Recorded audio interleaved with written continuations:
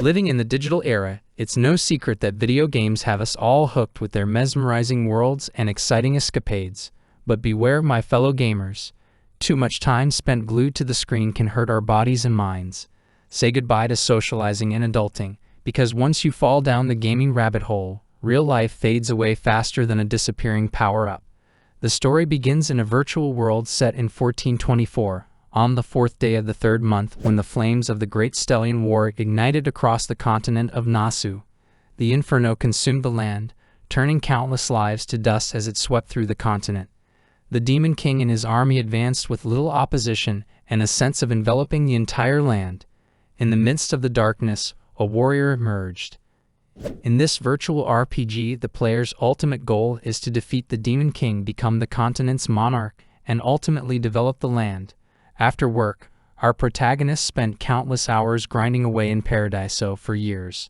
From character development and territory management to dungeon raids and exploring hidden locations for rare items, he immersed himself fully in the game. Over a decade, he aged alongside his avatar, amassing vast knowledge and maintaining his status as the #1 power blogger on a Paradiso information site. Due to his unwavering dedication, as time passes, his body begins to wither, and eventually he passes away. He opens his eyes to find himself as a plump nobleman, immediately sits upright, and questions if he will die at 30. A beautiful young maid beside him anxiously inquires if her lord has had a troubling dream. He quickly scans the room, and it resembles a royal chamber. He apologizes to her and asks who she is. He looks at himself in the mirror and gets worried. He sits back in a chair to take a break, saying his stats look terrible. He has sacrificed 20 years of his life to become overweight. Although Shin Taepong died from exhaustion, he now finds himself resurrected as a fat noble named Jared. With the Nasu calendar and the game's user interface in view, he's certain he has been reborn in Paradiso. However, it's real life now, not just a game. He wonders if he will die again. The Great Stellian War will start in 10 years, in 1424. In 5 years, the world will face famines, droughts, and natural disasters. Countries will fight over food because of the Great Nasu War. Nations will struggle and fight among themselves. Jared clutches his neck, reflecting on how, despite his noble status, he feels insignificant and fears he might be the first to die. He becomes furious because, in his opinion, he should have been brought back as a handsome hero who lives a good life. Instead, he knows nothing about the fat nobleman in the Paradiso encyclopedia. Suddenly, the chair leg breaks because it can't hold his weight, and he falls off.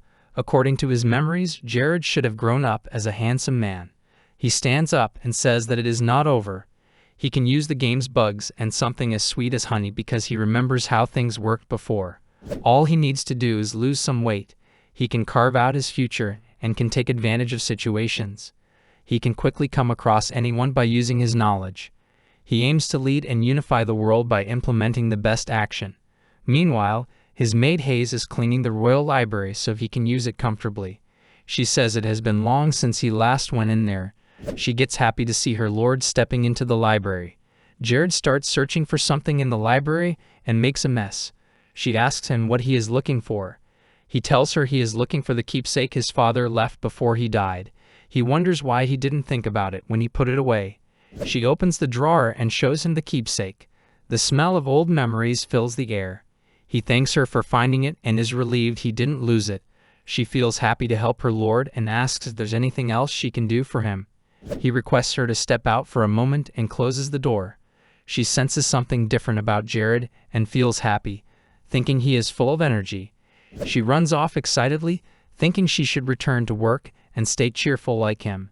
In the library, he wonders that the keepsake is a special artifact that boosts magical abilities. It was left behind by his father, Viscount Barrett. He plans to break it. The keepsake is his only advantage as a 4th-class magician, and his last chance to summon her because of his weak mana capacity. For now, it is the only thing he has to attain success. He begins the ritual and proclaims that his father has to forgive him. He hopes that it can also be the way for him to develop correctly. The room transforms into a terrifying place as something sinister emerges. He realizes it's her, the one being that can only be summoned once in a lifetime. A monstrous figure with a wide grin and glowing red eyes emerges, demanding to know who summoned her.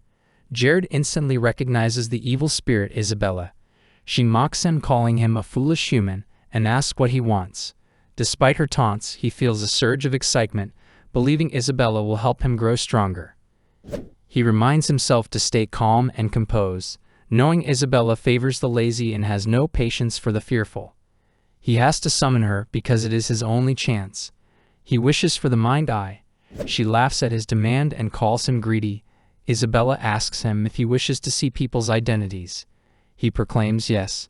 The Mind Eye is a skill that only has access to one user in the history of Paradiso's entirety. It helps users view a person's stats and disposition. It entirely depends on the player's level and how much information he can procure from the skill. Jared will use this skill to establish territory and future stars on his land. She leans in close, eyes locked on his, and asks him to reveal what he treasures most, as everything comes at a price. Hearing his response, she gives him a contract, saying that the Mind Eye now belongs to Jared, but whatever he holds dear will now belong to her. Whether it is money or it is honor, she will take it and enslave him. Even if it's his family, she will eat them all. He is shocked to realize that she can read his mind. So that is the evil curse he has heard about. He smirks, and Isabella pouts, confused about what's happening to her lips. He racked his mind about what was the most precious thing to him. It was tough to think about that. But creating your terms on the contract is quite simple. The most precious thing to him is the first kiss of 34-year-old Shin Tae-pong. She tries to refuse but can't escape. She wonders what kind of crazy person would consider their first kiss as their great treasure. It will be a bit painful that his first kiss is going to be with an evil spirit. With closed eyes, he petitions the guardian of the land, humbly recognizing that all honor and praise belongs to him. Thus, the eternal contract between Jared and Isabella begins. Two maids are chatting in the hallway, wondering if it's just her who thinks their lord has been acting strangely. The man who had isolated himself in his room over the past few months suddenly bursts out of it. It's odd for someone who seemed fed up with life to suddenly change after breaking his dull routine. The only time he had ever seemed happy was when he was eating. Now, he has even gone into the basement, a place they usually avoid. Hayes asks for a moment and quickly rushes between them, holding a stack of papers.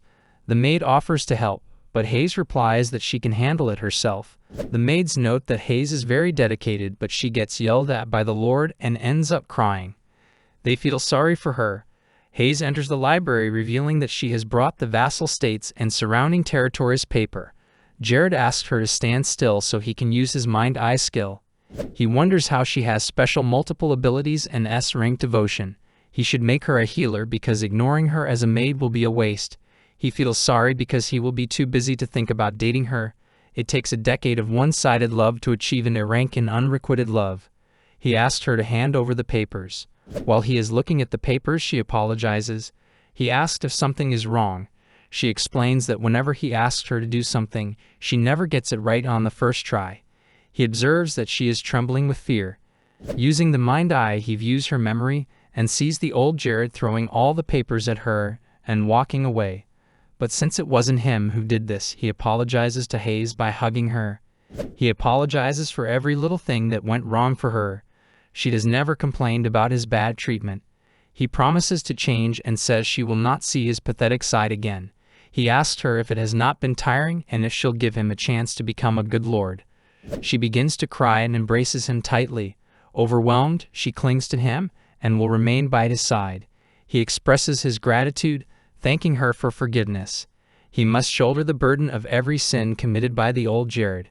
In the dining room, Hayes gets worried about Jared that he will become faint by eating only vegetables and herbs. He says that someone as overweight as him needs this much effort to lose weight. He realizes that it tastes terrible and nobody would eat it willingly. But these vegetables have a strong dieting effect in Paradiso and a unique impact on one's sense of fullness. Though they taste horrible, he ponders whether someone has rubbed rancid cheese under their arms and then placed it on the plate. The fat gradually starts to diminish, but he is on the verge of vomiting as he continues. Hayes presents Jared with a steak she prepared herself as a precaution. She reveals that she learned this healthier dish from the chef a while back because she was concerned about his health. She hopes that he will give her a chance, even though he previously threw it away. With tears in his eyes, he questioned how Jared could possibly raise a hand against someone so angelic. The steak tastes exceptional, completely removing the unpleasant flavor of rotten cheese from his mouth, as one would expect from an A-ranked chef. He starts remembering what he has learned today. The documents indicate that the northwest parts of the entire kingdom are captured by Caribbean territory. It is an extremely impoverished region, plagued by bandits and unable to support agriculture due to the harsh cold weather. With a rank of F, quests and events are present in abundance there, so it can be balanced out easily. He needs to focus on improving himself because he is too weak to take advantage of quests and events. Suddenly, a furious Isabella appears, demanding the return of her mind-eye back. In fear, he spits out the food and asks her why she is here. She responds by questioning how he dares to deceive her. She warns that she will continue to pester him until she reclaims her mind-eye, and to continue pursuing him till the day he dies. He now understands that the situation will be far from simple. 10 years ago, someone is forcefully knocking on the door, demanding the Lord to open it and recognizing that the death of his father is regrettable. The visitor emphasizes the importance of focusing on the future and letting go of the past, offering to support the Lord in confronting the situation. Meanwhile, young Jared, sitting beside the bed with his head bowed, reflects on his father's memory. In the present, a young man in the hallway, visibly unstable and drinking alcohol, questions why their Lord has summoned them unexpectedly, joking that it might be for the 10th anniversary celebration. He approaches Hayes and another maid, greeting her with a good morning that makes her uncomfortable. She politely greets Sir Gragas with a good morning. He questions her about her courtesy and wonders why someone as refined as she would remain in the company of the unappealing Jared. Gragas hopes that someday she might be his. A man angrily confronts Gragas from behind, demanding to know what he's thinking. He tells him to stop flirting with the women and reminds him that he's repeatedly warned him to quit his immature behavior. Hayes gets happy to see Sir Rake's Lord's vassal. Gragas questions whether he is truly trying to instruct the chief city guard on how to conduct himself. Gragas refers to him as a whipped mutt who does not know his place. Sir Rakes becomes enraged and demands to know if Gragas dares to repeat it. Gragas taunts him, asking if he has gone deaf. An old man, Sir Oberyn, arrives and instructs them to stop their fight, as their lord will be there any moment. Gragas is harsh, expressing his disgust at seeing the old man and the toothless dog still walking the halls. Rakes remains incredulous that Gragas holds the position of chief guard. Oberyn acknowledges Rakes' frustration but explains that finding a suitable replacement for Gragas is not an easy task. In the meeting room, the ministers murmur among themselves, expressing their skepticism about Jared calling a meeting on his own. They are puzzled, wondering if he has somehow lost his double chin and is actually reading the documents.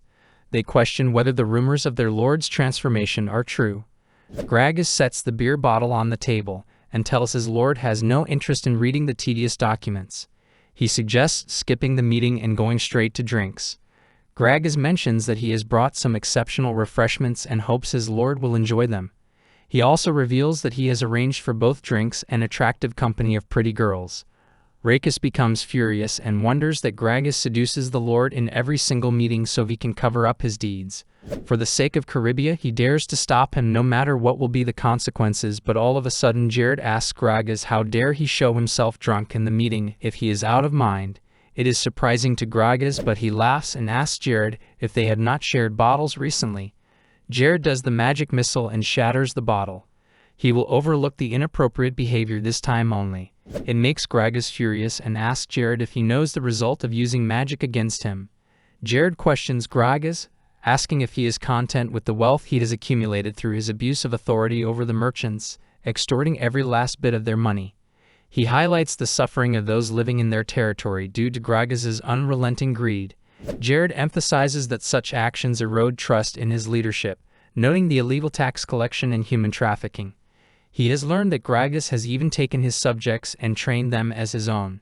Jared conjures a fireball and informs him that destroying the bottle was the compensation for his misbehaving, but the severity of his misconduct demands burning his head into ashes. Gragas tries to escape, but Jared spells the fireball on him and reveals that the law must be held in place. Moreover, his body also has a desire to kill Gragas. He announces that Gragas will be removed from his position as chief guard and asserts his commitment to rooting out all corruption from the land. Suddenly, 2 ministers bow down and seek forgiveness, confessing that they have committed serious offenses. Rakis remains perplexed by this turn of events, as Gragas, known for his strength, was defeated with a single blow. He reflects that this must be the true power of magic, deeply rooted in the Euclid's family of 4th-class wizards.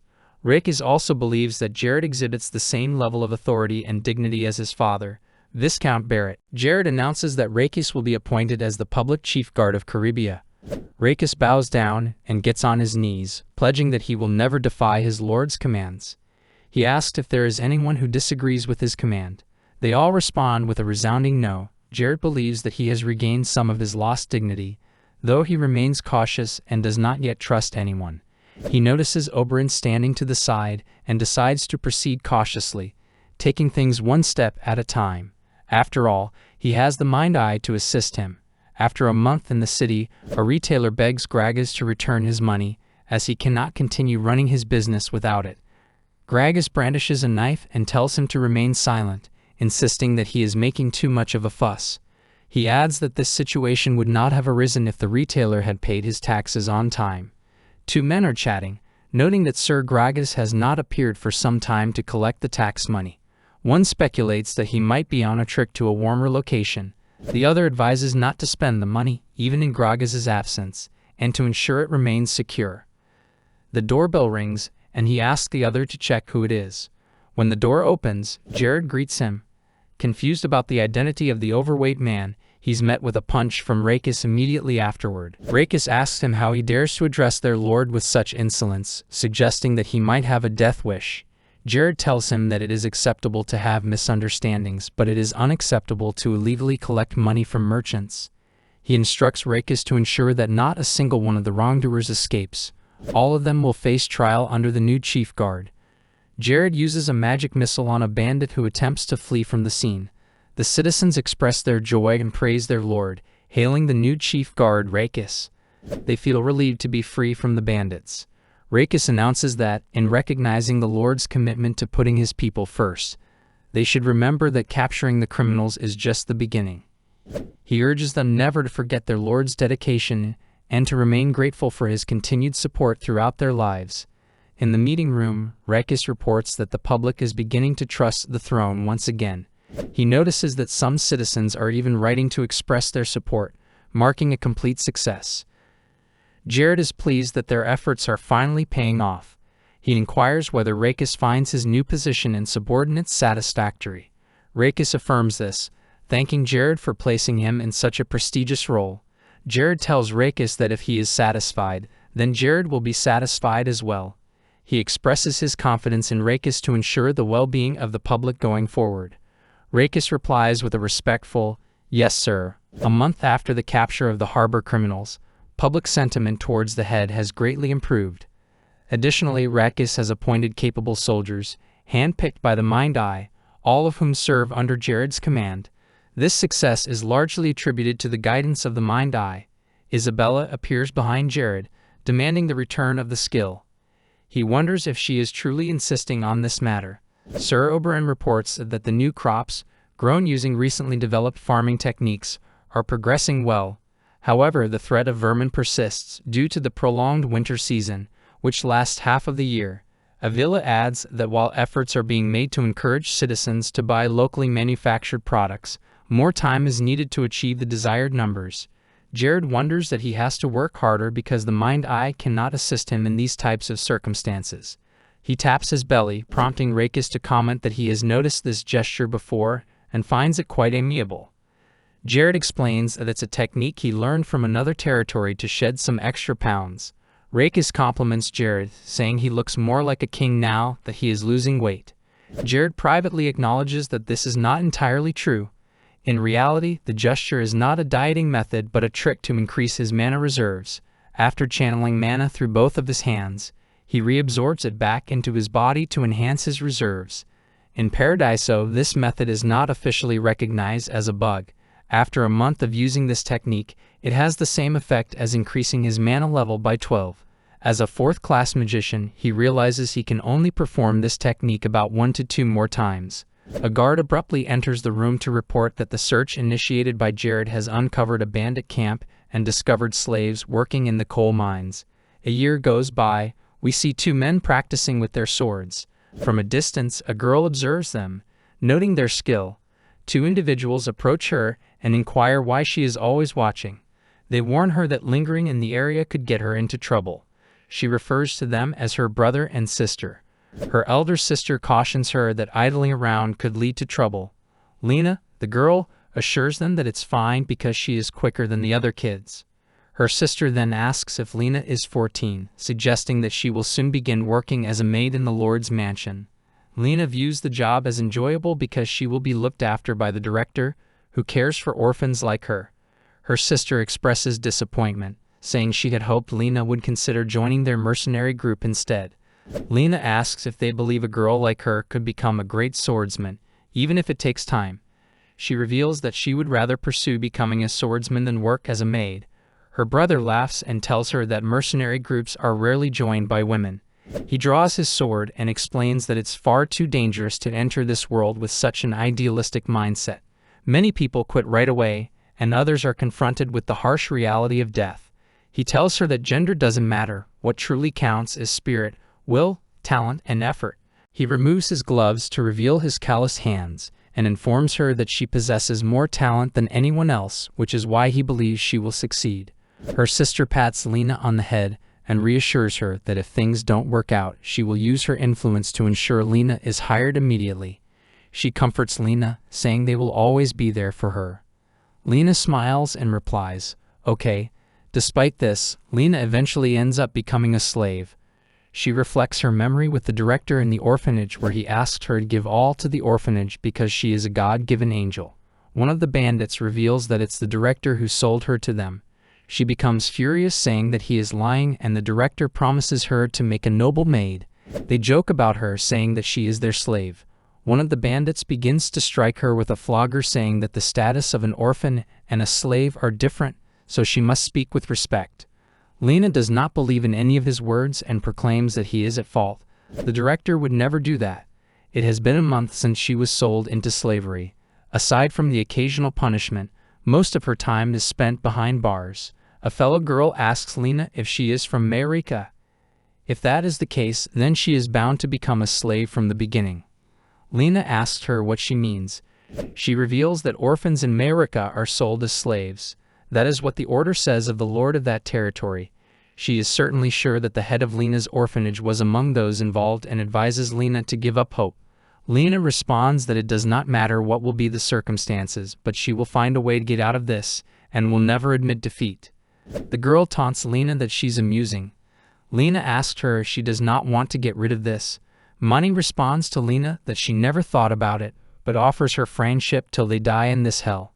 Lena believes that's a terrible way to talk, but she is only trying to be honest regarding the situation. Another month goes by, and Mani and Lena quickly become friends. Slaves of their age are hard to find, and many of the other slaves seem like lifeless puppets. These slaves are sold quickly, no matter what their physical condition is. Luckily, Mani and Lena are still safe as they wait for their chance to be sold at the peak age of 15. Lena proclaims that she will not give up. Half a year has passed, and she has gotten used to the hard labor. During this time, Mani has taught her about the world outside their situation. Mani believes that the condition is getting worse because of the severity of the weather and their unprofessional young leader. Whenever Lena inquires about Mani's extensive knowledge, Mani always replies that she overhears things from the guards because of her keen hearing. While Mani is making the soup, tells Lena that her elder siblings will not show up because there's not a lot of jobs for Merc in Caribbean, and they are geared only towards monster hunters. Lena thanks her for reminding, but she will never admit defeat. Mina tells Lena that she is the most willful slave she has ever met, and this thing admires her. 1 year has passed, and they are finally 15 years old. Due to severe cold weather, Mina caught a fever and is burning up. She will get in a lot of trouble if she doesn't get help. The bandit sitting in front of their cage reveals that they are stuck in the underground because of that idiot Glagas who trusts that fat noble. Lena gets on her knees and begs for a soup bowl for Mina, and entrusts him that she will never disobey them any longer. He notices Lena and hands a bowl of soup to Mina. Lena advises her to drink it quickly before it gets cold. He then wraps his arms around Lena, indicating they have something to take care of while Mina finishes her meal. Lena reassures Mina that she'll be alright. He presses Lena's face, implying that, as a servant, she should know her place. Suddenly, Mina throws the hot soup at the bandit's face and urges Lena to run. She becomes furious with Lena for risking everything over a bowl of soup. Mina reminds her that she's not a slave and doesn't care about anyone else, but she can't let Lena be treated that way. The bandit, recovering from the scalding soup, demands to know if they are sworn to leave. He questioned where they thought they were going. He slashes Mina with the knife. Lena, enraged, punches him and rushes to Mina's side, tears streaming down her face as she asks why Mina took the knife for her. Gasping in pain, Mina reveals that her life has always been harsh. Raised among bandits, she's been surrounded by robbery and murder her entire life. That's all she's ever known. Despite being an orphan, Lena had a dream. Although she didn't like her at first, she has come to envy her. Mina confesses that she wanted to protect Lena because she admires her resilience and urges her to never give up. Lena promises Mina that no matter what happens, she will find a way to escape this hell. Lena, with teary eyes, vows that she will kill every single bandit there. Gargus throws Lena to the floor, his rage boiling over as he demands to know who the hell she thinks she is going to kill. He demands Lena to look at his face and see what her friend has done to it. He threatens that he might just kill her for being so annoying. A voice interrupts, asking if he really calls it a burn. He glances to the side, and a burst of flame turns him to ashes. Jared arrives just in time to save the girl's life. Jared and Rakus arrive at the Alumni mines, where Jared reveals that this is the hideout. Rakus curiously asks his lord how he knew about their whereabouts. Jared explains that with their leader Graga's gone, an abandoned mine like this is the perfect place for them to lay low until things calm down. Rakus, donning his guard helmet, praises Jared for his keen insight, complimenting him on his strategic acumen. With a nod of approval, Jared turns his attention to his army. He rallies them with a motivating speech, urging them to bring an end to the presence of these slavers in the mines and restore peace. He encourages his troops to uphold the true meaning of justice. He commands them to rescue the enslaved within the mine and ensure that no slaver remains alive. They advance into the depths of the mine, fighting for the glory of Caribia. The bandits come under fierce attack and quickly realize they need to gather their forces and urgently contact Boss Ched. Meanwhile, Rakus and the other soldiers diligently carry out their duty, ensuring no drool escapes from the mine. After securing its front portion, Jared and his forces discover additional passages. He commands a thorough sweep of the entire mine, emphasizing that no bandit should be left unaccounted for. During the operation, Jared arrives just in time to save a girl from a slaver who is about to kill her, and he swiftly eliminates the threat by dispatching the slaver to severe burn. Jared, having seen slave encampments in the game, finds it revolting to face the grim reality firsthand. He approaches the girl with concern and asks if she is all right. Lena, her voice heavy with grief, replies that she is, but her friend did not survive while trying to protect her. Jared gazes at Mina's lifeless body, attempting to heal her with magic, but it is too late. He embraces Lena, expressing deep regret that they could not save her friend sooner. As he holds her, he reflects on the hardships she has endured, noting her slim frame and gnarled fingers, being struck by the immense suffering she has faced. Soon, a drunken Ched stumbles onto the scene, enraged and demanding to know what's going on. He's curious about who's responsible for the chaos, but quickly realizes it's the fat Caribbean leader. He warns Jared to stay out of his affairs. Jared, unimpressed, asks Ched if he's forgotten how to speak to his lord despite his life as a miner. Jared then warns Ched that he'll catch him alone and immediately threatens to kill him. Ched laughs, dismissing the threat, saying Jared's magic won't be enough to take him down. Ched attacks Jared with a lightning spell. In response, Jared uses a haste technique, a basic spell that speeds up his body. Because it's hard to control one's movements under the spell, many magicians avoid using it. Ched becomes confused and wonders what kind of self-respecting magician would use such a spell. Jared is running in a fast circle around Ched. He mutters to himself that it will be difficult for Jared to change direction while moving so quickly. He decides to destroy everything around him, but suddenly magic spells from different directions hit him. Jared calls him an idiot for thinking about such a spell because, in drunk conditions, a high-level spell leaves him open. Jared could not be more upset by how terrible the boss is. The game notifies that loyalty is raised to 100 points, and Caribia will enter a golden era now. With Ched's death, the situation was rapidly brought under control. All those involved in the kidnappings and murders were quickly executed. The former slaves were safely reunited with their families under the careful supervision of a public escort. Lena asks Jared if she is allowed to stay in Caribbean territory. He finds it a great idea because if she is sent back to the orphanage, she will get sold again by the director. He reveals to her that he is seeking a young, hard-working individual to assist him in the future. He expresses his gratitude if she agrees to join him, and promises to make her a great swordsman. Lena is delighted, thanks him, and vows to meet his expectations. He is surprised to find that he is meeting Lena Gissel herself. Over the next 10 years, during the Great Stallion War, Lena is destined to become a formidable vanguard for the Demon King. Even when hundreds of opponents unleash their full strength against her, she will simply smile and refuse to move, establishing herself as the ultimate tank. Known as the Wailing Wall, Lena's fortresses will be renowned for being impregnable, earning her a reputation as an accomplished guardian. Jared takes her hand and uses healing magic to mend her wounds. He feels a deep sense of satisfaction at having met Lena, and resolves not to let the Demon King harm her. Jared promises to make her a rising star in his territory, and to prepare her for the coming war. He is concerned about Mallorca, whose lord permits illegal slave trading, and likely supports other unlawful activities as well. He fears that Mallorca's actions will negatively impact his territory. He wonders where Hargos, the lord of Mallorca, is spending all that money. Meanwhile, in Mallorca, Hargos complains that the compliments directed at the Lord of Caribia are as irritating as a buzzing mosquito. He asks Frua's opinion on the matter, being Gragas's friend. Frua replies that he will handle the situation and seeks to avenge his close friend. At night, a figure sneaks into the territory of Caribia, jumping from roof to roof before tossing a sack onto the city street.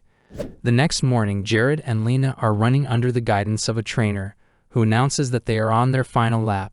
Out of breath, Jared asks Lena if running in the morning makes her happy. Lena, filled with joy, replies that the mines were too narrow and smelly for running.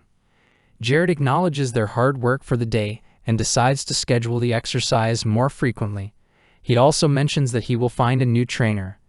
In the dining room, while Jared is eating the vegetables and herbs, Hayes comes to deliver him a letter from Sir Oberyn and a villa that arrived in the morning. Lena, sitting next to Jared, asks about what information he received. Jared tells Lena that he will summarize the letter for their easy understanding. He reveals that Sir Oberyn has managed to cultivate a crop called Latriella successfully because much of their food is imported from other territories, so it will help them to minimize the expenses in a meager amount, while Avila managed to bring the monster hunters 1.5 times more than the normal amount and is selling the mana crystals received from them. Jared informs Lena that they have made twice the normal profit as compared to the previous month's numbers. Lena tells Jared that she's heard that Kariba is on the verge of collapse, but being here, she finds the place amazing. He responds that the situation is now getting better, and soon the whole continent will be under Karibia's territory. Rakis appears there and informs Jared that there is something urgent that he should notice. On the city street, Jared asked Rakis if it was found this morning. Rakis responds with a yes, and informs Jared that it's also found in different areas of the territory. Jared wonders who will throw the monster's corpse inside their territory. Rakis feels gloomy and thinks that he should have been more diligent in his work. Jared, sitting near the corpse and observing it, asked Rakis not to feel sad about it as nobody is harmed in this incident. Things like this are bound to happen because Caribia has no surrounding walls for protection. He'd assure that the culprit must be an outsider because public loyalty is not questionable, but the question is, what do they earn from this? Suddenly, they hear a child's desperate cries for her mother, pleading for help and offering to sell herself for money. Jared and Rakis rush to the scene where a young girl clings to a man, screaming. The man, looking down at her, says he doesn't have the medicine she needs and urges her to give up. Jared grabs their attention by asking the child's name and inquiring about the type of medicine she needs. Tears streaming down her face, the girl introduces herself as Maya and reveals that her mother has contracted Ronella's disease. She explains to Jared that all the pharmacists have refused to sell her the crucial herbs needed for a cure. The man, trembling, drops to his knees and insists he's done nothing wrong, adding that Ronella's disease is impossible to cure. Jared reflects that Ronella's disease can be cured with a pontifex blessing and a powerful potion from the Ethema Empire. He notes that the disease is similar to tuberculosis and takes its name from the Runella territory where it was first discovered, a region known for its underground dungeons filled with monsters. Jared calmly asks her to take him to her mother and tells her that he knows how to cure Ronella's disease. Mia takes Jared home and mentions that her mother is staying on the second floor. Jared wonders if the stairs can bear his weight because the place seems to be worn out. Mia rushes to her mother, Mary, and reassures her that she has brought someone who can help. Mary, barely able to open her eyes, apologizes to the doctor for being unable to pay him. A notification warns that Mary has only 7 months left. Jared, uncertain if this is a death sentence, he tells her to relax and clarifies that he does not require payment. Mia reveals to Mary that Jared is not a doctor but their lord, who has come to assist them. Mary recognizes Jared and acknowledges that it's been a long time since they last met. Jared asks if they know each other, and Mary confirms, explaining that she was hired as his personal chef 8 years ago. He apologizes if he caused any offense during his younger years. He sits beside Mary, but she asks him to keep his distance, worried he might catch the illness. Jared reassures her that it's not a concern and asks Mia to fetch a damp towel. As Jared opens the side window, he spots a monster's corpse in the backyard, just as he had suspected. He inquires if Mary has been dealing with monsters for a while. Mary explains that she used to work as a chef for a high-ranked expedition team that sold monster appendages. Jared reflects that the disease doesn't spread through human contact but can be transmitted through exposure to monster corpses. It is hard to notice because it shows no symptoms until it's advanced. He tells Mary that while she has managed the disease until now, her contact with the corpse has worsened her condition. Mary asks who could be behind such actions and whether she will die. Hayes and Lena reach there with the medicinal herbs that he requested. He asks Mary to trust him and assures her that he won't leave her side until she recovers. Mary, with gratitude in her eyes, thanks the Lord and inquires about how she can repay him. Jared smiles and tells her to focus on getting better first, and they can discuss repayment later. The culprit is sitting on the roof just above the window listening to all the conversation and calls them an idiot for trying to treat an incurable disease. Rake is standing behind the culprit, furiously asserts that their lord has been correct so far and that, just as predicted, the culprit has returned to the crime scene. Rakis glares at him, accusing him of being a scoundrel and demanding to know if he is the one spreading the Runella virus through the corpses. The culprit responds with a question, asking Rakis why he is so interested. As Jared and Hayes prepare the medicine, Hayes is surprised that the herbs are so common, wondering how they could possibly cure such a serious disease. Jared recalls a cure he found on a blog by an unknown herbalist, shared after a debate among other herbalists over the right to treat the disease. This recipe, meant to be discovered 10 years later, now allows Jared to treat the illness. Mary asks Jared why a noble like him would put so much effort into helping a commoner. Jared replies that understanding another's suffering requires experiencing pain oneself. When Mary asks if he ever had the Runella virus, Jared admits he's always been healthy and surrounded by love. He holds Mary's hand, mentioning her mother's love. Jared recalls his past life, where his family was so poor that his mother couldn't afford a thorough medical checkup when she fell ill. By the time they finally made it to the hospital, it was too late. His mother had lost the use of her hands and was in the final stages of terminal cancer. Jared's feelings were more of anger than sorrow. He was furious with himself for not being able to resolve such a dire situation. Even after more than 15 years, he still holds himself responsible for that day. He's here now because he understands how Mia feels. Jared doesn't want her to experience the same anguish she did, the pain of losing her mother. Meanwhile, a battle is raging between Rakis and the assassin. As the assassin strikes, Rakis narrowly avoids death. The assassin halts Rakis' attacks, noting that he is using an excessive amount of force. If he targets Rakis' vital points, he could end the fight quickly. The assassin kicks at Rakis' head, but he dodges the attack effortlessly. The assassin is stunned to find that his strikes are having no effect. Rakis, enraged, demands to know how the assassin dares to challenge Caribia with such skill. Rakis swings his sword, aiming to kill the assassin, but he leaps high to evade. The assassin is surprised by Rakis' strength, realizing they never informed that the public guard chief was so formidable. He wonders the source of such power. Rakis' strength, evident in his one-on-one battle with the assassin, comes from his unique traits. When facing evil adversaries, his strong sense of order and justice boosts his physical abilities beyond normal limits. Since the person on the roof is already identified as a villain, he will never be able to overcome Rakis. Rakis warns the assassin to come with him, as it's clear he cannot defeat him. The assassin responds by saying that Rakis has surprised him. He had thought he could kill Rakis once he found him, but now he's decided to give up. The assassin starts to leave, saying he'll retreat for now, but Rakis, furious, demands to know who gave him permission to leave. The assassin laughs and tells Rakis not to worry, as they will meet again. He reveals his face to Rakis and tells him to finish this next time they cross paths. Rakis is shocked to see him and wonders where this idiot came from. The assassin vanishes into a thickening fog. 2 weeks later, Mia is in a room with a magician. He asks her to watch closely as he demonstrates the merging technique. He explains that by using this method, he can gather the mana into a concentrated form through a condensing process. Mia asks the magician why he doesn't just focus on studying one method if both techniques work in the same way. He explains that many people think that way initially. However, an evil magician can disrupt the surrounding mana, making it impossible for a mage who relies on the merging method to use their magic effectively, leaving them vulnerable and ineffective. Mia becomes frightened after hearing that magicians might be unable to use their spells. She thinks it's a terrible situation. The magician explains that studying both methods is essential, even though it's challenging. She responds that she understands but is curious about the strange costume he's wearing. When he removes the costume and fake mustache, it turns out to be Jared.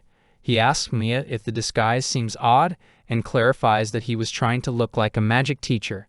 He comments on her honesty as they hear the sound of food being prepared. Mia rushes to eat, but Jared tries to stop her, reminding her that the class isn't over yet. Mary enters the room, asking if she's interrupting Jared. He laughs and assures her it's fine, expressing curiosity about what Chef Mary has prepared. She smiles and hopes that the dishes will meet Jared's expectations. He advises Mary to rest more instead of working constantly.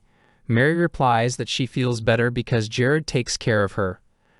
Fitting Jared dietary meal plans, she mentions that today's main course is bean steak. As they leave the room, Isabella appears and notices that Jared is different. As Jared sits in the room, he muses aloud about how people often seek shortcuts in life. He reflects on how some might use them to boost their mana by a few levels temporarily, but those who rely on such tricks are ultimately weaker. The game then notifies him that he has successfully created a new training method and prompts him to name it. Jared considers that true successors are those who forge their own paths. His new mana training technique, which combines elements of both bugged and traditional mage methods, increases spell levels by 6 points. Jared realizes that this method is his unique contribution to the world and feels it deserves a symbolic name. He thinks about how, as a bug player, he's the only one truly taking advantage of the world's potential. Just then, Isabella appears, her tone playful as she remarks that she has observed many magicians over the years, but none with Jared's distinctive style. He asks if she can spot any flaws in his method. She replies that she can, although most people wouldn't notice them. She points out that despite the cheating, Jared is still drawing in mana at an unusually high rate. She moves closer and menacingly inquires if he is from this area. Jared nervously asks what she means. He feels relieved when Isabella explains that she is curious if he is from another continent, as she has heard that people from the eastern continent are also skilled at absorbing mana. Jared laughs and says that if she's mentioned it, he's heard a similar story from his ancestors that closely resembles that myth. Jared reflects to himself that the eastern continent was a massive expansion project for Paradiso that was in development for over 5 years. He had been looking forward to it, but it's a shame he died before it was released. Isabella asks Jared what he's thinking about and adds that there are so many intriguing things around him, which makes her even more curious. Isabella tells him that they should take it easy when talking to each other, reminding him that he's the only one who can see her. Isabella opens his eyes, and Jared reminds her that the mind's eye is his. In a flirtatious tone, she suggests forgetting about the mind's eye and consider it as a wedding gift for her future husband. She mentions that, although she found him unpleasant to look at initially, he has now lost some weight and is much easier on the eyes. Jared, looking alarmed, asks Isabella if that's why she's been staring at him so intently while he was asleep. Isabella moves closer and suggests that if he's this type of man, it shouldn't be an issue for a virgin like her to consider him as a partner. She then reminds him about his first kiss. Panicked, he rushes out of the room, claiming he needs to head to the run on the territory. In the cart, reading the letter from Sir Rakis, Hayes reveals how much Lena has achieved at such a young age. Her potential is so impressive that Rakis is astonished that Jared found her with just one eye. Rakis believes he'll have nothing to teach her in a month or two. Hayes, delighted, asks if this is the report Sir Rakis sent. Jared smiles and notes that the title of the strongest person in Caribbean will soon be outdated in a month, highlighting Lena's exceptional talent. He tells Hayes to inform Rakis that he will find a suitable teacher for Lena soon and muses about having a few strong candidates for the position. Suddenly, an arrow shatters the cart window, prompting Jared to protect Hayes with a magic shield. The guards quickly become alert, ready to defend their lord at all costs. As a rain of arrows begins, Jared creates a shield to protect himself and Hayes. He thinks that it is the work of bandits, but they think arrows alone are enough. Hayes steps in front of Jared, insisting she should protect him and that it is her utmost responsibility. Jared questions her recklessness, warning her that stepping out would only result in her being struck by arrows and potentially dying. He orders Hayes to stay inside the carriage, furiously telling her that if she comes out, he will kill her himself. He steps out of the carriage, his fury evident, and demands to know who are the idiots shooting arrows at them. The guard urgently warns him that it is too dangerous to be outside. Isabella then appears, offering her help, but Jared refuses, insisting that he could handle it himself. Jared advanced toward the bandits, creating a magic shield for protection. One of the bandits reports to their leader that it's a magician. Their leader, Tog, a notorious magician murderer, responds that he is sure a magician was riding with them. That's why the masked man requested help from their service. Jared wonders if this masked man is the same one Rakis described before. Tog advances toward Jared with disdain, declaring that magicians are worthless. He notices a newbie among them and vows to demonstrate how things are done. Tog unleashes a rotational slashing technique, but Jared dodges effortlessly. Confident, he proclaims that such tricks are futile and strikes at Jared with his wand. Jared blocks the blow with his shield, acknowledging that Tog's title isn't just for show. Tog then launches a flurry of strikes, all of which Jared evades. As he observes Jared's casting speed, Tog begins to suspect that Jared is a fourth-class magician or higher. Concerned that he might counterattack, Tog resolves to deplete Jared's mana instead. During Tog's relentless assault, Jared seizes his wand, recognizing it as an artifact used exclusively by magicians. A pang of disappointment strikes Jared, realizing he lacks such an artifact of his own, but he decides to take Tog's for himself. Trembling with fear, Tog wonders if Jared has always been this formidable. Jared reveals that he has neutralized all the body-strengthening magic Tog relied on. With growing curiosity about the masked man, Jared inquires if Tog will share any information. Shaken, he pleads for his life in exchange for the details. Jared laughs, eager to hear what Tog has to say, but suddenly attacks with a double-edged axe, declaring that he doesn't trust criminals. A boy named Aki, currently in Tog's possession, mutters to himself that the old saying, "A penniless merchant can't buy his own luck," has always rung true, and he's living proof of it. He scolds himself for hiring cheap, ineffective bodyguards, lamenting his foolishness in trusting them against someone like Tog. Aki overhears about a medicinal merchant. Noting his wealth, Tog predicts that he must have numerous bodyguards, all of whom are just waiting to be slaughtered by his axe. At this moment, a masked man appears and hands Tog an initial payment, promising the remaining 66% upon completing the job. Tog reminds him to ensure the full payment is ready. The masked man reflects on Caribbean's success in curing most of its citizens and muses that it shouldn't be too difficult to identify the ingredients used in the cure. He reasons that naturally they would head to Runala to profit from the cure. The masked man leads Tog to the road where Jared is expected to pass. Tog questions if Jared will really take this route, but the masked man assures him that the scout's information is undeniably accurate.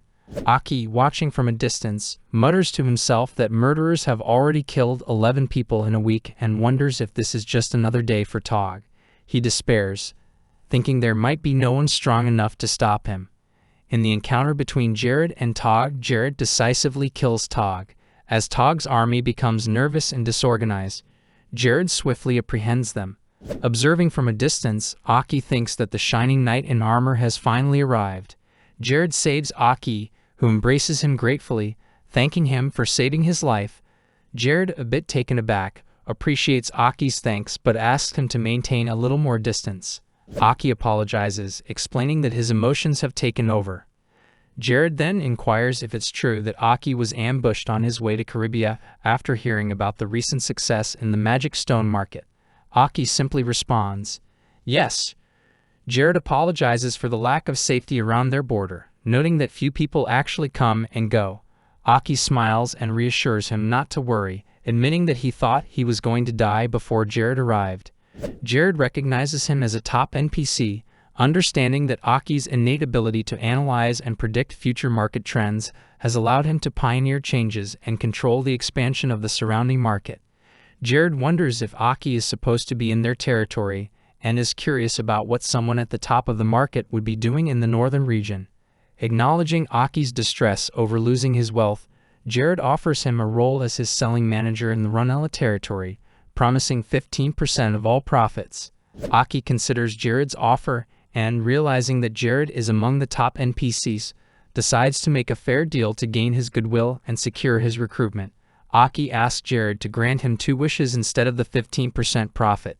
He assures Jared that if he trusts him, he will find the perfect location to set up shop. Jared agrees but warns Aki that he may have to deny his wishes depending on the situation. Aki mutters to himself that if his instincts are correct, Jared will likely agree to his requests. Aki then reveals his first wish, that Jared calls him by his name, Aki, from now on. He says he will share his second wish later.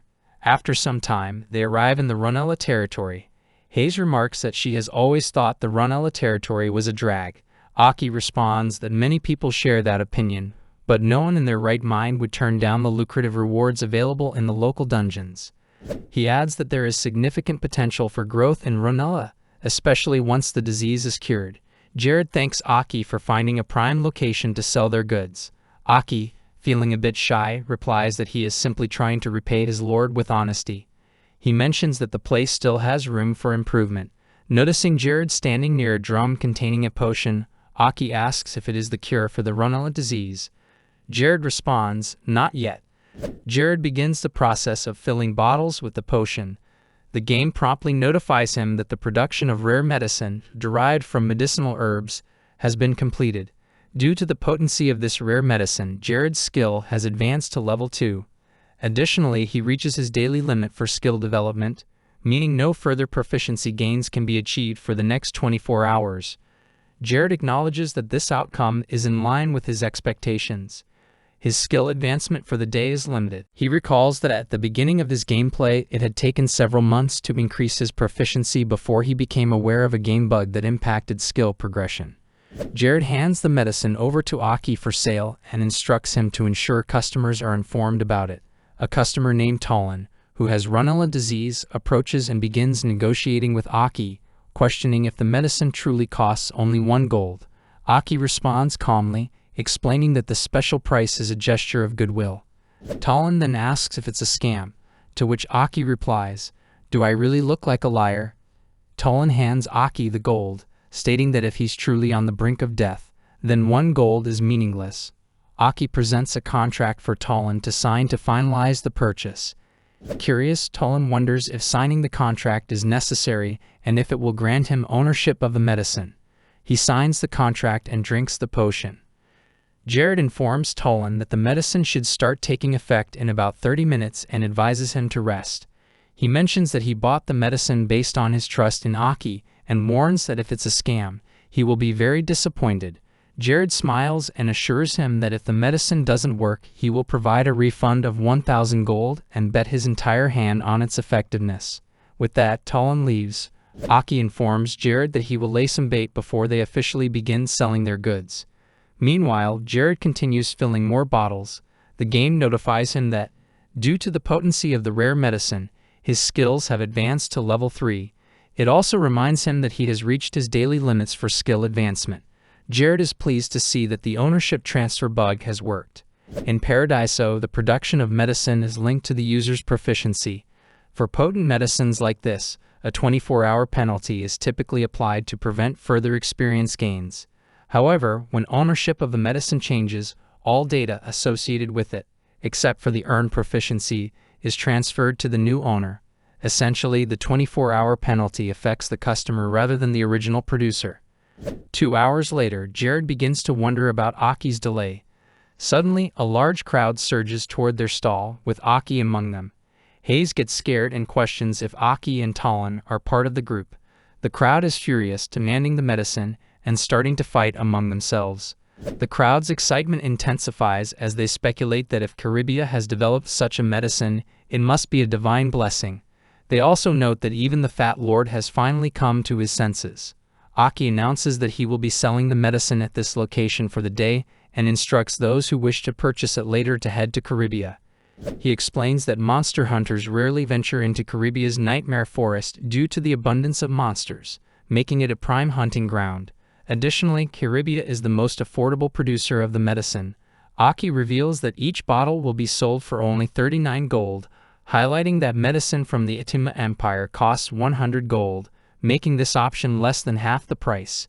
He urges the crowd to get in line to make their purchases. On a snowy night, Hayes sleeps peacefully in bed while Jared sits on the balcony, rocking in his chair and flipping a coin.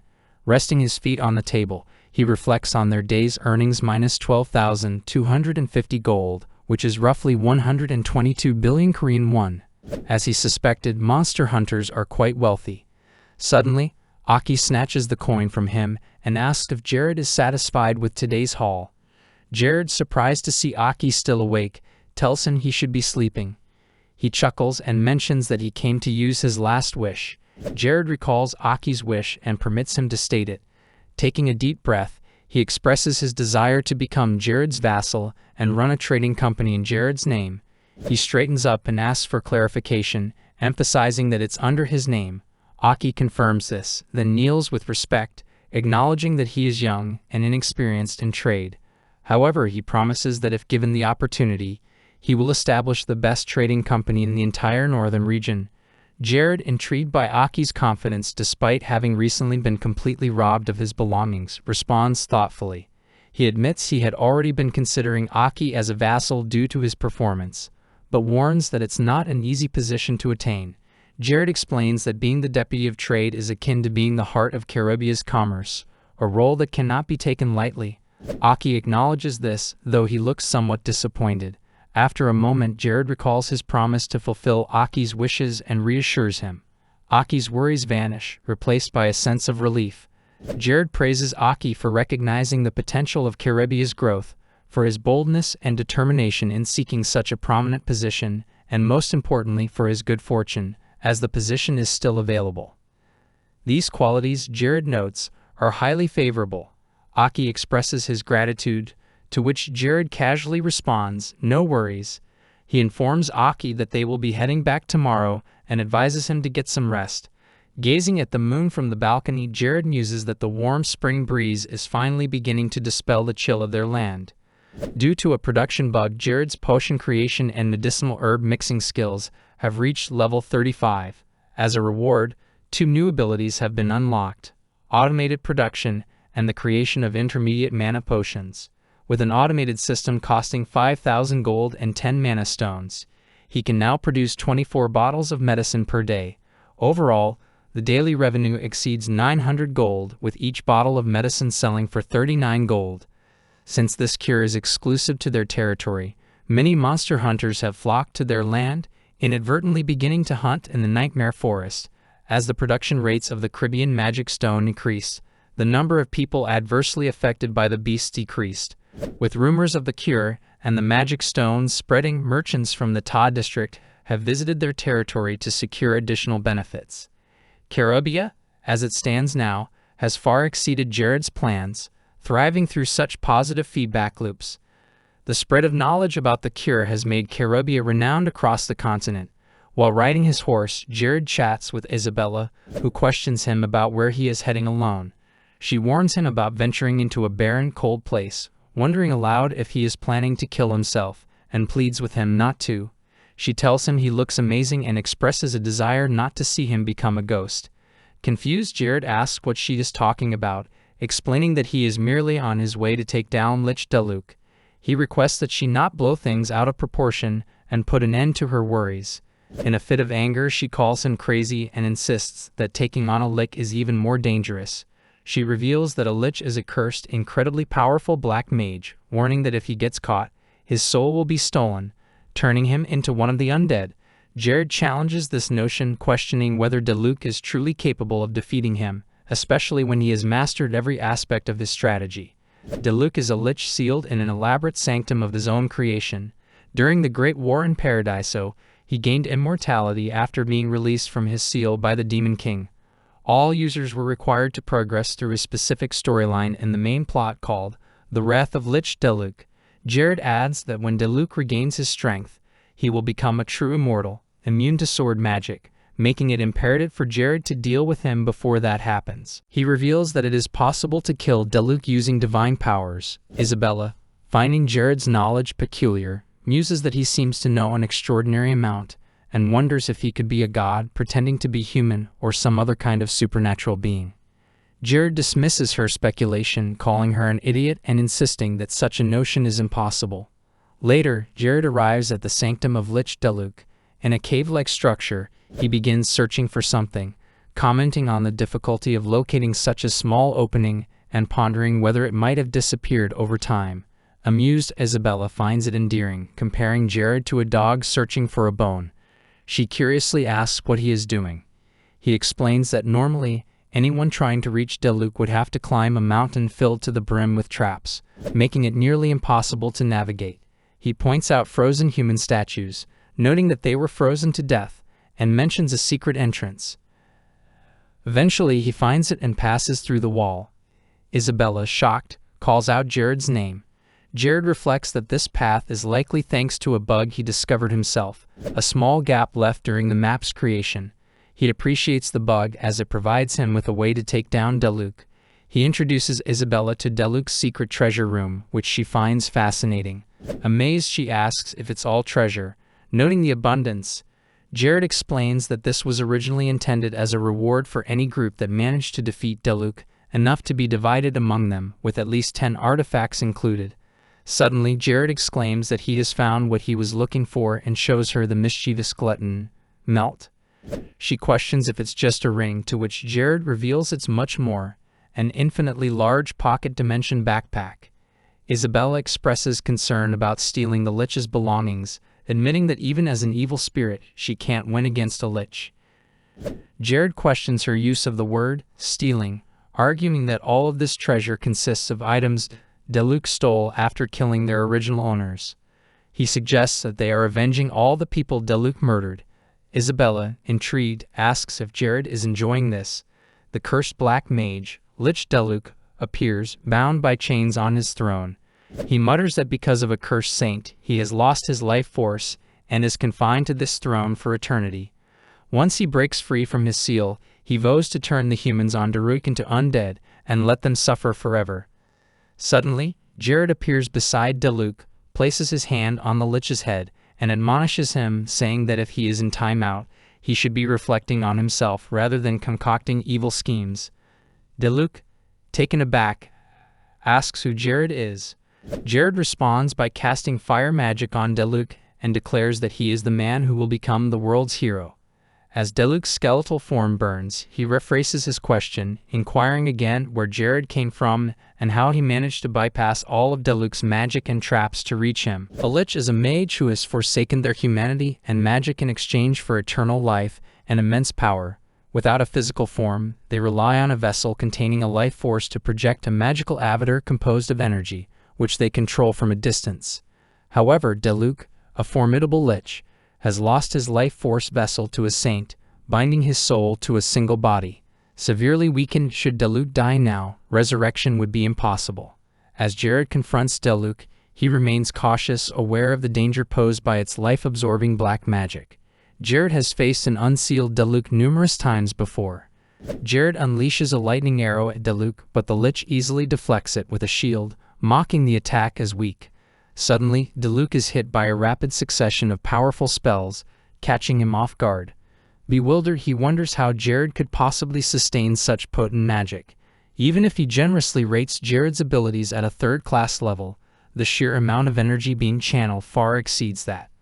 Growing suspicious, Diluc begins to speculate if Jared has somehow acquired a divine artifact, perhaps the very one stolen from the saint who once defeated him. Noticing the rings on Jared's finger, Diluc marvels, wondering if Jared has indeed discovered his hidden treasures.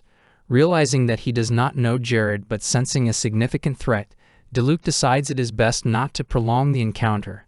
In a swift movement, Jared shatters Diluc's shield and lunges forward, taunting the Lich to treat him, a junior mage, with respect.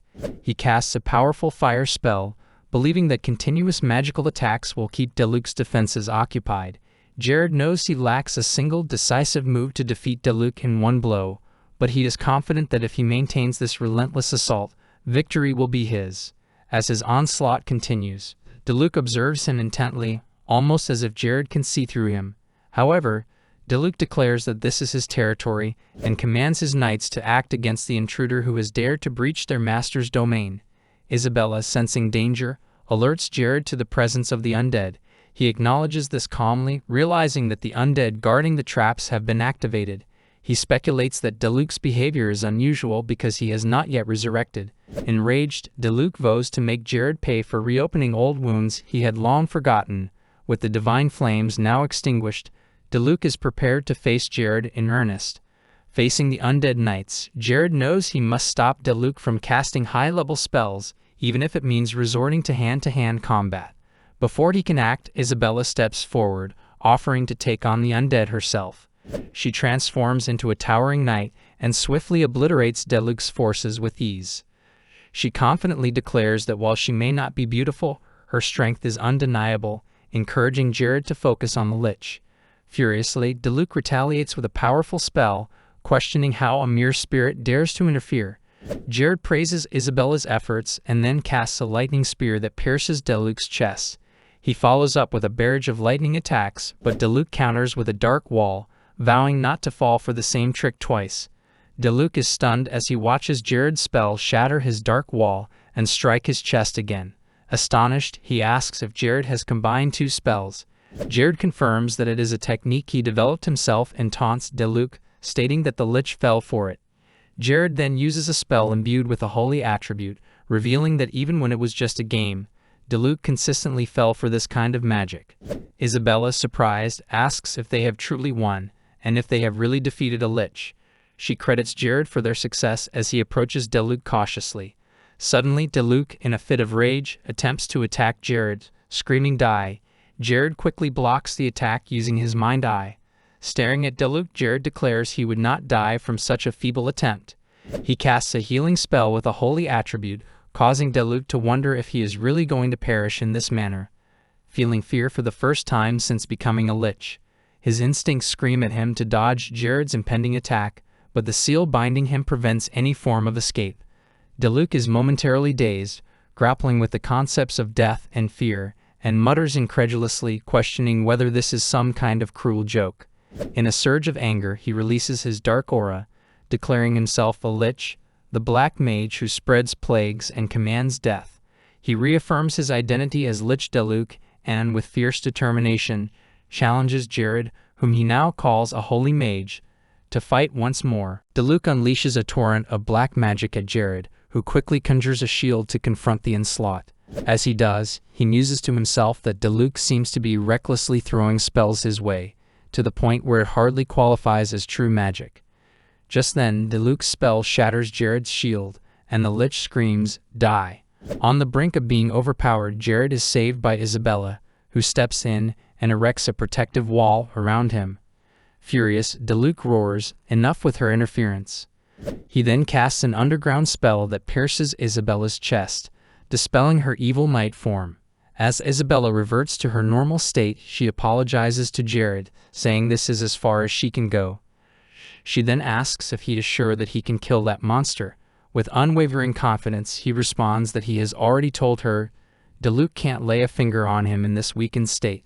While Diluc was initially thrown off by his appearance and potent attacks, his fundamental patterns haven't changed. Like every other monster in Paradiso, Jared knows everything about him. How he attacks, how he dodges, and all his tricks. Diluc, insulted by Jared's words, calls him a quick-footed pest. It's time for you to be crushed. He casts a spell that lands dangerously close to Jared, who teases back, if there's anything I'm confident in, it's taking you down. Diluc, still doubting Jared, proclaims that while Jared is busy dodging his blows, he somehow remains confident in his victory. Jared sprints toward Diluc, replying, of course, and places his wand against Diluc's chest. Surprised, Diluc asks if this is fourth-class magic. He calls Jared a devil, accusing him of deceiving him with low-level magic from the start. Jared replies, I told you I'm always confident and 100% sure of myself. He then grabs Diluc's chain and casts a holy chain bond, strengthening his magic. Jared declares that a scoundrel like Diluc who lacks substance is easy to attack. He casts a spell, Light Attribute Amplification Growth, and commands Diluc to feel the blessings of God flow throughout his body. Jared shatters Diluc into pieces with a powerful blinding blast, declaring that Diluc, the devil, won't be coming back anytime soon, and telling him to give up. With only half of this skull remaining, Diluc defiantly replies that giving up is his choice to make. He asks Jared if he knows what the future holds for him and suggests that he should think about what he will have to face from now on. Jared, without hesitation, states that Diluc is around a 9th-class mage in terms of magic alone and more on the extreme side of that, while Jared himself is only at the 4th class. Diluc, acknowledging Jared's understanding, notes that despite knowing this, Jared is still watching him die, seemingly desiring something from the depths of his soul. Curiously, Diluc inquires what it is that Jared wants. Jared responds that he wants Diluc's most powerful symbol of monarchy. Diluc, amused, asks if this is a joke, suggesting that Jared must be delusional if he's trying to achieve what neither the Lord of the Gods nor the cruel devil himself could accomplish. Diluc remarks that he finds this amusing and says he will watch Jared closely in hell, through his prideless eyes. Isabella then comments that the scariest thing about Jared is that while many people are stronger than him, he doesn't care about that at all. Jared, stretching his body with a sense of relief, remarks that Diluc is finally gone. Isabella adds that it's almost as if Jared knows he will surpass them someday. Jared picks up Diluc's bracelet and, observing it closely, reveals that he desperately needed it, but that this is far better than he could have ever imagined. He says, growth-type artifacts are by far the best. There's no artifact better than this. I'm so happy we came here. As Jared examines the bracelet, Isabella spots a book nearby and calls out to him, saying there's a strange book over there. Curious, Jared asks, a book? Isabella replies that it looks like something the dead Lich left behind. Jared picks up the book and notes that he has never seen a book drop from Diluc's corpse before. He reads the title aloud, Lich Diluc Revival Spell. Isabella, flipping through the pages, inquires if it is possible for the resurrected being to have a relationship with its master, making it impossible to deny the master's orders. She also asks if, in the off chance that Jared dies, the spirit will die with him.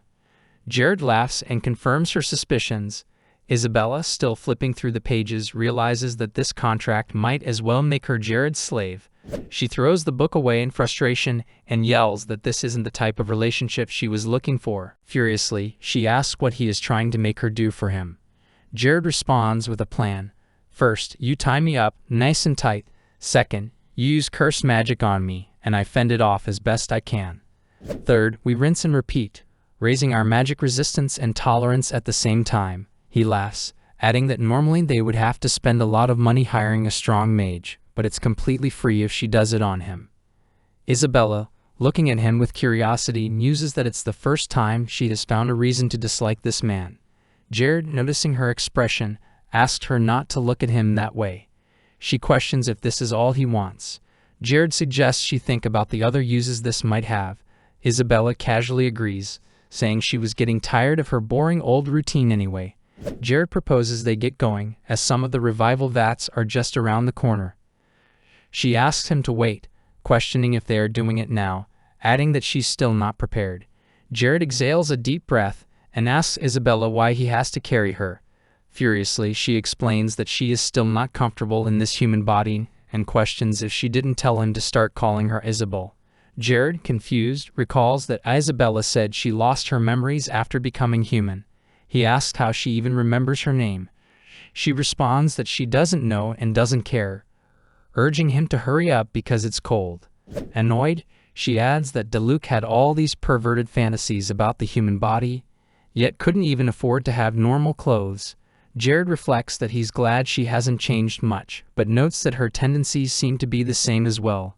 He lets out a sigh and observes that it seems she has become more emotional as well. As they pass through a cave full of skeletons, Isabella comments that there sure are a lot of bodies. Jared reveals that this place was infested with traps, but fortunately, most of the innermost traps are now disabled. They reach a place where a woman is floating in a water chamber. Isabella, curious, asks him how that woman died and wonders if it was because of the traps. Jared, saying nothing, responds that maybe it was, but he's not too sure himself. Isabella hopes that the woman doesn't become an evil spirit, noting that living as an evil spirit is tough. One's senses are gone, but it always feels cold and lonely. Smiling, she suggests that maybe this woman would be a lot happier if Isabella lived a cooler life through her body. Extremely happy, Isabella declares that she will be eating lots of delicious food while trying new dresses and makeup. Jared, curious, asks when the story changed. She smiles and asks Jared if it will be fun with him. He casually replies that it won't be boring, to say the least, but it's undoubtedly dangerous. She responds with a quiet agreement. Jared smiles and says he is glad to have a trusty sidekick. Isabella feels a sense of relief as she embraces him. Elsewhere, a man seething with frustration yells at his servant, demanding to know if more monster hunters have been lost. The servant confirms, adding that the Runa liqueur is only found in Caribbean, making it the main destination for migration. Furious, the man snaps, reminding him they've spent a fortune hiring people to steal the cure. The servant apologetically informs him that Caribbean has been extremely vigilant in safeguarding the cure's recipe. Although they managed to secure a small sample, replicating the formula has proven to be exceedingly difficult. The man's anger grows, and he scolds the servant for speaking so nonchalantly. He questions why he even hired him and angrily orders him to leave. Turning his thoughts to Jared, the man mutters with disdain, calling him a devil who acts high and mighty without truly understanding the fears of this world. He declares that two can play at this game. Just then, the Lord of Mayarika, Hargos, appears with a young girl sitting on his thigh. Hargos inquires how many lives they could afford to lose if they were to declare war immediately. His servant, kneeling with respect, informs him that they currently have 1,239 skilled men ready for deployment. Hargos takes a moment to ponder and then states that this number is still too small. He suggests that they need more men, knowing that Jared is a fourth-class magician and no longer the foolish figure he once was. If he had known this transformation was going to happen, Hargos would have had Gragas poison Jared long ago. He then asked about Gragas, and the servant explains that the assassin was dispatched by Sir Perua to eliminate the threat of him talking. Suddenly, a man announces the arrival of Akron, the great guide of Mayarika. Hargos expresses his relief, acknowledging Akron's arrival, whom he refers to as his magician. Akron greets Hargos and assures him that he has been well. He then informs Hargos that he has brought the magicians requested, although their services have come at a substantial cost. Hargos dismisses the financial concern, claiming that money is of no issue to him. He then curiously asks one of the magicians about his class, to which the magician responds that he is of the 3rd class. Confidently, Akron suggests that if they were to launch an attack immediately, Caribbean would be wiped off the face of the earth. Hargos laughs, finding this proposition perfect. During the journey through the woods, Avila, Jared's minister, reflects on Jared's growing influence worldwide through diplomacy. He notes that they are in the northern region and questions if this is a disputed territory, caught between Mayarika and Ronella, who are quarreling over its claim. Jared informs him that their presence there is not for official business, but to negotiate with a tribe that resides in the area. Avila, intrigued, asks if they are going to meet elves who inhabit these woods. Jared simply replies that they will find out soon enough. As they proceed, several goblins observe them from higher ground.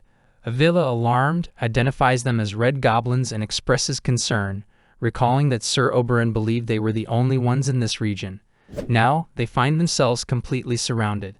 One of Jared's ministers quickly commands the soldiers to protect their lord, while Rakis instructs them to set up a defensive perimeter without engaging. Avila, in disbelief, murmurs about setting up a defensive perimeter against what appeared to be monsters and wonders if they might actually be humans. The leader of the Red Goblins emerges and introduces himself as Ibaniba, the leader of the goblins. Sir Oberon is surprised to hear a goblin speaking the Nasu dialect. Jared greets Ibaniba in return and introduces himself. Ibaniba, curious, confirms Jared's identity and admits that his expectations were far too low. He inquires about the purpose of their meeting. Jared explains that they seek to establish diplomatic relations for the acquisition of iron and gold. Ibaniba laughs, stating that this is the first time in all his years that he has witnessed a human offering his hand first. He asks if Jared has what it takes to satisfy their needs. Jared signals to one of his soldiers, who brings forth a cart full of nightmare stones. Avila, puzzled, whispers to himself that this doesn't make any sense. He is aware that nightmare stones are considered beautiful but worthless stones, commonly found in the nightmare forest by monster hunters. He fears that presenting such stones might insult the goblins due to their low value. Ibaniba, however, comments that it seems Jared has quite a few nightmare stones. Expressing his frustration, he says that none of them had bothered to even glance their way until now, yet they brought these stones to their first meeting. Avila worries that they are in trouble. To everyone's surprise, Ibaniba smiles and declares that he likes it. Jared has done well. The two shake hands, and Ibaniba thanks Jared profusely for bringing such precious stones to them. He hands Jared a contract and states that through this agreement, they have become brothers in the north. Jared expresses his hope that their relationship will grow into an even stronger bond. Ibaniba shares this sentiment and instructs his goblins to bring out the iron and gold. The goblins carry numerous sacks filled with iron and gold and place them before Jared. Ibaniba, admiring the nightmare stones, laughs and remarks that no other stone compares to their beauty. One of the goblins excitedly comments on the prospect of polishing these stones. One of Jared's ministers, astonished by the goblin's vast supply of ores, contemplates that it might be more advantageous to claim the land for themselves. Ibaniba, however, is thrilled and suggests they celebrate their new alliance. He calls out to those on the hill, saying that there is no longer a need for protection, and invites them to join. Dark elves emerge from hiding, and Jared's minister is taken aback by the presence of such a typically hostile race. He realizes that Jared must have known about this all along. As night falls, the celebration continues. Avila, amazed, comments on how the red goblins value nightmare stones, similarly to how humans value gold. He asks Jared where he obtained this information. The party is lively with various groups participating in arm wrestling and other activities. Jared, sitting next to Rakis, inquires about the current state of their army and smithies. Rakis reports that due to a lack of materials, they are mainly focusing on repairing and improving existing equipment for new recruits. Jared instructs that once they acquire refined iron from the Red Goblins, they should prioritize mass-producing swords, spears, and arrows, ensuring that no ingot goes unused. Rakis acknowledges this.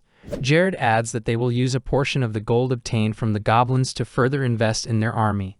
He then informs Rakis that he will be appointed as the head of recruitment, effective immediately. Ibaniba, sitting beside Jared, questions if he is planning to declare war against Marika.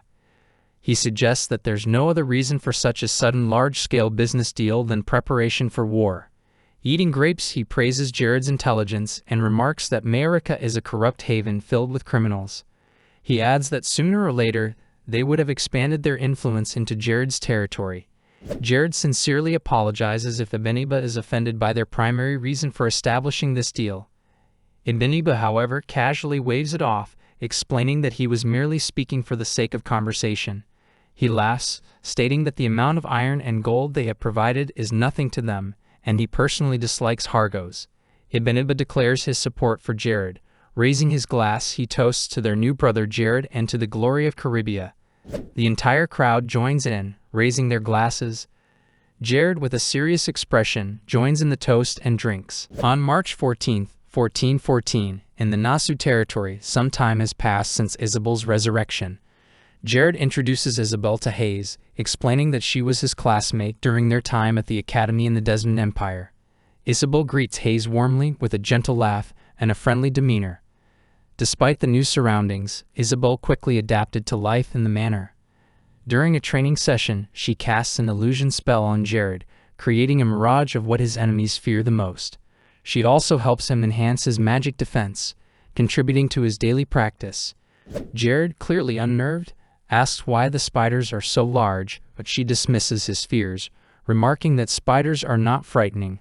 Thanks to her rigorous training, Jared's magic defense reaches a total of 34 points. One day, while holding a handful of candies, Isabel questions Jared about their significance, playfully accusing him of trying to make her gain weight. He explains that the candy is a gift for White Day, an occasion on which men are supposed to return the favor to women who gave them chocolates a month ago, on February 14th. Isabel, intrigued, teases him, suggesting that the day sounds romantic and questioning if he is warming up to her. Jared clarifies that he gave candy to every woman in the manor, not just her. Isabel continues to flirt, playfully placing a candy between her teeth and attempting to kiss him. She teasingly remarks that their lives are intertwined by the mind-eye and bound by a kiss. Jared, taken aback, laughs and comments that it almost sounds like a marriage contract. Gently, he places the candy in her mouth with his finger and asks her to stop playing around. He then suggests they focus on improving their magic resistance, noting that they have already significantly increased his magic defense. Despite his suggestion, Isabel stubbornly continues her advances, and Jared tries to remain focused. As he begins to walk away, Isabel points her finger at him and casts a desire spell, much to his shock. Despite his protests, she insists, casting the spell instantly.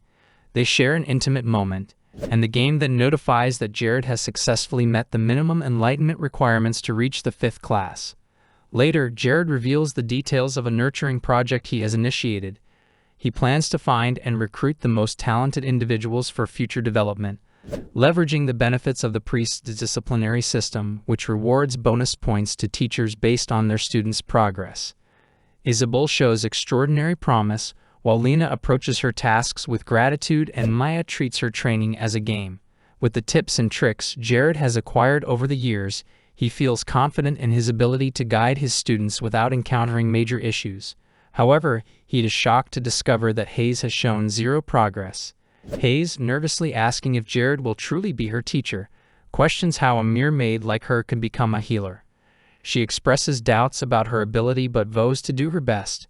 Despite her efforts, Hayes struggles with basic spells, and Jared reflects on the highly specialized nature of healers, noting there are fewer than 5 people of that class on the entire Nasu continent. Frustrated by Hayes' lack of advancement, Jared questions why she continues to define herself entirely by her role as a maid. Hayes apologizes, clearly ashamed, and the situation weighs heavily on him. Later, while discussing the issue with Sir Oberon, Jared confides that they are at a standstill with Hayes' progress.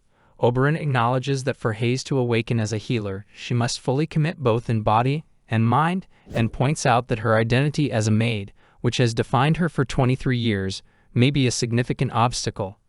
Jared, concerned, wonders how he can guide her effectively. Oberon, noticing Jared's distress, advises him to trust Hayes to succeed on her own given her dedication thus far.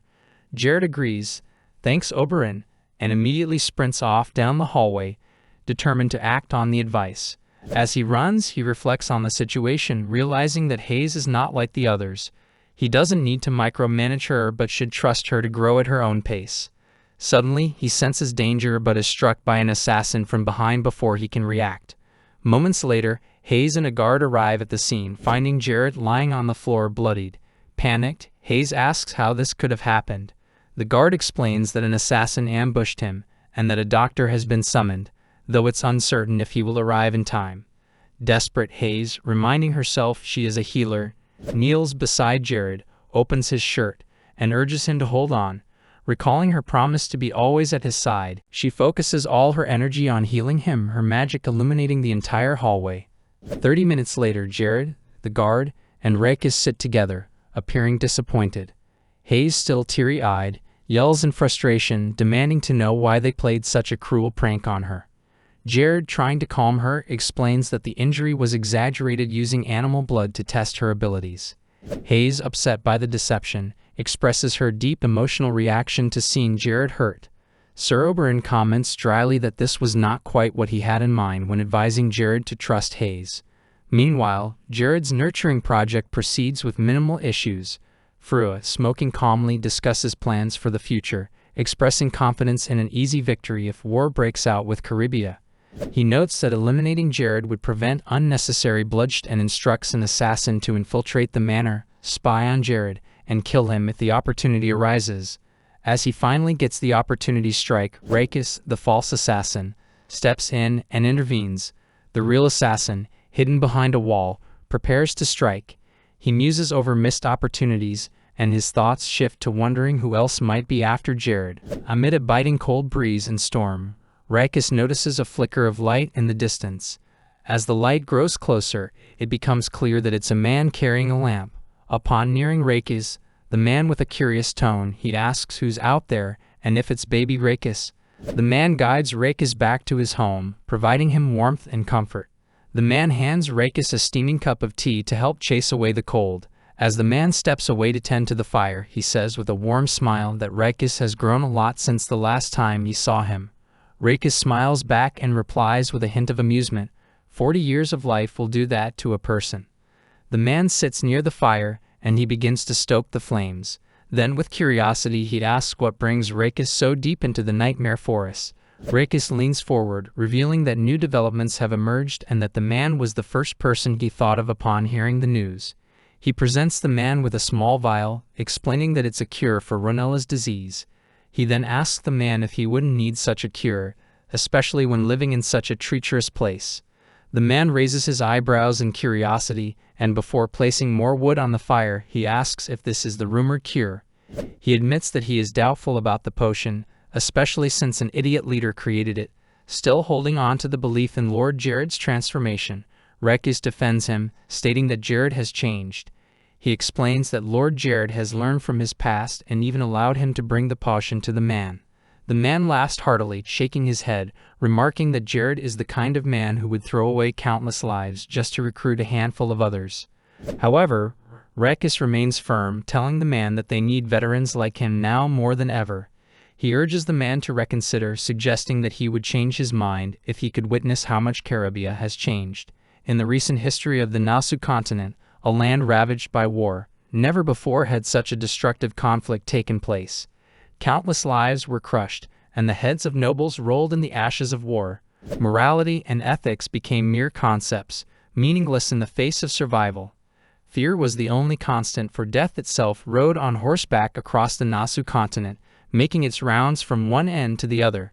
Meanwhile, far from the cold of the nightmare forest, in a cozy seaside tavern, Jared slams his mug down on the table with a sense of satisfaction.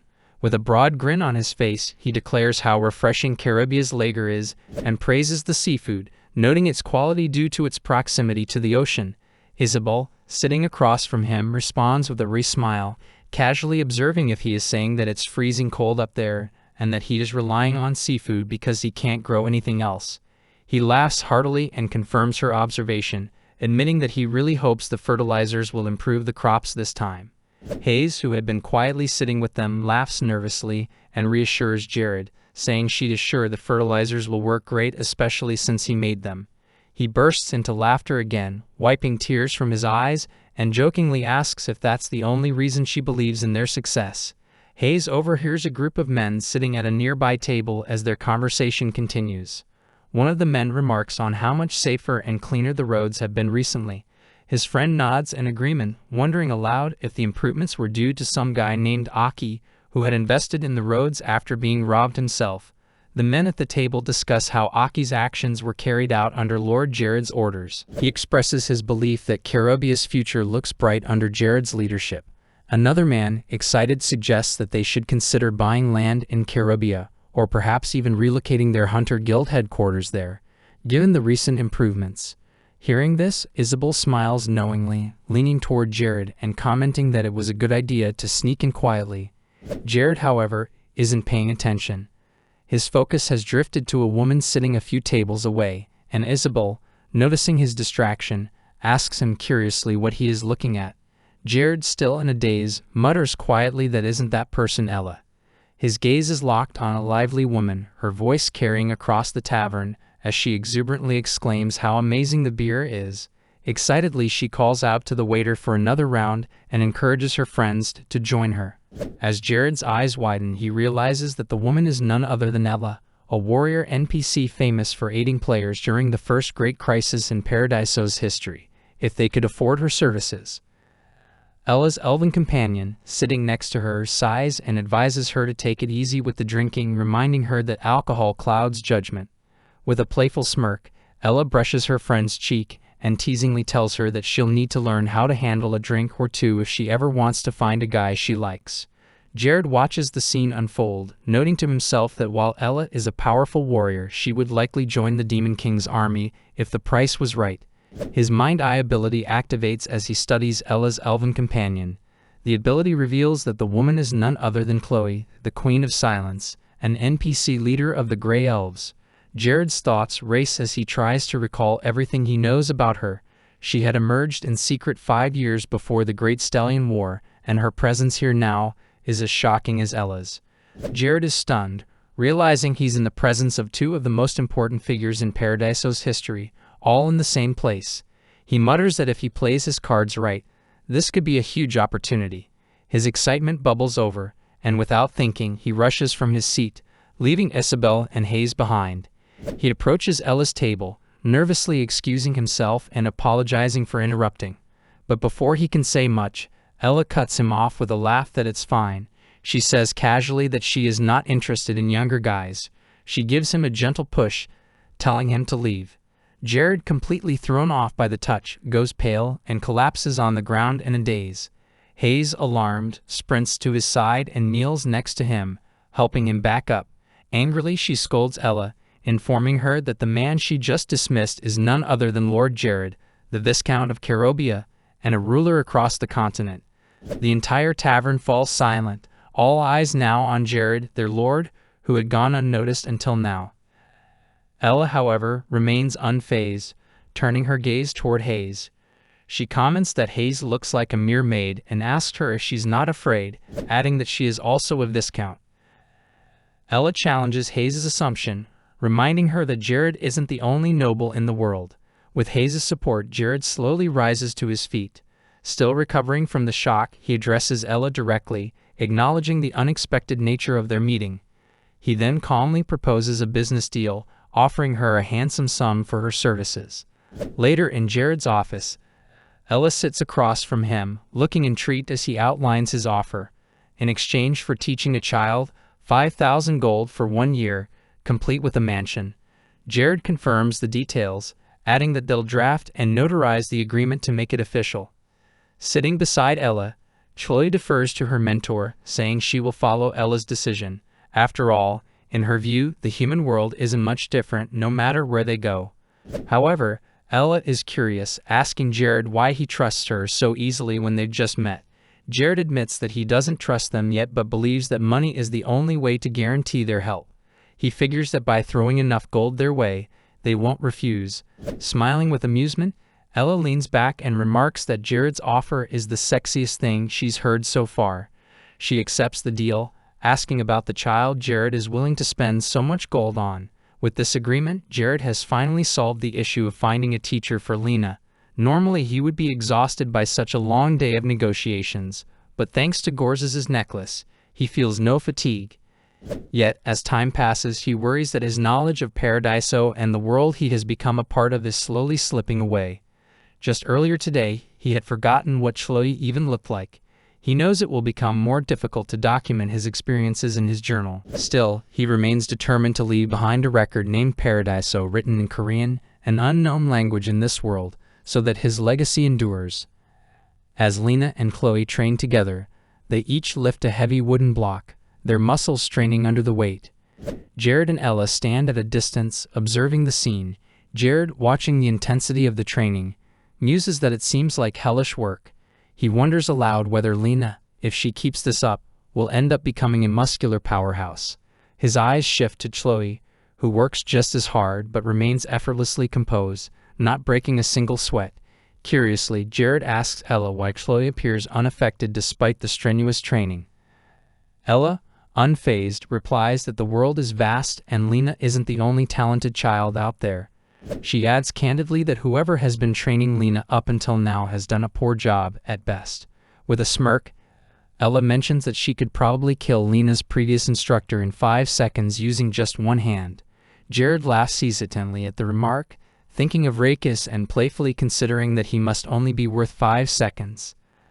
Ella shifts the conversation to Lena's potential, noting that even without an impressive teacher, Lena's natural growth is significant thanks to the magic training equipment she's been using. She elaborates that the 4-element magic released by the equipment targets her shield training effectively. With a curious gleam in her eye, Ella asks Jared how he found the perfect training method for Lena. Jared laughs, explaining that it's actually a method from the Eastern continent that takes advantage of the game's system. He reveals that repeating the same training methods too often leads to decreased proficiency in Paradiso. However, with 4 different elements in rotation, the system considers each one a unique training method, effectively bypassing the anti-macro mechanics. He calls it a bug, one that he's surprised Ella knew about, despite not using the mind eye. Regardless, Jared isn't worried. The method has proven highly effective. Meanwhile, at the Caribia farms, the local farmers are busy spraying fertilizer on their crops. When they spot Sir Oberon approaching, they eagerly greet him, thanking him for his presence and expressing their gratitude for their flourishing crops. Oberon, there for a routine inspection, asks the farmers how their harvest is progressing. A farmer enthusiastically responds that pest control has been much easier, thanks to the pests migrating to Runella territory. He mentions that their friends in Runella have been eager to learn the secrets behind Caribia's successful crops, and every day they thank their lord and Sir Oberon for their hard work. Humbled, Sir Oberon listens to the farmers' praises, unsure of what to make of the overwhelming admiration for their lord. He thanks each of the farmers personally, and in response, the farmers are visibly moved. The game system notifies Jared that the collective voices of the farmers sing his praises, signaling the completion of the quest with a sincere heart. Jared gains 200 loyalty points, and the game informs him that a golden age has dawned upon his territory. On a snowy day, Caribia's market buzzes with the sound of the citizens chanting, "All hail to their lord, all hail Caribia." Hayes, watching the scene with Avila, smiles and asks her to help spread the sentiment further. Lena and Chloe continue their rigorous training, pushing themselves harder with each passing day, while Jared, back in his office, checks the game's stats. He feels a wave of satisfaction as he sees that his efforts have led to yet another golden age for his territory. Elsewhere, Akron, accompanied by 2 guards, arrives at Caribia. Despite both territories residing in the northern region, he comments on the stunning scenery in Caribia. The mansion is eerily quiet. In the training area, Lena, concerned, remarks to Chloe that the mansion seems unusually still today. She asks if Chloe knows where everyone might have gone. Before she can respond, Ella interrupts from behind, her tone sharp and warning. She reminds Lena that if she has time to chat, she should be focusing on her training. Lena, startled, immediately begins running as Ella orders her to complete 20 laps around the field. Lena, already in motion, confirms the order. Ella sighs, commenting that they should have informed her in advance if they were heading to war. She mutters in frustration, wondering aloud what Jared could possibly be thinking. Stretching her body, she asks Chloe if she should loosen up as well, just in case. Suddenly, a fireball strikes one of the watchtowers, and a guard tumbles from it. Another Caribbean guard, panicked, shouts that they are under ambush, and orders a retreat. Meanwhile, America Guard informs Lord Hargos that the watchtower has been destroyed and the Caribbean forces are retreating. Hargos laughs in amusement, instructing his men to let the idiotic fools go. He marvels at the ease of his plan, noting that Caribia's forces have retreated into the forest, where magical beasts reside. If he had known it would be this simple, he muses, he would have invaded Caribia much sooner. A soldier presents Hargos with a storage drum full of alcohol confiscated from Caribbean soldiers. Hargos laughs even harder, mocking their lack of discipline and calling it hard even to judge them. Raising his sword, Hargos commands his army to charge straight into Caribia, confident in their victory. Meanwhile, In Caribia, the townspeople hurriedly begin evacuating to safer locations. From a height, a man looks sorrowfully at his town, lamenting that everything was peaceful just yesterday. The man beside him asks what kind of disaster they are now facing. Jared is quickly informed that the fourth defensive line has been breached. A soldier approaches him, reporting that the enemy will soon be upon them. Jared advises that they must move swiftly. Turning to Rakis, he implores him to do his best, as the land will be lost if the enemy manages to break through. Rakis confirms his orders. As Jared prepares for action, Hayes rushes toward him, breathless and distressed.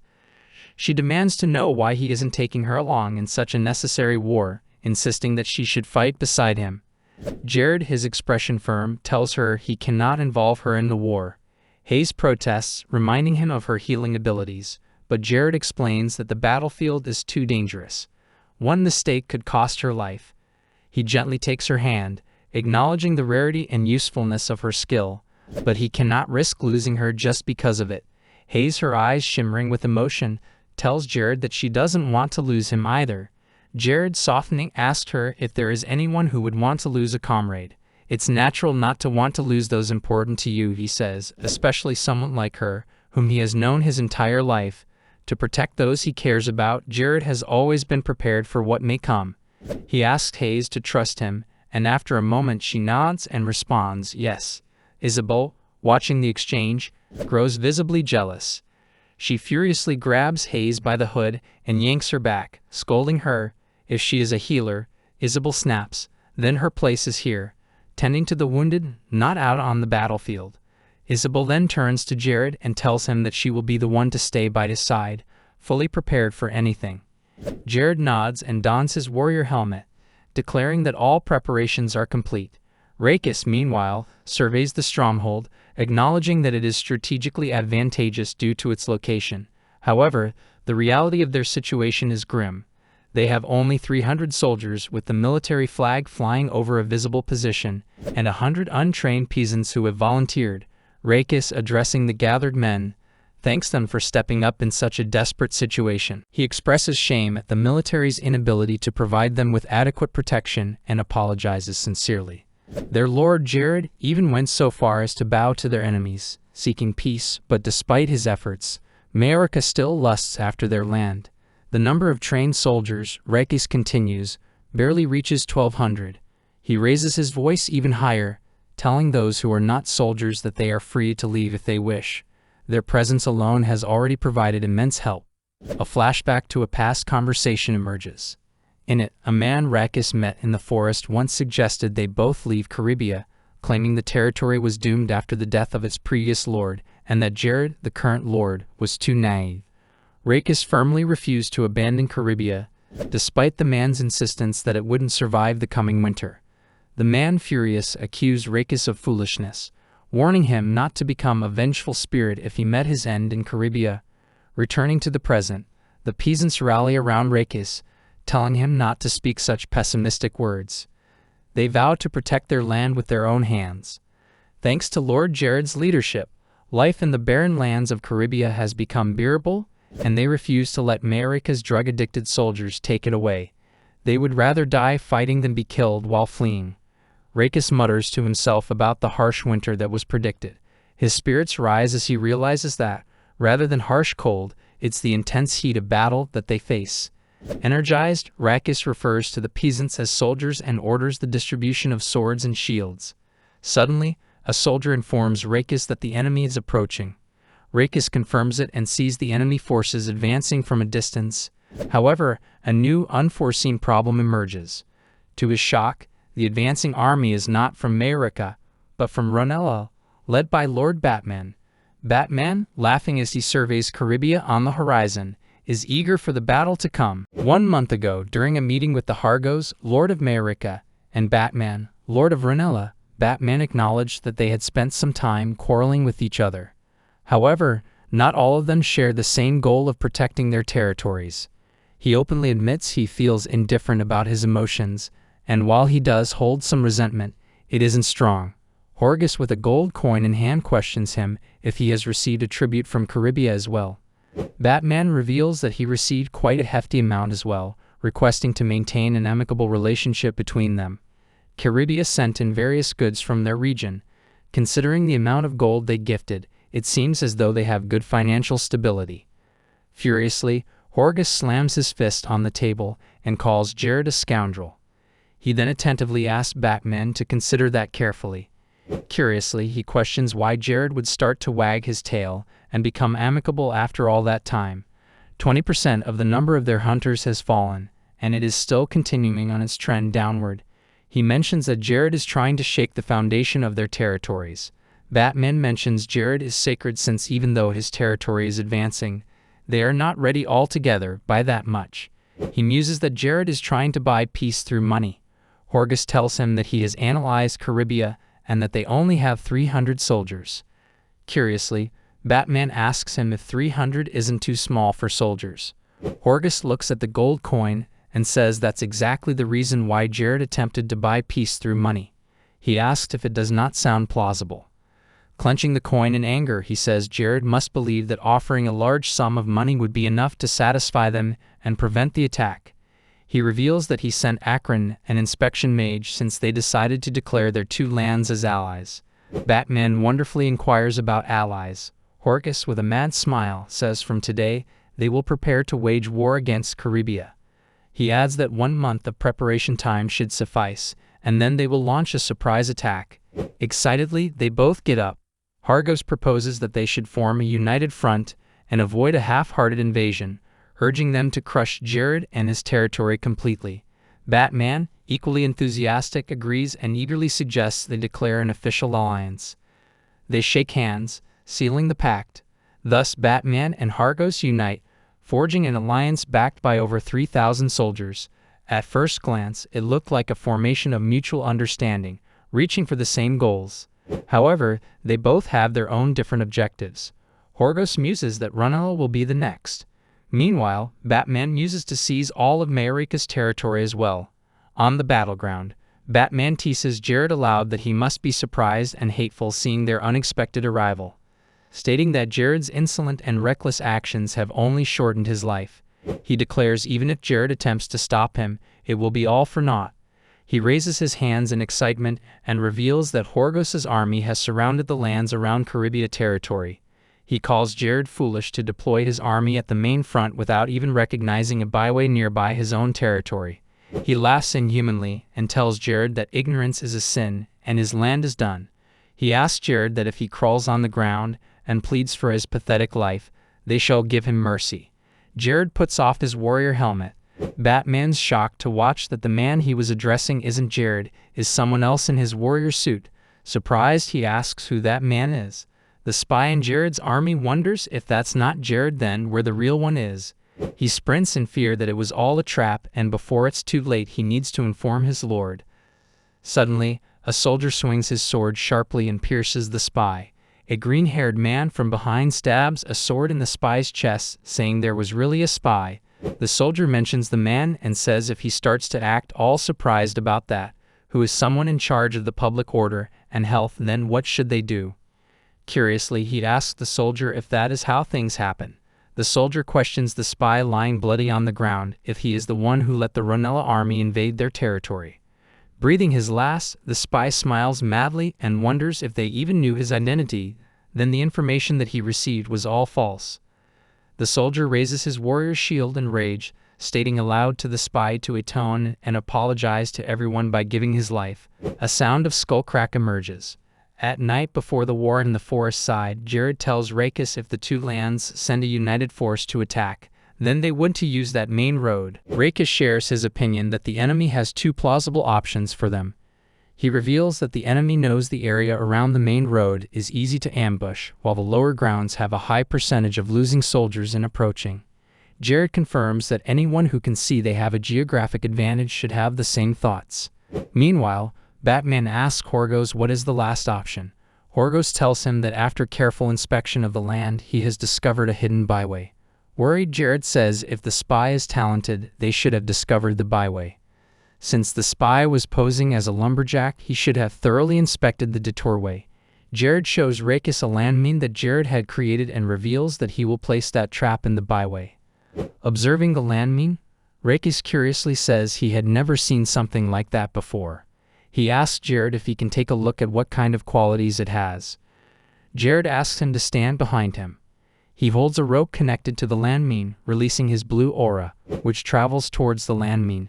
Just as it reaches the landmine, a huge blast happens with the eruption of steel blisters in different directions, destroying the nearby area terribly. Jared protects themselves with his magic shield. Shocked, Rakus can't believe it and wonderfully says that it is an extraordinary weapon. Jared reveals by using that weapon he will annihilate the enemy in one blow, and that way, their lands wouldn't become a battlefield. Since the forest will be the graves of all those who dare to attack, he muses confidently that Byway will be their enemy's one-way ticket to hell. Horgos with his army is rushing confidently towards Caribia from the byway of the forest. He laughs inhumanly and commands his army to cut the limbs off those who resist and for those who surrender, tie them up with chains. He adds that with the start of war, an era of eternal wealth and honor shall usher upon them. He commands them to raise their weapons and suggests they commence the massacre. Hiding in the bushes, Jared declares aloud that the massacre is about to begin. Horgos, surprised, mutters in disbelief, recognizing Jared's voice. Jared corrects him, saying the real threat isn't their weapons, but their shields. As he releases his aura, it surges toward the string of landmines. With a mocking tone, he taunts Horgos to savor the traps he's so carefully prepared. Panicked, Akron recognizes that mana flowing underneath them is causing the ground to tremble. Instantly, he makes his defensive shield and commands his companion magicians, Isaac and Odium, to start their defensive magic. Suddenly, a huge blast happens amid the forest. Most of the soldiers are burning in fire, and the blisters of landmines pierce the others. The blisters grazed Horgos, but Akron quickly formed a shield around them. Their screams echoed through the forest, filling the air. Batman, standing on the battlefield, witnesses the blasts and screams of shoulders in the nearby forest. He gets scared to acknowledge it and muses that a great explosion has occurred from the direction of the byway that Horgos was using. He sweats in fear that the ones who are disadvantaged in war are them. He looks disappointed but raises his sword to announce that if he doesn't have the support of Marika, he still has command over 1,800 soldiers. He commands his warriors to wipe the Caribbean army out. His force points out their weapons and rushes towards the enemy. One of the Caribbean soldiers commands his companions to forward their tanks and hold their positions. Meanwhile, Horgos is hit by a blister on the arm in the forest. Worried, Akron inquires if his lord is okay. Horgos confirms it and furiously asks for a report on the situation. Scaredly, Akron reveals except for about 500 soldiers, everyone has been annihilated who was following them from the rear. With pain, Horgos gets on his knees and inquires about the two mages. Disappointed, Akron reveals that Isaac and Odium have also perished. Horgos in pain wonders about the disastrous situation. The soldiers he needed to combat Jared have all perished. He never would have guessed that Jared possessed such a horrifying weapon. The only one he can rely on now is Akron. He orders Akron not to stray far from his side. He suggests Akron retreat, but suddenly Jared clutches Akron by the throat. Scared, Horgos yells out Akron's name, but Jared strongly grabs his throat and flies high in the sky. Jared asks him the reason for freaking out so much. Akron calls him a scoundrel and asks if, until now, his appearance has all been nothing but a staged act. Jared taunts Akron, asking if he finally understands how pitiful the situation is. Desperately trying to escape, Akron asks how far Jared intends to take things. Without warning, Jared leaves him suspended in the sky, stating that should be far enough. As Akron's fall accelerates, he screams in pain. Jared quickly rushes toward him again, casting a spell. He gives Akron two options: either activate his powers to stop his fall or summon a shield to defend against the incoming ice storm. As the icy winds swirl around them, Jared demands a decision. Akron confronts the attack, calling him a fool. In a typical magic duel, opponents usually create distance, gauging each other's strength before exchanging a series of calculated attacks. After careful observation and reading into their rivals' moves, they unleash chains of fierce assaults. That's how it usually goes. But Jared shattered this convention entirely. Breaking through Akron's shield, Jared grabs him tightly, forcing him to face downward. Confused, Akron wonders if Jared is attempting a double suicide. As he sees a magic circle forming in Jared's hand, He begins to laugh maniacally, finally understanding Jared's deadly intent. In the world of magic, a fourth-class mage is far from weak. Even Horgos, who ruled Mayorica through brute force, had to pay a fortune for third-class mages to handle tricky situations. Yet Jared found himself frustrated when comparing his current self to his past, where he had defeated the reincarnated Lich, Diluc, multiple times. Now, he could barely cast fourth-class magic once. His opponent, Akron, was a perfectly balanced fourth-class mage with magic skills matching Jared's, though lacking in close combat. Laughing inhumanly, Akron's muscles swell with power as he breaks free from Jared's grasp. Furious, he mocks Jared, questioning if he truly thought he would lose. Akron's punch cracks Jared's shield, revealing the flaw of close-range combat. Shields are easily broken. His blow shatters Jared's helmet, and he laughs, claiming he has seen through Jared's strategy. Akron reveals its teleportation magic, Dimension Door, since he can't use flight magic to counter Jared's strong attacks. He tells Jared that he was wrong to use that to his advantage and leave him to crash while he used the Dimension Door to save his life. Akron laughs inhumanly and says it's impressive. He believed that only the pattern was that of a fourth-class spell, but to think that Jared knew how to apply it on a level like that is impressive. However, Akron adds that he has seen through Jared's tricks.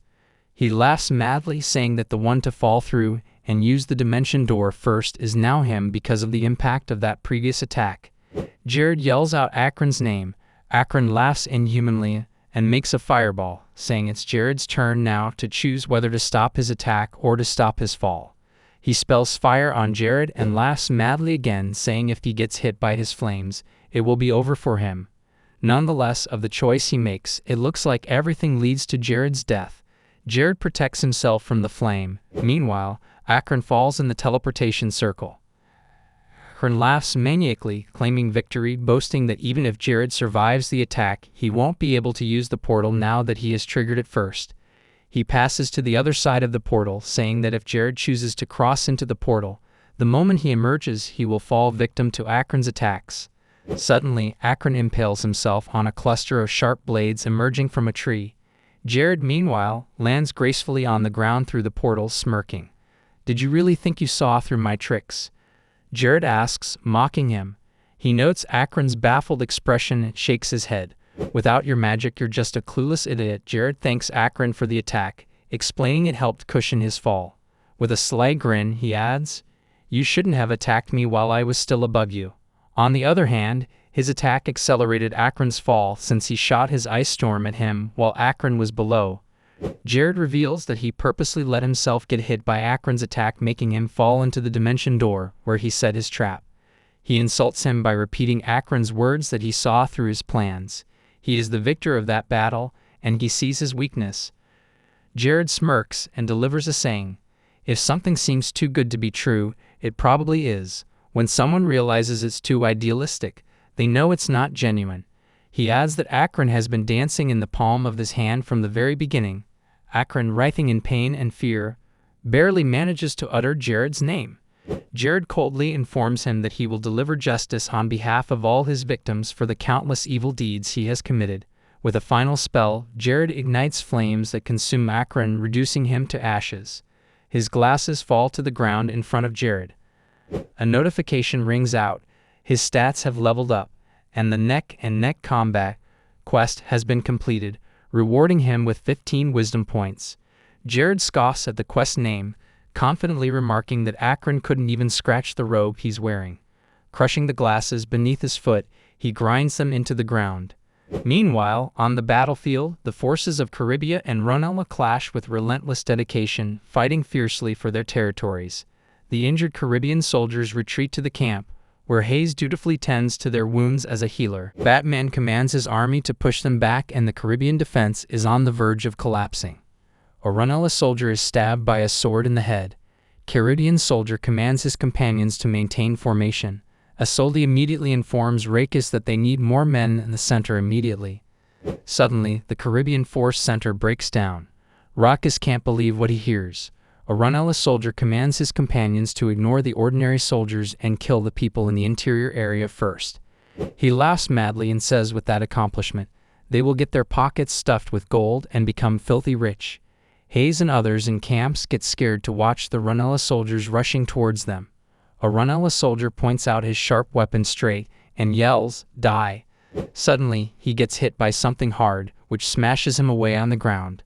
The man whom Raucus met in the forest shows up, saying the Runella soldier mentions that their military power was inferior to think they would be pushed back so quickly. His companion, who hit the Runella soldier with his weapon, laughs in excitement, saying the Caribbean army became utterly powerless since they left it. The wolf-head man continues that is the reason their lord sought them out even after they retired.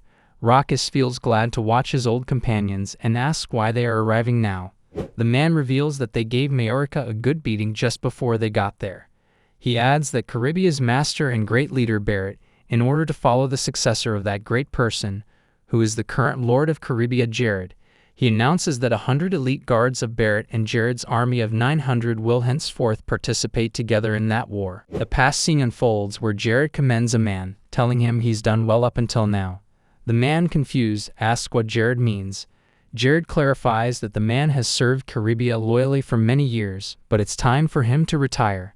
The man, startled, proclaims that he is Barrett, the loyal guard of Caribia, bound by his oath of service. Before he can finish, Jared cuts him off, stating that his father is gone, and with him the need for his father's soldiers. Jared reveals that most of the soldiers have already been dismissed, signaling the end of an era. The reason was a lack of funds. More specifically, it was due to Jared's lavish spending on his desires to live a luxurious life. Then the vermin who took advantage of that situation quietly seized Caribia. All of Barrett's associate guards were forced out of their positions, and the soldiers who had been receiving high salaries faced continuous salary cuts until their eviction. Orson and those veterans with him didn't have the will to watch as the Caribia they had worked so hard to build up was slowly falling apart. They had instead vowed to spend their days quietly in the woods and dispersed. Amid a breezing storm, Orson, with his hunting weapons, wanders in the forest. He utters that the spring snow is quite heavy today, and that he will need to give up on hunting at that rate. Suddenly, he notices someone far from a distance. It turns out to be red goblins with their cart full of iron. Orson gets alert and points out his weapon. He wonders how goblins get that deep inside Caribia. Goblins get scared to watch him with weapons pointing towards them and escape from the scene with their cart. Orson utters if the goblins just ignore him. Later in a smithy, Orson explains everything to a blacksmith. Curiously, the man asks about the red goblins carrying iron. He explains that those are probably the ingredients they ordered. They have been selling the military a ton of weapons recently. He casually thanks to their lord's orders that they have been working 24 hours a day. Orson says that must be tiring. The smith confirms it, but thanks to that, they blacksmiths have been living like blacksmiths. He smiles with gratitude and thanks to their lord, he has been relit with the flames of passion. He reminds Orson to keep that a secret. The weapons they are making are being delivered secretly. Orson tells him that he doesn't even want to know and stops him from telling about it. Orson thought the changes that came up in the Caribia were just luck at first. However, with better management of irrigation facilities, it solved the problem of drought warriors. With better road systems, the management of the population influx was solved. The treatment of soldiers, establishment of new positions, and recruitment of new talent were improved. The soldiers who had left have acknowledged these changes and returned to the military. With all the work that Jared had done, they have given him a second chance. These men have stood by Jared and surpassed the monster invasion. They were the best of the best. The American army and the Runellan army just couldn't be compared. They have unmatched experience and skill. Orson proclaims those worthless men who couldn't even look them in the eye before. Meanwhile, 2 Runellan soldiers are begging for their lives. Orders of retreat in the Runellan force spread out. Batman calls Horgos an idiot as he couldn't even predict that the elite force of Caribia was hiding right there. He rushes back saying they have made an alliance in vain and suggests they retreat before Jared comes. Meanwhile, Horgos retreats as well with fear in his eyes. His left soldiers inform him that it's a mage. Terrified screams echo as they realize it's Jared.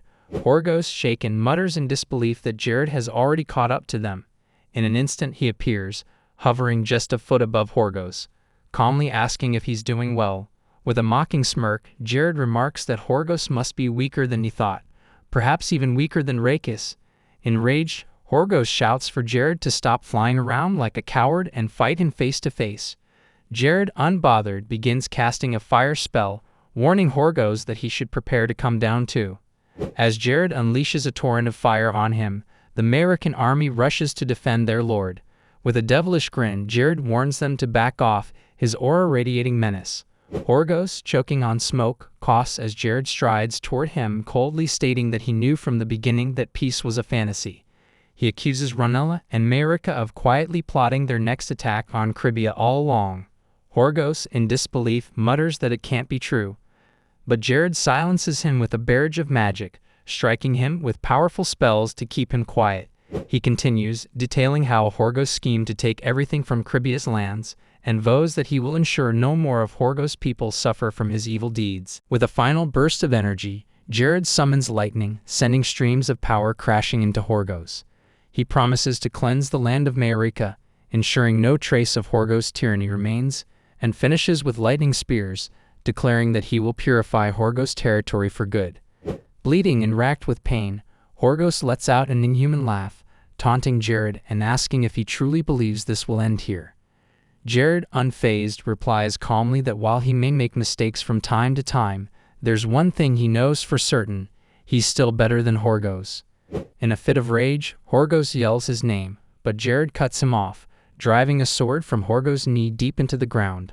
Horgos screams in agony, his body trembling as he struggles to endure the pain. Jared coldly remarks that this should be enough to relieve Horgos' anger. Bleeding from his nose and mouth, Horgos sneers, asking if Jared thinks this will all end with his death. He smiles grotesquely, warning that once the Empire's Knight General hears of this, he will bring his forces to avenge him. Jared, undeterred, pulls out the Book of Paradiso and holds it up before Horgos, asking if he even knows what it is. Jared opens the book and flips through the pages, saying that Count Byrox, whom Horgos mentioned, won't come. In pain, Horgos asks, surprised, how Jared knows his name. Jared reveals that he has spent countless nights writing diligently, making personal notes about people and events. While doing so, he discovered that Horgos and the Count were related. Jared laughs madly, making jokes about killing him. He closes the book and gazes at Horgos, asking if he really thinks a general from the Atima Empire would come to save his nephew. He explains that it's impossible to travel through dozens of territories, cross 5,000 kilometers, and pass through 4 kingdoms. Jared asks if Horgos truly believes the general would grieve over his nephew's death and seek vengeance. He adds that to someone as power-hungry as the general, a nephew like Horgos is just an eyesore, and no one will mourn him. In fact, they will feel relieved. Jared smirks and mocks Horgos, saying his life is worthless. He tells Horgos not to worry and that he has prepared far more thoroughly than him. Jared surrounds them in a circle of magic water and offers Horgos his last words. In a rage, Horgos stabs out with his sword, calling Jared a scoundrel. Jared directs the water toward him, drowning him. He says it was an evil will that drove him and that he will listen to the rest in the afterlife. Jared gently touches Horgos' statue and shatters it. The game notifies Jared that his first successful defense has been completed, and he earns 50 charms as a reward. The value of his territory increases by 50% regardless of internal affairs. Jared leans back and stares at the Maorican soldiers, who, scared, surrender. The remaining Maorican soldiers are stripped of their gear, surrendering entirely. It was an easy victory. Jared, however, doesn't indulge in his success. Instead, he advances, disguised as a Maorican. From the beginning, his single goal was clear: to take control of both Marika and Ronella. In the end, Marika fell, and within a single day, the leadership changed hands. Jared looks at the points table, considering affairs related to farming, business, public order, science, and loyalty. He muses that Caribia, now no longer a subservient nation, might be considered weak, but it's an independent one. Rakis asks what Jared plans to do next, noting that Ronella has no fortresses near Caribia, making it unlikely they can defend themselves. Jared confirms this and instructs Rakis to prepare for battle, adding that, in the end, wars are won by the side with the greater numbers. He suggests they make their way to Ronella. However, Jared's ambitious plan is interrupted by an unexpected visitor. In Batman's reception room, General Karp of Mysteria Territory informs them that Lord Horgos, the mastermind behind the war, has died by Jared's hand and that Mayorica has been conquered. Karp adds that they have eliminated the cause and produced fine results. Jared, however, disagrees, staring at Batman and saying he doesn't think only one person was responsible. Batman coughs and mentions Lord Karp. Karp smiles, stating that if that's the case, Lord Batman ought to agree to pay a compensation fee. Batman looks disappointed, but Karp continues, saying that, as a pacifist who loves peace, he would never want to see neighboring territories consumed by the terror of war. Jared, using his mind eye, muses that Karp is clearly looking for an opportunity to attack Ranella while pretending to be peace-loving. Karp asks Batman if he agrees, to which Batman, feeling glad, responds, yes. Suddenly, Jared yells and casts an ice storm spell, followed by flame arrows, lightning arrows, and fireballs. Karp emerges from the smoke without a scratch and draws his sword, slicing Jared in half. Jared, in his thoughts, tells himself to calm down. He realizes that Karp is a rank B tank, so there's no way his magic would harm him. Karp, the leader of a central territory with a military twice the size of Caribia's, laughs, asking Jared if he agrees. Jared understands and reflects on the impossibility of fighting General Karp. Karp laughs, calling Jared a kind-hearted man. Jared, however, contemplates his broader strategic objective, advancing from the northern continent to the central one. To achieve that, he must pass through Mysteria territory and, as part of his plan, resolve to eliminate Karp. At night, while Lena is sleeping tirelessly, Ella enjoys the candlelight and pours wine in glass. She exhales in relief and thinks that is the best time of day. Suddenly, she notices Chloe there and asks the reason for wandering so late. She casually remarks that she wants some fresh air. Worried, Ella asked her if the war is burdenizing her because she was distracted all day. Chloe looks disappointed and sits beside her, stating that she was wondering why Lord Jared didn't ask for any help. Ella dismisses her worries and passes a smile, saying he just hired me to teach Lena, and he probably didn't want to ask a guest to protect his land. Worried, Chloe adds that Caribia is about to be overrun by the enemy. Ella takes a sip and says it seems Lord Jared was preparing for this war for a while, and now they are only looking for results. Chloe agrees a bit and utters that Lord Jared is looking out in the future. She reveals that while she had plenty of opportunities to talk to Lord Jared, he also asked her if she is doing good. He asked her why she was out laboring in this filthy world since most of the Grey Elves better themselves in the safety of their territory. She tells her that he knew about the gruesome end. She adds that her father saw it at the hands of those black orcs. Curiously, Ella inquires if the Grey Elves are not the only ones that know all about this, and that she knows this because Chloe told her. She even gave her advice to not just seek revenge on the black orcs, but to look at the bigger picture. Curiously, Ella mutters that he is quite the person and how he knows all about this. Chloe casually remarks that she wants to know that too.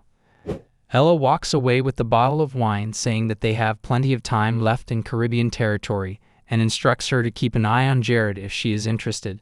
Chloe understands it. Ella adds to inform her if she feels something else too. Chloe turns her blushing face and asks her to wait. She watches Ella dancing and mentions Jared to ask if he wanted a glass of wine. Ella looks glad, saying freedom is the best. Chloe tells her with a straight face that is the reason for all nasty rumors about her. Meanwhile, in Mayorica, at the backstreet alley, Frua furiously shatters the wine bottle. He calls Horgos an idiot that he died while dragging so many soldiers to death. He can't believe that he spent all that money on him. He reveals that they are leaving and instructs his bunch of army to immediately gather the money and all the valuable things. Coming out of the mansion, Frua claims that their trading routes are secured, so they just have to prepare for the future after shifting to Ranella. Sacred, his assassin, alerts him to look to his left. Frua gets shocked to witness Jared there. Jared greets him and asks where he is rushing. Frua casually remarks that he is moving due to his new job. Jared uses his mind eye and reveals that Frua is in possession of the artifact, Terror of Mahart level 3, and also has Space Warping Clock. Frua grabs his clock, saying he has no spare time to humor them. Jared instantly streams spells on him, saying he is also busy taking Frua and his buddies down. Frua activates the artifact, Space Warping Clock, and surrounds themselves with a shield. The stream of Jared's attack slows down in that shield area. Reikis wonderfully asks if Frua is a mage too. Jared dismisses his worries, revealing that it's an effect of the artifact. He adds that Frua can slow down magic in a 20-meter area. Jared muses that an artifact can't affect 5th-class magic, but he is still a 4th-class magician. He walks towards Frua's shield, musing whether he likes it or not to land an effective blow, but he has to be within 20 meters of him. Jared undoubtedly passes through the shield. Frua asks him if he wants to fight that close. Jared, with a serious tone, warns him that it's the end of an infamous drug cartel. Frua asks if he wants to catch him as soon as the war is over. He mocks Jared, saying if he is tired. Eventually, he asks him to forget everything, suggesting to do some business.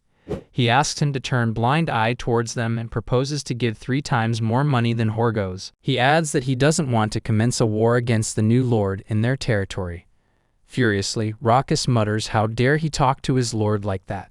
Jared reflects that if he left Frua now, then the northern region of the Nas continent would fall under the influence of Detrahair. He adds that in the future, Lena would be known as the Impenetrable Wall, and Frua would be known as the right hand of the Demon King advisor, Tyrant. Jared laughs and casually remarks that they have to take down the likes of him to keep the dignity of America as a new territory. Frua takes out his sword, asking if negotiation is impossible. He warns Jared that he will put him to sleep now and asks if he is confident in beating Akron. The game notifies that his strength and wisdom will be doubled if his level is lower than his opponent. The conditions have been met and the 5th option of Deluxe bracelet will now be activated. A black aura is released from his bracelet. Nightmare artifact activates. Jared laughs inhumanly and asks Frua if he is ready for some sweet dreams. In the streets of Marika, tension thickens as Jared and Frua's armies face off, the clashing of weapons and the hum of magic reverberating through the air. At the heart of the battlefield stands Jared, eyes locked on his opponent. Without hesitation, Jared unleashes a volley of magical attacks, the air around him crackling with energy. Frua, agile and experienced, dodges with calculated precision, swiftly closing the distance between them. Before he can reach Jared, one of Jared's soldiers steps forward, raising a shield in a futile attempt to block his advance. The soldier declares that Frua will never reach his lord, but his confidence is misplaced. Jared, sensing the danger, calls out for the soldier to retreat, recognizing Frua's deadly intent. Yet the warning comes too late. With a single brutal strike, Frua's blade cleaves through the soldier's shield as though it were paper, the force of the blow driving the man to the ground. Frua uses the fallen body as leverage, propelling himself forward in a fierce bid to reach Jared. Reacting quickly, Jared summons a flash of light, blinding Frua momentarily. The mage wastes no time, following the distraction with a powerful spell that slams into Frua, forcing him to his knees. Blood trickles from Frua's mouth as he struggles to rise, his mind racing with disbelief. Jared's abilities in close combat are far beyond what he had anticipated. Though Jared is a mage, his spells are unnaturally fast, each one coming with a precision and speed that feels overwhelming, like facing 4 enemies at once. Frua begins to wonder if Jared is more than just a 4th-class mage, his power hinting at something far greater. Watching Frua struggle, Jared's expression remains composed, but a mocking satisfaction flickers in his eyes. He seems amused by Frua's reliance on his sword, an artifact clearly designed to counter magic. Jared has seen many warriors fall into this trap before, leaning too heavily on their tools, and Frua is no different. Though undeniably skilled, Frua's strength with the blade seems tied to his weapon. Without it, Jared silently muses, Frua's combat prowess would falter. This realization seems to fuel Frua's rage. His aura flares as he taps deeper into his raw strength, entering the 2nd stage of recklessness, his power growing more ferocious with each moment. Frua charges again, his strikes wild and furious, each one more desperate than the last. Jared retreats with precision, carefully maintaining the gap between them as he summons a fireball, hurling it straight at his advancing foe. Frua, unfazed, cuts through the fiery projectile with a swift motion and presses on, his sword gleaming in the dim light of the shattered city. But Jared is already a step ahead. With a subtle flick of his fingers, he casts a spell that sends the nearby buildings collapsing in on themselves, debris raining down to block Frua's advance. Frua nimbly dodges the falling rubble, his every movement drawing him closer to Jared's trap. As he nears, Frua swings his sword with lethal precision, slicing through Jared's overcoat with a single blow. But Jared is gone before Frua can land a second strike, already perched atop a nearby rooftop, eyes cold and calculating. Though Frua's speed is impressive, Jared knows he can push the battle further. Gathering a dark, swirling aura of black energy around him, he begins to chant. His voice echoes unnaturally as the magic builds. A low, cold laugh slips from his lips, the energy pulsing ominously. Then, with a burst of power, he unleashes a devastating combination of lightning and nightmare magic, the sheer force of the attack slamming into Frua. The impact is immense as he collapses under the assault, with bruises and scars appearing as dark magic rips through his flesh. Despite the pain, he refuses to yield. As the dust settles, Jared watches his opponent from above, his cold gaze assessing Frua's condition. There is no pity in his eyes, only a quiet acknowledgement of Frua's sword skills. Despite his raw power, he struggles to match a mage like Jared, especially one so skilled at controlling the battlefield. Frua's swordsmanship is impressive, each strike fast and powerful, but this advantage is useless against Jared. A twisted grin spreads across Frua's face as he taps into his third stage of recklessness. His aura flares with intensity, and his laughter echoes across the battlefield. Despite his pain and exhaustion, his rage pushes him forward, focused on defeating Jared. With his power at its peak, he vows to end the fight with one blow. He charges forward in a blur, closing the distance between them. Jared, confident in his control, is caught off guard by Frua's sudden speed. The warrior's aura crackles with energy as he aims his blade at his enemy. But Frua's recklessness becomes his downfall. Just as he reaches Jared, a blade materializes unexpectedly, piercing through Frua's chest. Jared's laughter fills the air as he steps back, mocking his enemy. Jared recounts how Deluk and Frua are like polar opposites when it comes to strength. While Deluk's power waned over time, Frua was on the up and up. Jared effortlessly dodged Deluk's predictable moves and chipped away at his health with some clever magic tricks. One slip-up could mean a game over though, but this tactical finesse doesn't quite cut it against Frua or Capri. In a predicament, Jared focuses on Frua's special knack for recklessness. It's like hitting the gas pedal, boosting physical prowess in stages. A godsend for Jared, whose stats are lacking. With a mischievous grin, Jared pokes fun at Frua, asking if that's all he's got with his artifact's power. He eggs him on to dash headlong into recklessness, taunting him about his claims of superiority over Akron. He asks if something is wrong and questions about being pushed back in close combat by a mage. He jokes to Frua that the sun might go up any minute if he drags this for a long time. It unfolds that Jared used space magic to stab Frua with his own blade after his judgment had been clouded over by recklessness. Frua had faltered in a way that he wouldn't have normally. Jared casually asks him if he has never heard to keep a cool head and a warm heart. He shows him a drug packet and remarks that countless people have died because of the drug Frua sold. He adds that those who shouldn't have money ended up with it. He thrusts the leaked packet in his mouth, saying that's a parting gift from him, something he knows Frua's like. With a serious tone, Jared remarks how they sold the poison so proudly, claiming anyone would die for the thrill it gave. As a poisonous foam bubbles from Frua's mouth, Jared declares his fate: execution by beheading for attempting an unforgivable crime that threatened the future of the nation and its people. The game notifies that the quest, Tiger Hunting, is complete, raising the loyalty and public order of Mayrica by 100 points. However, the warning persists. The deaths will continue if the root cause is not resolved. Jared's forces overwhelm Frua's soldiers. Rakis informs his lord that the remaining opposition has been subdued. Jared acknowledges that while Frua led the largest criminal syndicate in Mayrica, other organizations still linger. He orders a full cleanup before dawn, instructing his soldiers to take down any who resist without hesitation. This land will no longer be ruled by crime, Jared proclaims confidently. As daylight breaks, a weary Rakis reflects on Jared's leadership. He had always surpassed impossible odds with wisdom, but this time he had shown sharp decisiveness and quick action. Rakis muses that Jared now carries the aura of a rising emperor. The game notifies that Rakis' loyalty has skyrocketed, and with it his first awakening as his loyalty reaches 200 points. In the Lord's study, surrounded by piles of paperwork, Jared barely lifts a hand and, with a trembling voice, mutters about the mess before him. Out of breath, He admits he doesn't have time to wrestle with so much administration. Reading through the papers, Jared notes 2 tasks: raiding the ancient tombs around Mayarika to gain more power, and finding an expert who can mine Chaldia, an underground resource stronger than iron, set to be discovered in 13 years. If they acquire it first, Mayarika will dominate in weaponry. Exhausted, Jared collapses onto the table, muttering that it's all too much and Horgos must have tricked him. He wonders how he's supposed to handle all this. Suddenly, he remembers Hayes, who had helped him when he first arrived in Caribia. Jared smiles, confident he can rely on her again. Later during a talent hunt, Jared reveals that today's focus is finding individuals who can help run Mayarika. The first contestant, Tonio, demonstrates a strong aptitude for assisting with political duties.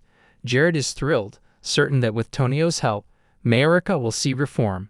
However, the game exiles Tonio, revealing that he was secretly Horgos's advisor. The second contestant, Katie, a young woman with a sharp business instinct, steps forward next. With a straight face, Jared dismisses Katie, saying it's a shame, but he'll have to make do with what's available. Once again, the game rejects the contestant, revealing she was exiled for requesting a budget from Horgos. The final contestant, Marklin, is skilled and cooperative, so Jared, exhausted, decides to move forward with him. Yet again, the game intervenes, revealing that Marklin had fled the night Horgos died. Jared is left dumbfounded, muttering, "What is wrong with Mayarika? Not a single capable person here." Defeated, he admits it's the first time his wisdom and mind's eye have failed him. He briefly considers calling on Oberon and Avila, but quickly dismisses the idea. They're busy with Caribia. A new notification appears. 5 workers from the Labor Department have quit due to extreme complaints from the head of Labor, and another 5 from the Commerce Department have left because the head of Commerce hasn't paid them in 3 months. Concerned, Raikus arrives with news. There's a problem in Divani, a village in the southwest of Mayarika. Jared confirms its location. Raikus explains that a leader was recently assigned there, but reports suggest he's done no real work. Desperate villagers approach Raikus, begging for help, claiming their leader spends his days drawing obscene pictures and drinking. With a stern expression, Jared mutters that despite holding such an important position, the leader has learned nothing. His aura flares as he enters stage 4 of recklessness, ordering Raikus to prepare for a visit to Divani to hand out some discipline. Upon arriving, they're guided by an old man to a room. In a fit of rage, Jared kicks the door open, shattering it instantly. Raikus steps forward, warning the village leader Julian to show himself immediately. Raikus's teammates blushingly watch obscene pictures on the walls and say that they are so vibrant. Furiously, Raikus asks them to be quiet. The floor is covered with empty bottles of wine. Sitting in dim light, a man with a mug inquires about their identities. Furiously, Raikus asks if he is Julian. Jared uses his mind eye and reflects that he has seen multiple talents and all of them enhancing their own unique skills. Even if it was a little late, he made sure they could develop their talents as early as possible. Out of all the people Jared has seen so far, this guy is not anything normal. He adds that Julian is closest to perfection. Julian confirms his identity and asks if there is any matter. The game notifies that Julian's wisdom has risen with a powerful synergy from his special qualities. Jared excuses Raikus for a moment. Jared muses that Julian is hiding his thoughts and is so skilled. With a serious tone, Jared asks why he hasn't done anything for the village and if he hasn't paid for it. Julian casually replies that he doesn't think he is something to handle such trivial work. He drinks beer, saying he is not someone who should be at such an insignificant village. Furiously, Raikus tries to take out his sword and warns him that how dare he speak such nonsense. Jared sits with Julian and gently asks if he thinks that he doesn't fit for this work. Julian confirms it. Jared smiles and asks him to tell the truth. He asks if Julian doesn't want to do it or that he can't do it. Julian looks at him blankly for a while and casually replies that he doesn't want to do it. Jared smiles and asks if he can prove his words. Julian smiles back and asks if he supervises him from this side. He calls out a boy and orders him to gather all the past documents, even small civil cases. He commits to review all the cases. The boy understands it. Julian stands by the wall and requests Jared and others to help him take down those pictures. Uncomfortably, he reveals that he draws them, and without a second thought, sticks them on the wall. They start removing the pictures from walls. Different cases appear there. Just then an old lady enters with her calf. Julian asks if she said her calf is not growing properly. He advises her to make sure she hasn't been feeding it too little or not weaving it soon enough. A lady and a man enter. Julian tells them that fewer grains will be processed if the pay for the labor of milling grains grows too much. He adds the pay will be decreased by 1/16. He solves another case that something is wrong with the queen bee if the population of bees has decreased in a hive. They will reach a different hive themselves if they destroy that hive. Julian says aloud that it seems that there is someone embezzling the money earned from the harvest. Rakus wonderfully asks if there was someone like that. Observing his intelligence, Jared reflects that Julian has done a month's worth of work in half a day. Eventually, Julian informs them that all the pending cases are solved and that they can leave now. Jared orders his soldiers to leave. Jared and Julian sit with each other. Jared laughs and says he can understand now why he was so confident. Julian apologizes to him for not paying attention in managing this village. Julian tries to explain that he was merely procrastinating and that finishing his tasks wouldn't take much time. Jared, amused, laughs and tells Julian that he has done well in leading him there. He then asks if Julian now understands what kind of man he truly is. Julian nods, admitting that he disfigured Jared out, and hesitantly asks for one request: to note his lord's dream. A flashback follows where a man questions how an adult could still think about dreams. Another man laughs, acknowledging Jared's skills, but pointing out that every man has a destiny, and Jared seems arrogant for a commoner. Horkus then enters the scene, laughing as he talks about the nation's growth. He explains that he brought Jared into the fold because of his perfect score on the Empire Management tests, but remarks that it seems vanity is what truly drives him. Julian reflects that a leader's ambition should always surpass the combined ambitions of their people. Despite serving such powerful individuals as his lord, he feels insignificant in comparison. Jared then reveals his dream to become the hero of the entire Nas continent. He adds that his true goal is to be the world's hero, not just a nameless lord of a small territory. Curious, Julian asks if Jared is being truthful. Jared, with a playful smile, questions if he seems like the type to lie or if he's unworthy of becoming a hero. Julian pours beer into 2 glasses and admits that for a long time he has wanted someone he could look up to. He adds that it's not the fault of a vassal if their lord is looked down upon by their own followers. They toast, and Julian challenges Jared to either become an earl or lead a conglomerate of territories by the end of the year, proving his dream is real. Jared accepts the challenge, laughing as he asks if Julian is ready to supervise him. Julian bursts into laughter, declaring that he would never lead the side of a lord who has earned his full respect. However, he adds that if Jared fails, he will walk away without hesitation. Jared confidently cheers with him, vowing that they will be together for eternity, and appoints Julian as the executive head in charge of Mayarika's internal affairs. Meanwhile, in Caribia, Hayes, exhausted, mutters to herself, wondering when Jared will return to his mansion. She overhears Orson mention that it's clear Jared plans to instate a single vassal as the executive head to manage the entire territory. Furious, Avila insists they leave for Mayarika immediately, having seen the situation for themselves. Oberyn turns to Hayes and asks if she will join them in greeting the Lord. Hayes, excited, confirms with a smile. In the Lord's office in Mayarika, Jared reflects on how the territory stabilized quickly after Julian took over as the executive head.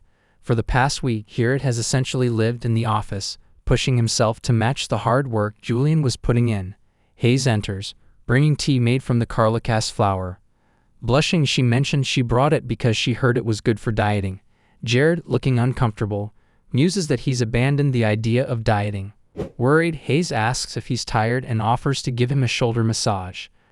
Julian notices the exchange and smiles, advising Jared to take some rest, reminding him that restlessness can negatively affect his abilities. Jared insists he's fine, but Julian dismisses his concerns, bowing and stating that he'll return after meeting with other vassals.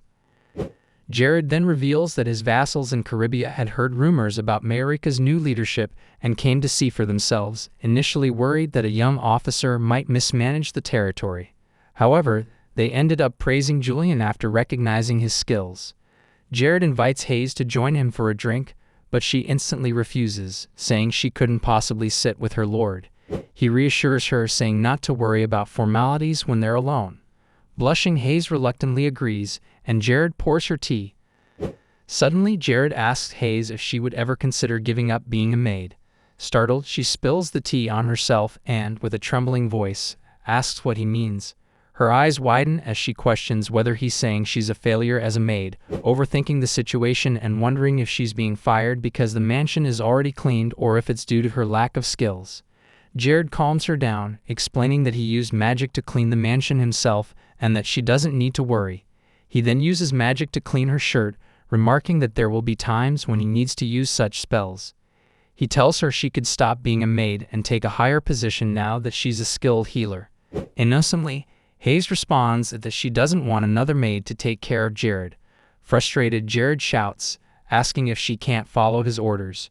She responds that she'll quit healing if she has to quit being a maid. At that moment, Jared's pendant starts glowing with a green aura, causing both of them to look at it curiously. After a few seconds, it falls back onto the table. Hayes asks about the pendant, and Jared explains that it was an artifact confiscated from a criminal. He grabs it and reveals its name, Tears of Mahart 3. He adds that while it raises one's base stats by 25, its true purpose is to serve as a key to the ancient catacombs beneath Mayarika. Excited, he asks Hayes if she's ready to go explore a place he's wanted to visit ever since arriving in Mayarika. He praises her for being better with directions than him, to which she calmly agrees. Meanwhile, in the small town of Moralis in the kingdom of Lentus, a postman knocks on Belton's door to deliver a letter. Belton, a traveler, receives the letter, and the postman asks if he knows anything about large packages. Belton glances at the name and wonders if he knows the person who sent it.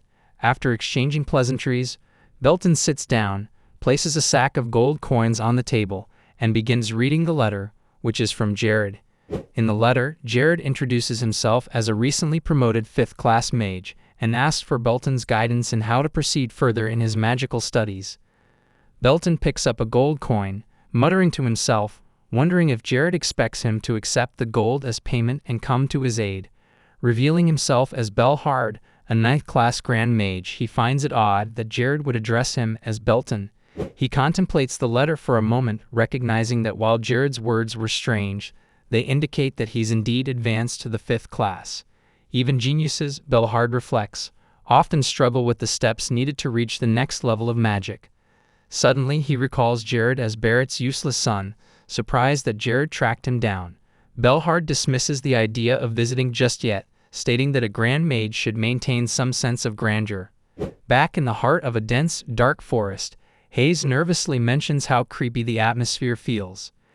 Jared reassures her, brushing off her concerns, saying there are no villains around. She remains uneasy, noting that it feels unsettling. Jared reveals that during the development of the game they're in, no one was given a clue about the location of the ancient catacombs. He recalls how, when everyone was about to give up, someone spotted the location in a reflection on a developer's monitor and a social media post.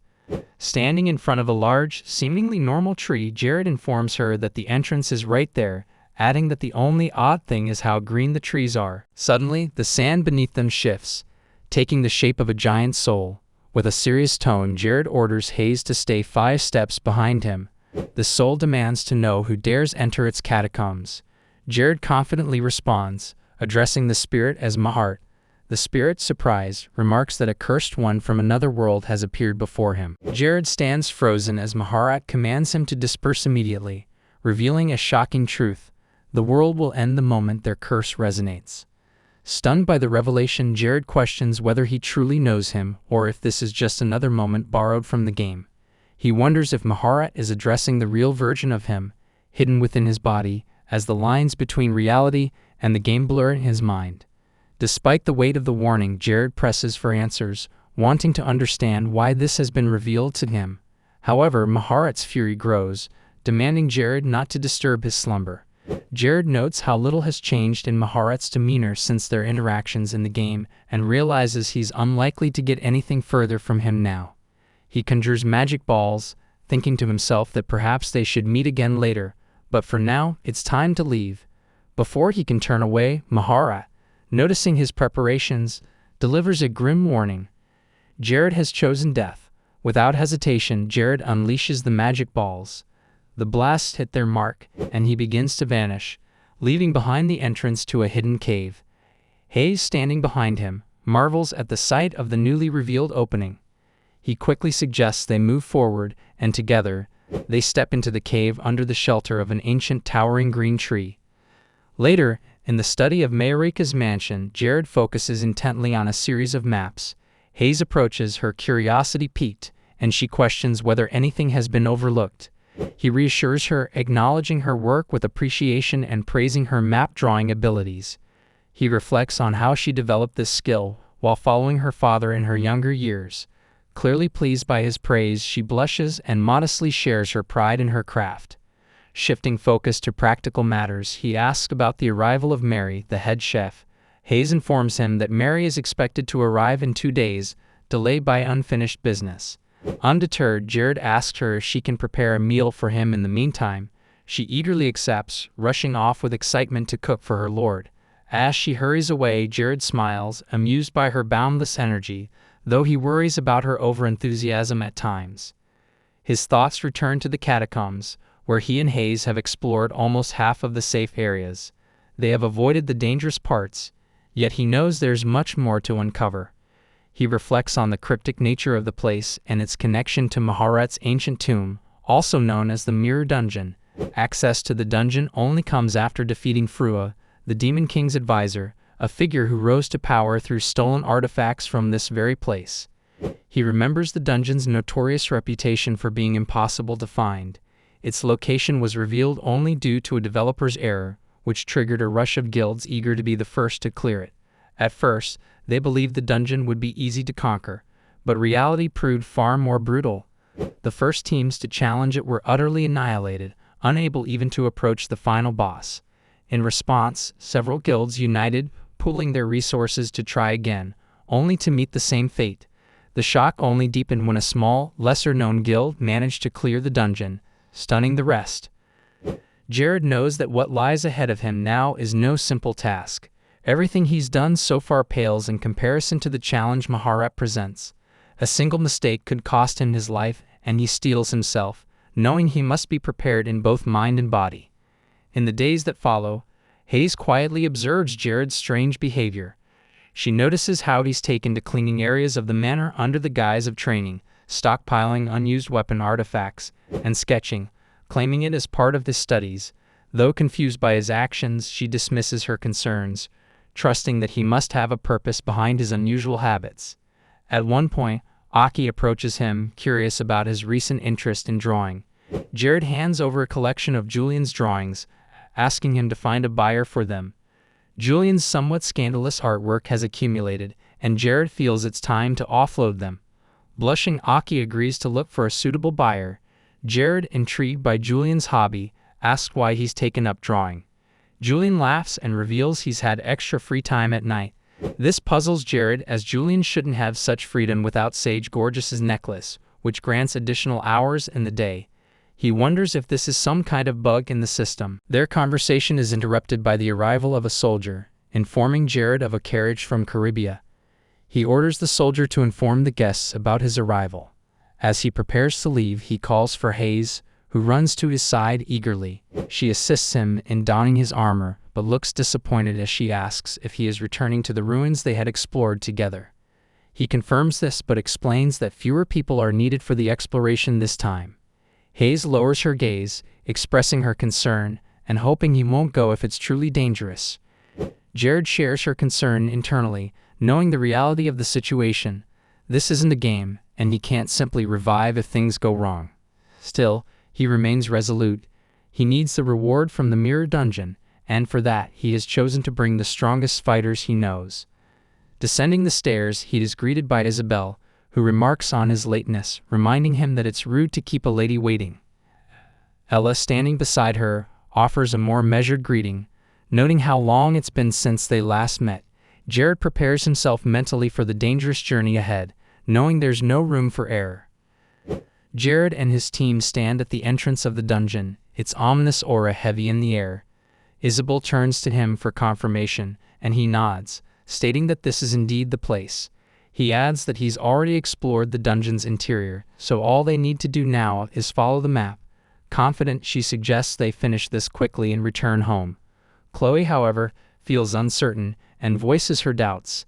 She understands the presence of the others, Isabel, a powerful sorcerer and teacher, and Ella, a master swordsman, but she questions her own role in the raid. Jared reassures her, stating that she is the most important person there, though she remains perplexed by his words. As they proceed deeper into the dark labyrinth of the dungeon, Ella voices her thoughts to him. Despite her distaste for both the Demon Kingdom and the Church of Darkness, she reveals her concerns. She wonders if he is there out of curiosity about the powers of darkness. Jared dispels her worries, explaining that his sole interest lies in the artifact, not in the strength of darkness. She seems relieved by his response, commenting that if his intentions were otherwise, they might have found themselves on opposing sides. Though uneasy, he agrees, inwardly noting her deep devotion to the light. He wonders if this is still before she begins to question her allegiance. As they venture deeper, Isabel points out a path ahead where the dim lighting begins to brighten. Jared informs the group that this indicates they are nearing the end of the labyrinth. Beyond it lies the real challenge. Chambers they must pass, each requiring a new test to progress. They prepare for the raid as the first obstacles come into view. Clay soldiers standing guard at the gate. With a serious tone, he instructs Isabel to execute the strategy they had discussed earlier. She immediately understands, lowering herself to one knee as she channels a black aura, releasing it across the floor like a creeping shadow. The dark energy slithers toward the soldiers, capturing their attention. The moment they sense the aura, the clay soldiers abandon their post and rush toward her, ignoring the others entirely. As they draw near, Jared acts swiftly, casting a barrage of magic that shatters the soldiers into dust, leaving behind 2 purple stones where they once stood.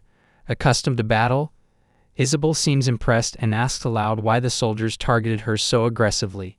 Jared explains that clay soldiers instinctively pursue dark mages and sorcerers first, speculating that it might have something to do with familiar magic.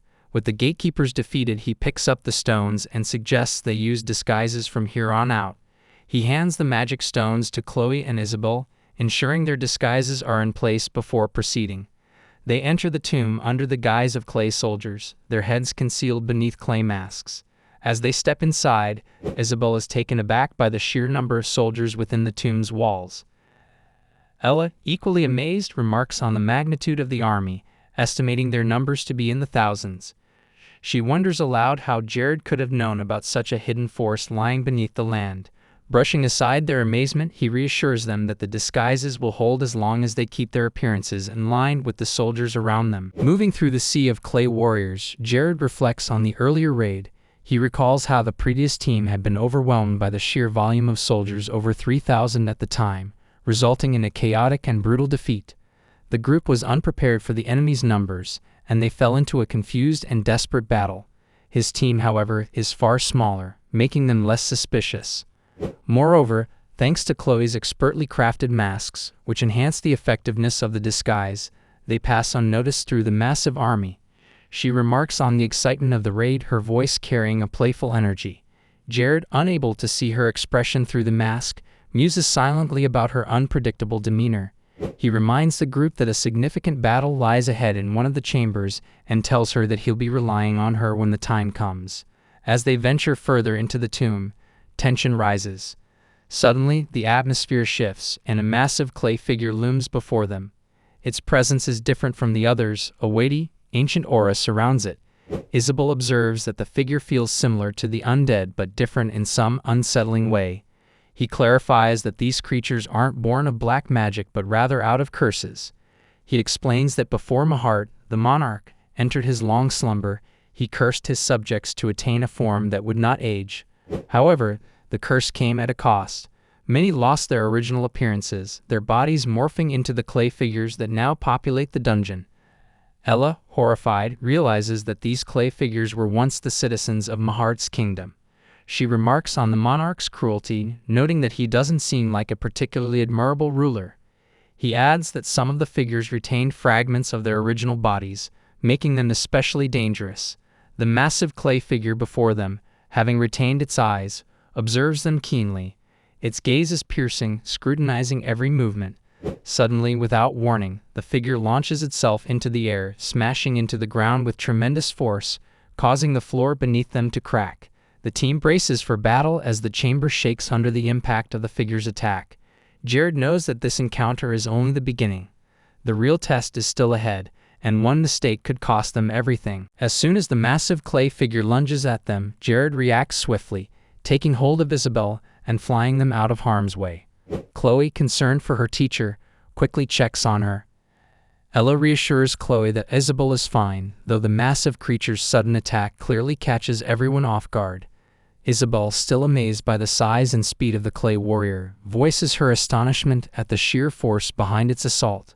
Jared, however, is troubled, proclaiming that something is wrong.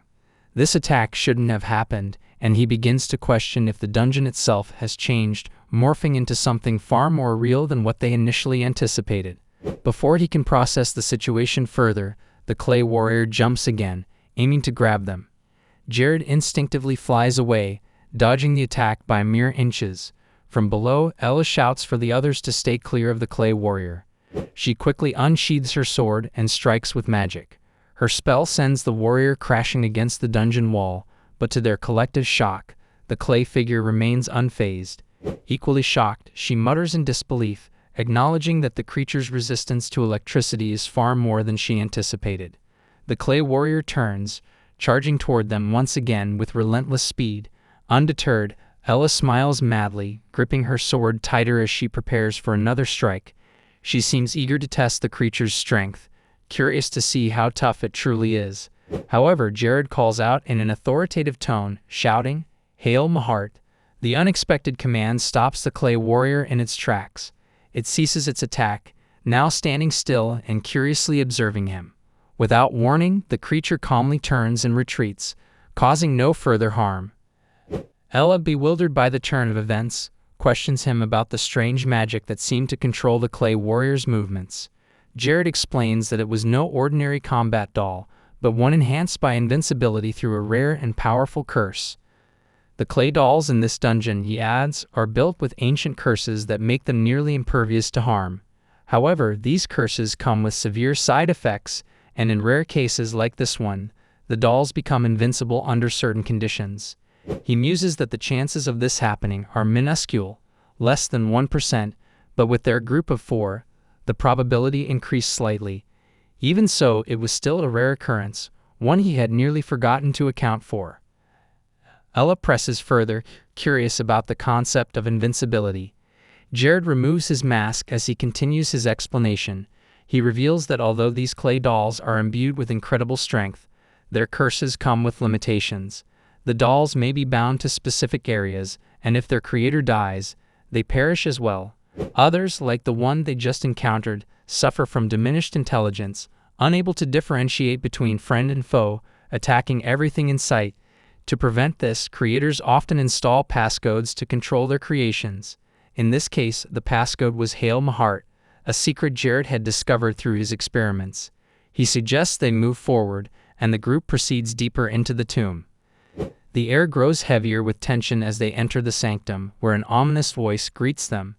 The voice belongs to the chief priest of the Emperor, a being with 2 distinct personalities, sun and moon, sharing the same body. With a confident tone, Jared acknowledges the priest's presence, remarking that they have entered the sacred sanctuary of their monarch. The priest, switching between the personalities of sun and moon, responds with disdain. Sun politely invites the group to enjoy themselves, while Moon furiously condemns them as disrespectful intruders. With the priest's command, the soldiers guarding the sanctum begin to stir.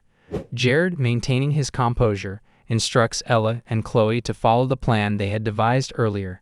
Sun orders the soldiers to strengthen their defenses and welcome the intruders with force. Moon, more aggressive, uses magic to increase the soldiers' agility, commanding them to kill the intruders.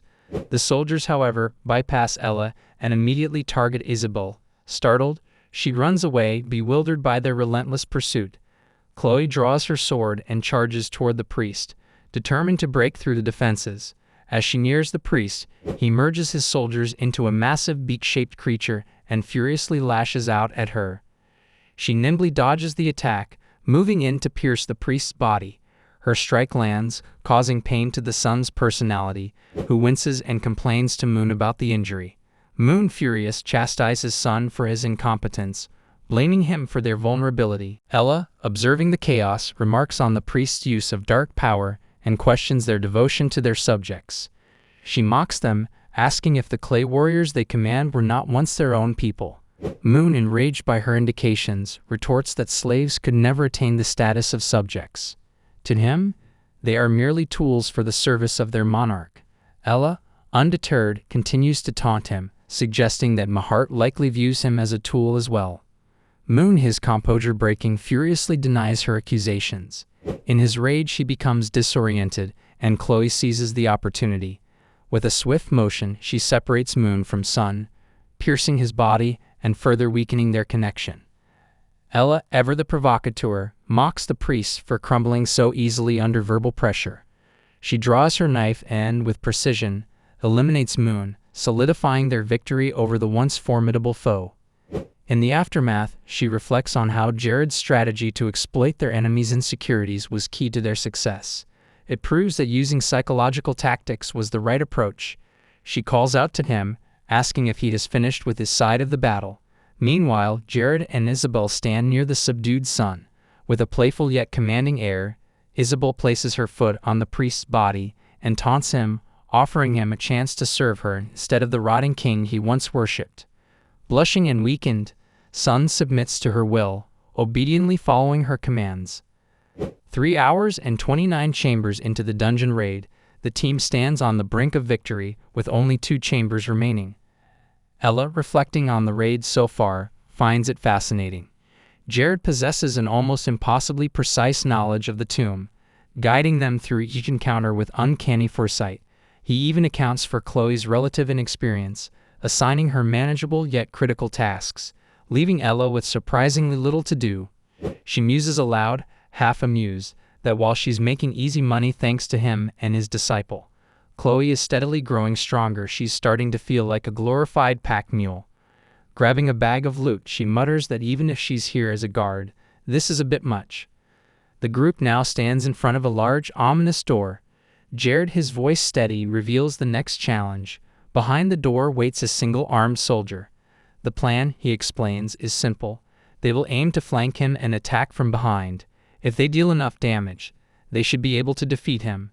Isabel, curious, asks if that's really all there is to it. He reflects for a moment before adding that, even in the game, this monster had single-handedly pushed back entire allied guilds. Cheap tricks won't work here. They open the door and step confidently into the chamber. A lone, silent figure sits before them, Mahart's armed soldier, the Gold Hawk. The game notifies them of his presence, warning that his stats will increase in proportion to the number of intruders. The air thickens as Hawk, sensing their presence, rises to his feet. His voice booms through the chamber, commanding them not to disturb his master's slumber. The sheer force of his aura sends a wave of unease through the team. Isabel, feeling the intensity of his power, muses that it's as though Hawk's presence is swallowing them whole. Hawk's fury intensifies as he calls out to the chief priest, Sun, denouncing him for failing to keep the intruders at bay. The priest, clearly fearful, tries to justify his failure, but before Sun can utter another word, Hawk's retaliation is swift and brutal. Chloe, standing to the side, gasps in shock at the sudden, violent execution. Hawk, now towering over the group, coldly declares that betrayal shall never be forgiven, no matter the reason. He warns that those who serve the Lord must be prepared to lay down their lives without question. Jared, keeping his composure, forms a fireball in his hand. His voice serious, he informs the team of the plan. He will distract Hawk for exactly 10 seconds, and during that time, the others must attack from behind. With that, he hurls the fireball at Hawk. The attack barely phases him. Unscathed, Hawk proclaims that any who ignore his warning shall face death. Jared, undeterred, warns the others to remain vigilant because Hawk is incredibly strong. He casts a barrage of magic missiles infused with nightmares at Hawk, but the soldier's defense remains impenetrable. Hawk lunges at him, launching a series of swift, deadly strikes. Jared dodges each blow with precise, blink-like movements, narrowly escaping the full force of Hawk's one-strike kill abilities. He knows Hawk's affinity for such strikes, which momentarily amplifies his power to a lethal degree, means that even a graze could be fatal. He reflects on Hawk's abilities. He is faster than Frua and tougher than Capri. But this time, Jared is not alone. Suddenly, Chloe thrusts her sword into the enemy's neck. The pain briefly weakens him, and he snarls, calling her a cowardly assassin. Enraged, Hawk shouts that she, a vermin who has long posed a threat to the throne, should not exist. He swings his weapon at her, but she deftly dodges the attack, her agility catching him off guard. Isabel follows up with a spell, casting a black aura that envelopes Hawk. With fury in her voice, she declares that he made a grave mistake in trying to dispose of her slave. Hawk's vision begins to fade, realizing too late that they had a sorcerer among them. As Hawk staggers, his mind races. He reflects on the strategy Jared had employed. He had let his guard down when Jared cast the first fireball, assuming it was a frontal assault. But it was merely a distraction. Jared had masterfully orchestrated a coordinated attack, surrounding Hawk and launching a continuous assault from all sides. Hawk, though impressed, knows that his decaying body won't hold out much longer. Isabel intensifies her spell, dark energy binding one side of Hawk's body, as Chloe delivers another piercing strike, this time to his back. Jared, assisting her, teleports her instantly to different positions around Hawk, allowing her to attack from multiple directions. As the relentless assault continues, Jared casts fire on Hawk while Chloe thrusts her sword into his leg. Hawk, realizing the danger, knows his body is reaching its limit. He calculates his next move. If he can take down just one of them, the other's formation will falter, and their continuous attacks will cease. With a final burst of rage, Hawk sprints toward Jared, aiming to overwhelm him and crush the team's leader. Jared, anticipating this, dodges the attack, but Hawk, sensing his movement, counters with a brutal swing of his mace.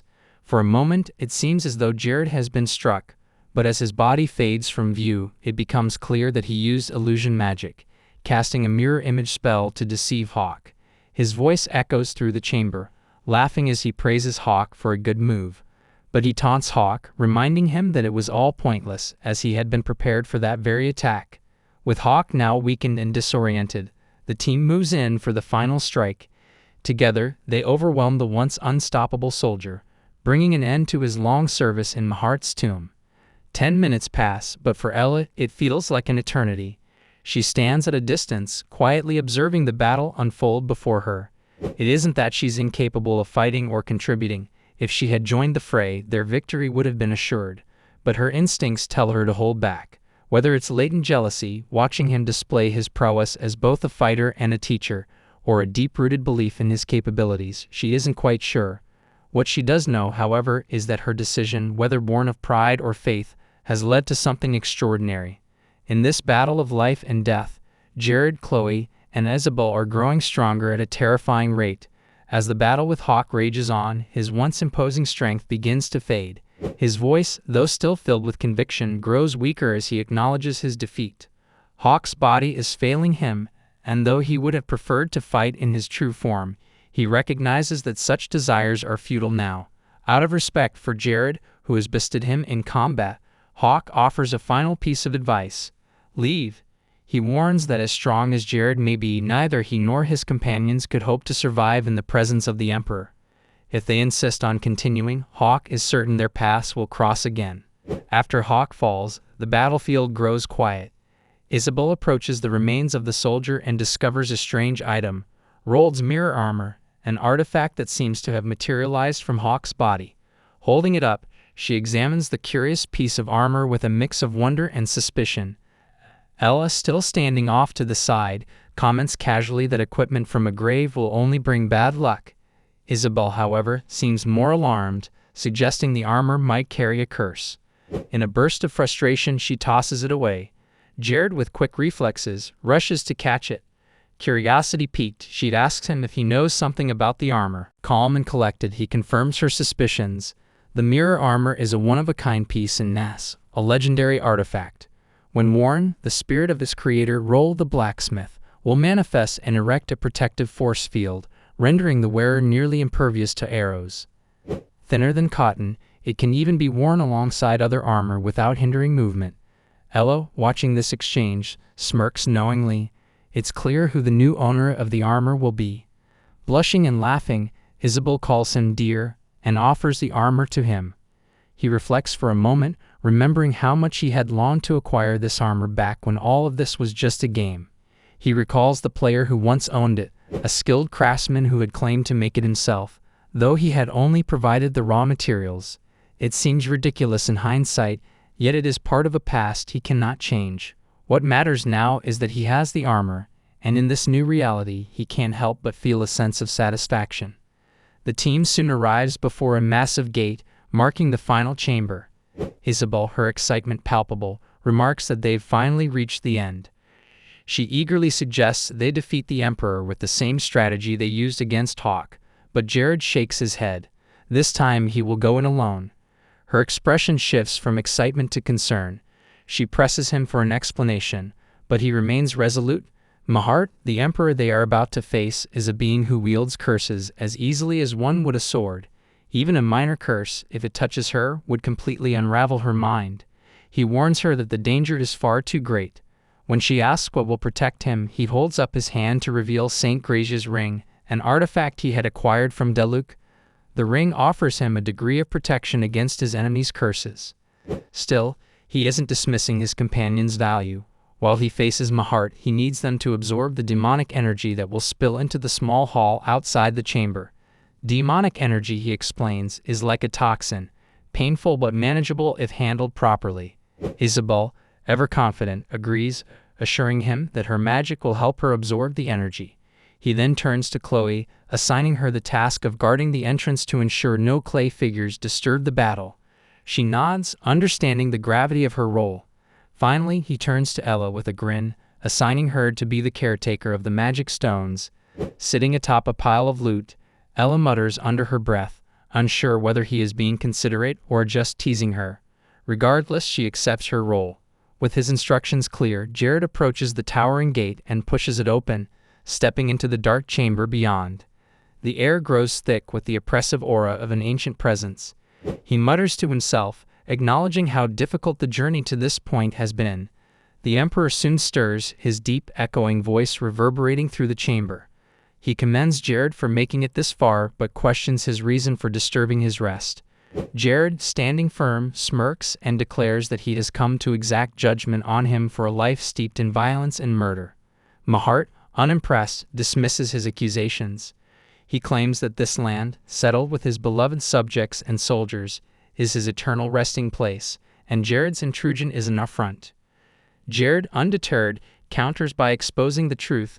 Mahart had forced his people into slavery, driving them to their deaths to fuel his selfish ambitions. There is no love in that, only cruelty. As he speaks, Mahart's anger swells, and he unleashes a torrent of magic, a powerful curse meant to inflict unbearable pain on Jared. But thanks to the Saint's Ring, the mental affliction is nullified. Despite the protection, Jared still drops to his knees, pain coursing through his body. Mahart, sensing victory, releases his dark aura, marking Jared with a deadly stigma, a curse designed to slowly drain his life force until death claims him. The curse will chase him relentlessly, and evading it is pointless. But Jared has a plan. Timing it perfectly, he dodges the curse with a blink spell and seals it within a drawing etched onto the floor. Mahart, momentarily taken aback, praises him for evading such a deadly curse, but he dismisses it as a futile gesture. The Emperor's power is absolute. Trapped within the chamber, Jared has no escape. Mahart offers him a choice: swear fealty, and he will grant him immortality and unimaginable strength. Jared laughs mockingly, disgusted by the thought of becoming a skeletal, decaying form like the Emperor. Enraged by his insults, Mahart unleashes a barrage of powerful spells. With precise timing, Jared retaliates, launching a fire spell that briefly disrupts the Emperor's form. As his body begins to regenerate, Jared reflects that the Emperor's regeneration, just like in the game, is his key advantage. He grins, confident that if he can drain Mahart's stamina before his own magic is exhausted, he will win this battle. Summoning his remaining strength, Jared combines a space-warping cloak, a lightning spear, and a nightmare spell, launching a devastating attack. The lightning spear pierces Mahart, but the Emperor barely flinches. Instead, Mahart conjures massive green roots from the ground to ensnare Jared. Swift and agile, Jared evades the attack and charges forward, determined to put an end to the tyrant once and for all. Jared faces hell throughout this long, tentative battle. Magic stronger than his is shed on him mercilessly. Even though he exhibits a lot of concentration, his body and mind grows very close to exhaustion. He lost count of how many times he nearly succumbed to death. His magic and resistance are drained, but still he doesn't lose his courage and wants to try a little more time to win. Mahart mutters that Jared only tries to hold him back by putting himself in danger. His fighting skills are suicidal. He is only acting to be fighting despairingly. This is even making him curious that Jared is really a weakling who is making up for his weakness with effort. However, Jared utters that he is playing for a fool as if he was hiding something. Mahart gets surprised at how his life force is just worn. He remains stunned that it was a magic circle, not a mere scribbling. Mahart confronts Jared, realizing the hidden truth behind the magic circle and accusing him of trying to send the painful mark back. Jared is surprised Mahart uncovered his plan, but Mahart mocks him, calling it a cowardly trick. In a fit of rage, Mahart ensnares Jared's leg with a magic chain and slams him to the ground. Jared, recovering, retorts, but Mahart unleashes a powerful spell. Jared tries to shield himself, but the barrier shatters, and he's thrown down, his arm injured by the impact. Mahart delivers a merciless kick, viewing it as a fitting repayment for Jared's antics. He warns Jared not to dare try such moves again, punctuating his threat with a brutal punch to his face. As Jared reels from the blow, Mahart taunts him, saying that if he hadn't meddled and started this mess, he might have lived longer while holding him by the throat. Jared's face is badly bruised, yet he attempts to cast a spell, only for Mahart to grip his wrist tightly, frustrated by his futile efforts. Mahart mocks Jared's magic, declaring that this is his end. Suddenly, Jared delivers a forceful punch, teasing Mahart that he lacks power in his arms too. Mahart angrily threatens him to join the dead, but Jared responds with a chilling smile. A weapon suddenly emerges from the ring on Jared's hand, plunging directly into Mahart's eye. Pleased with his cleverness, Jared notes that he switched the ring to his other hand. Mahart is stunned, yet his arrogance remains intact as he boasts about his many tricks, even as his body begins to crumble like sand. The scene shifts dramatically as several weapons pierce Mahart's body. Now in control, Jared smirks, stating that if he pulls out these weapons, it will be the end for Mahart. He explains that these weapons are designed to absorb divine power, especially when infused with the cleansing magic he has perfected. As the magic flows through Mahart's blood, Jared clarifies that it isn't meant for him, but to purify the demonic energy within Mahart. Losing his momentum would be fatal, and Jared vows to cleanse every trace of demonic energy from Mahart's body. Mahart screams for his soldiers to protect him, demanding immediate assistance. Chloe intervenes, wielding her weapons to fend off the advancing soldiers. As they rush to Mahart's aid, she declares that they cannot pass because she is there to guard. Mahart mutters in frustration that if this continues, all his soldiers will soon be defeated. Jared seizes the moment to taunt Mahart. Enraged, Mahart cuts him off, commanding him to stop interfering. He unleashes his magic, creating a swirling black hole and ordering his soldiers to rise from beyond it, transcending their former lives to serve him in his grand duty to conquer the continent. Jared, equally determined, shouts that this aligns with his own goal, and the two stand at odds, both intent on domination. As Mahart's laughter echoes ominously, he demonstrates his magical power, and amidst the chaos, Isabel's voice rises, screaming for Jared's attention. Jared lies on the ground in a dire state, while Mahart stands over him, laughing maniacally and declaring himself the true immortal emperor. The weapon embedded in Mahart's face shatters, and suddenly, his magic dissipates, causing his body to disintegrate into sand particles. As he embraces his fate, large stones crumble around him. Isabel rushes toward Jared, who, despite being the weakest of the North and the lord of the smallest territory, has faced his foe and triumphed over a man who once ruled with blood and fear. A triumphant smile spreads across Jared's face as he revels in Mahart's defeat, roaring in celebration of his hard-won conquest. Jared's party, who defeated the tyrannical Emperor Mahart, are pleased for their success. However, Isabel is visibly distressed, crying and insisting to Jared that he cannot die. She threatens to curse him if he does. Ella steps in to comfort her, assuring Isabel that Jared will be fine. Suddenly, Jared mutters Isabel's name, capturing her attention. He struggles to speak but manages to direct her to retrieve the artifacts and an ancient grimoire from a secret room. Isabel rolls her eyes, teasingly calling him greedy, and Ella agrees with her sentiment.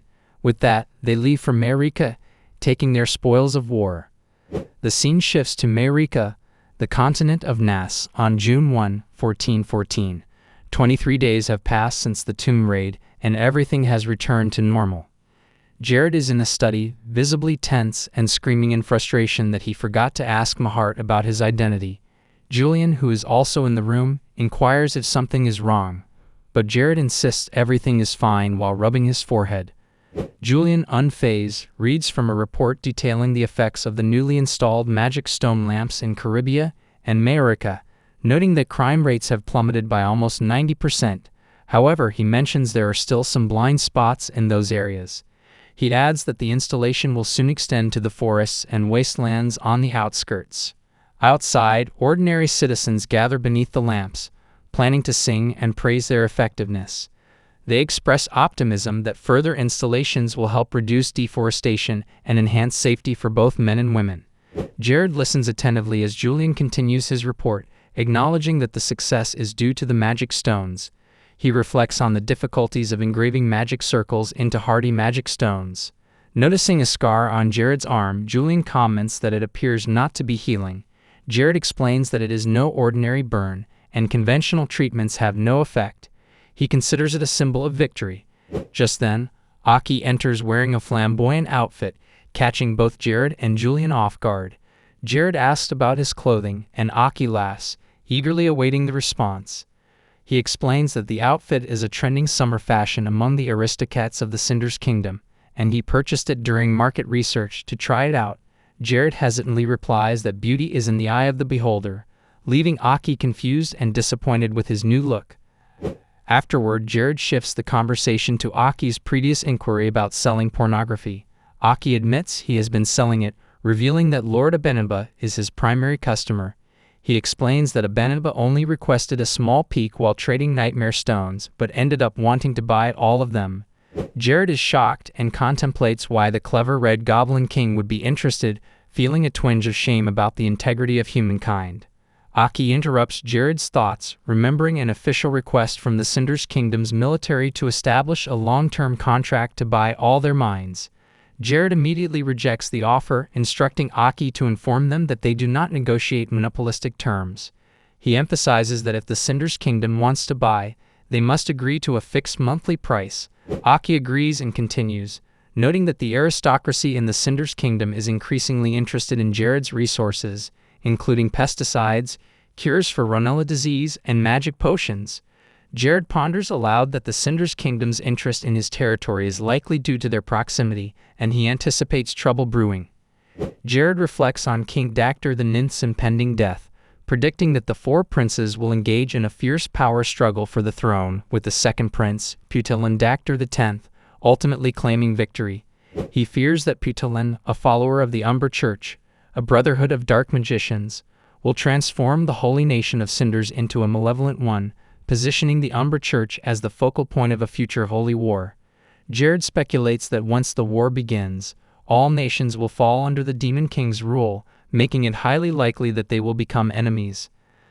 Despite this grim forecast, Jared considers waiting things out, acknowledging that, as a minor lord, he has no authority to interfere in the Cinder's Kingdom's affairs. Suddenly, Hayes bursts into the room, breathless, declaring that a serious problem has arisen. She informs Jared that the king of the Cinder's Kingdom has sent handwritten greetings and that the fourth prince himself is on his way to deliver them. Julian notes that this development does not bode well, and Jared senses a political storm on the horizon. As guards announce Prince Isel's arrival, Jared prepares for the encounter. The young prince enters, introducing himself with a long red braid, expressing pleasure at meeting Lord Jared for the first time. He presents Jared with an envelope from the king containing an invitation to the king's upcoming birthday celebration, stating that his presence would be a great honor. Jared accepts the card, asking permission to open it. Prince Isel encourages him to do so. As Jared reads the invitation, he notices that most of it is formal platitudes.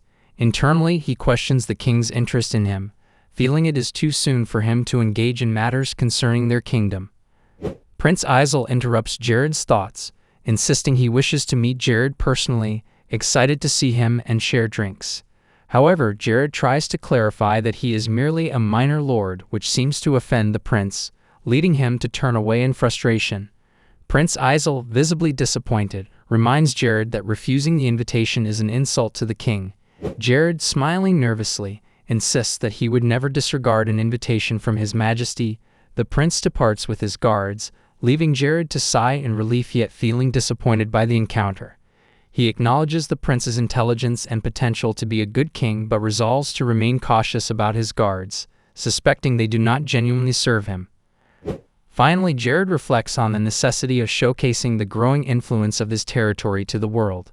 The scene then shifts back to the Cinder's kingdom, where an old man kneels before Prince Putalin, who asks about his long service under Lord Barrett of Caribia. The old man confirms his past service and expresses curiosity about Jared, prompting the prince to demand a full account of everything the old man knows about Caribia and its current lord. In Mayrica, Mia races down the hallway, laughter ringing out as she uses her magic to enhance her speed. Lena chases after her, shouting for her to stop running and not to use magic in the halls. With excitement, Maya throws open the door to meet Milord, and despite Lena's desperate attempts to catch up and stop her, she fails. Inside, Julian is absorbed in his work, astonished to see the two girls burst in. Leah, confused, asks about Milord while Lena apologizes to Julian for the interruption. Julian hesitates, then informs them that Jared is not present. He explains that Milord left for Cinders 2 days ago and won't return for 4 more days. Mia's expression shifts to one of anxiety. The scene transitions to a vehicle where Jared, Aki, and Hayes are traveling together. Hayes expresses her nostalgia for the golden days when the three of them were inseparable. Jared agrees, reminiscing about the time Aki was held captive by bandits.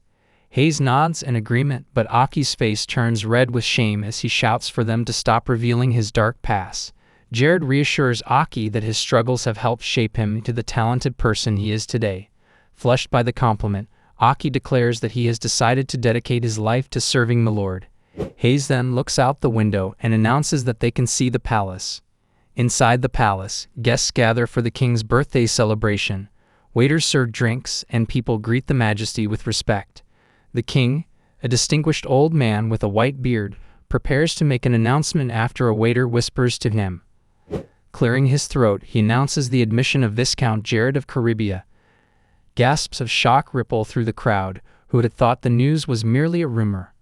As the door opens, Jared strides into the hall, looking regal.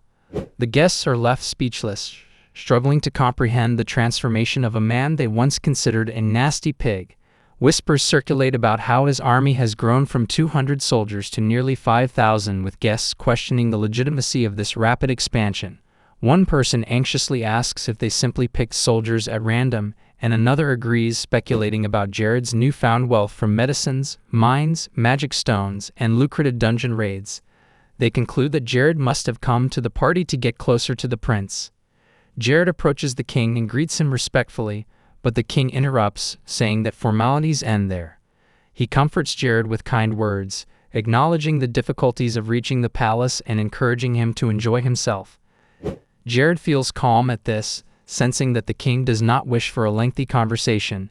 Suddenly, guests swarm around him, bombarding him with questions. The crowd grows overwhelming, and Jared, feeling frustrated, wishes they would move so he can see the prince. Nearby, Prince Ian, the first prince, coughs violently, prompting his retainers to ask if he is okay. Ian dismisses their concerns, claiming he's fine and that his chronic illness is merely an old friend now, even as he continues to cough. Observing this, Jared reflects that Ian's ailment will likely prevent him from ever claiming the throne. Across the room, Prince Jess, the third prince, flaunts his popularity among the mainstream nobles, laughing loudly with his supporters. Jared thinks to himself that Jess seems more popular than Putalin, the second prince, but he cannot ignore the strength of Putalin's supporters. He imagines that Putalin's backing might prove stronger, potentially leading to a conflict between the second and third princes, especially since Isel's supporters appear unwilling to side with Jess. Suddenly, a large man approaches. It's Putalin, the second prince, known for his ambition and skills in Cinder's secret sword arts and Umbra theology. He greets Jared as Lord Jared and inquires if he prefers to be called Viscount. Jared's anger simmers beneath the surface. He had hoped to avoid another encounter with Putalin. Still, he calms himself and replies that he doesn't mind what title Putalin uses, adding that calling him simply Jared is acceptable too. Putalin expresses his desire to meet Jared in person, revealing that he had heard Isel invited him. Isel stands upstairs with his sister, Princess Maria, watching with fury as their brother seeks Jared's favor. The conversation between Jared and Putalin continues, with Jared downplaying his significance as a nameless noble. Putalin dismisses his modesty, asserting that Jared is at the center of attention in the nation. Jared smiles slightly, insisting that his focus is on managing his territory, and he has little interest in the gossip surrounding him. Putalin laughs, suggesting that Jared's success in annexing Majorca must have brought him some luck. Jared, however, insists that he's just been defending against invasions from neighboring territories. Finding some common ground, Putalin moves closer and tells Jared he sees him as a very ambitious person. He smiles slightly but disagrees, stating he's only trying to protect what's his. Putalin nods in agreement, places a hand on Jared's shoulder, and insists they should reserve a seat for themselves at the table, eager to discuss various matters before walking away. After Putalin leaves, Prince Jess approaches Jared with a loud laugh, teasing him about his conversation with Putalin. He boasts about his connections, claiming that many aristocrats are eager to align with him. Jared feels drained, and Jess insists that his connections with the military would allow him to order supplies from Jared's territory at any price. Jared calmly replies that the prices are set through mutual agreement and emphasizes that he doesn't want to exploit his workers. Jess and his supporters laugh, questioning if Jared is embarrassed. Jared retorts that he feels more ashamed for Jess, pointing out the prince's excessive interest in someone from a small territory. Jess's anger grows as he demands to know if Jared doesn't intend to connect with him, insisting he's not like Putalin. Jared stays silent, which only fuels Jess's anger. His supporters shout at Jared to respond, but Jared thinks Jess is insecure, trying to make him compare the two brothers. Jared states that if he had to choose, he would prefer Putalin over Jess because Putalin seems more genuine. This shocks Jess's supporters. Enraged, Jess grabs Jared by the collar, his aggression evident, while Prince Isel and Princess Maria watch in shock at the escalating confrontation. Under the warm flicker of candlelight, Jared sits with Prince Isel and Princess Maria, the air still tense from an earlier incident involving Isel's brother Jess. Isel apologizes sincerely, acknowledging his brother's reckless behavior, and Jared accepts with a calm nod. Taking a sip from his cup, the mood eases slightly, restoring a sense of normalcy. Maria, sitting across from Jared, appears restless, her gaze flickering with unspoken thoughts. Breaking the silence, she praises Jared, mentioning she's heard many stories about him. She suggests that a lord of his stature would make a valuable vassal for their kingdom. Jared sets his cup down and brushes off the praise, downplaying his role as nothing more than a minor lord of a small territory.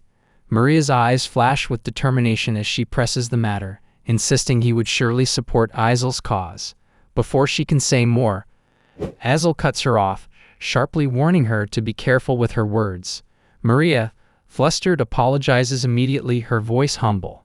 The momentary tension hangs in the air, but Jared subtly gestures toward the guards, signaling his desire for privacy. With a wave of his hand, he casts a sound-canceling spell, enveloping the three in a bubble of silence. Now alone, Jared turns the conversation toward Isel's brothers, Putalin and Jess. Isel hesitates but admits he doesn't fully know their current dealings, only what he deems necessary. Jared's next question touches a nerve as he asks about their involvement with the Umbra Church. The siblings freeze, Maria's eyes wide with shock. She quickly accuses Jared of trying to slander their family, declaring that the Cinders are loyal to the deity Radias. Unperturbed, Jared calmly explains that the rumors surrounding their family's affairs are a potential threat to national security. He stresses the importance of vigilance, suggesting their ignorance could be dangerous. As a gesture of goodwill, he presents Isel with a magical device that can monitor their brother's activities. Isel, still cautious, asks if Jared genuinely intends to help. Jared waves the idea away, stating that his concern is not about vassalage but ensuring their kingdom remains in safe hands. He hints at the fragility of noble ties and how unchecked connections can lead to ruin. Maria, now more contemplative, expresses concern that if they remain silent, suspicion will grow. Jared nods, agreeing with the gravity of the situation. He bids the siblings farewell, assuring them he'll be ready for their next meeting. As he departs, Jared reflects on the unfolding events, deciding to leave the matter in Isel and Maria's capable hands. Later that night, Jared's demeanor shifts as shadows appear behind him, their faces hidden in the darkness. Without turning, he instructs them to monitor the palace discreetly. One of the shadows, speaking confidently, assures him that their agents will surpass even Pruda's spies. Jared, satisfied, nods and takes another sip from his cup, his mind filled with strategic thoughts. He grimaces at the taste, muttering that he shouldn't have added sugar. The next morning, Jared waits outside for Aki, who is late once again. Hayes, standing beside him, shares his frustration, teasing him about his patience. Their conversation drifts to past moments when he had waited in similar circumstances. Hayes smiles, calling attention to how no other lord would put up with such delays for a mere carriage. In a playful mood, Jared suggests they visit a nearby clothing shop while they wait. Hayes hesitates, but when Jared insists, she follows him inside. Moments later, she emerges in a new dress that flatters her figure, twirling to show off. Jared smiles warmly, telling her she looks beautiful. The shopkeeper echoes the compliment, adding that she glows in the new outfit. Flushed with excitement, Hayes eagerly tries on another dress, her joy contagious. As Jared watches her, he feels a rare sense of peace. However, the moment is abruptly interrupted by the arrival of an urgent note. The message details a looming crisis, a growing threat near the Forest of Nightmares, set to unfold by the 1st of July. Jared's mood darkens as he absorbs the gravity of the situation. Only 3 weeks remain before the critical date. His mind churns with thoughts of preparation, realizing the potential devastation if they aren't ready. The memory of past invasions led by Barrett in the south and Abinibas in the north weighs heavily on him. Yet he also sees a potential opportunity in the chaos, if they play their cards right. His thoughts are interrupted by Hayes' return, modeling yet another dress, her face radiant with happiness. For a brief moment, the weight of responsibility lifts as he compliments her, saying she looks like an angel. Hayes, blushing from the praise, playfully uses her healing magic, compressing the energy into shimmering feathers that she releases into the air.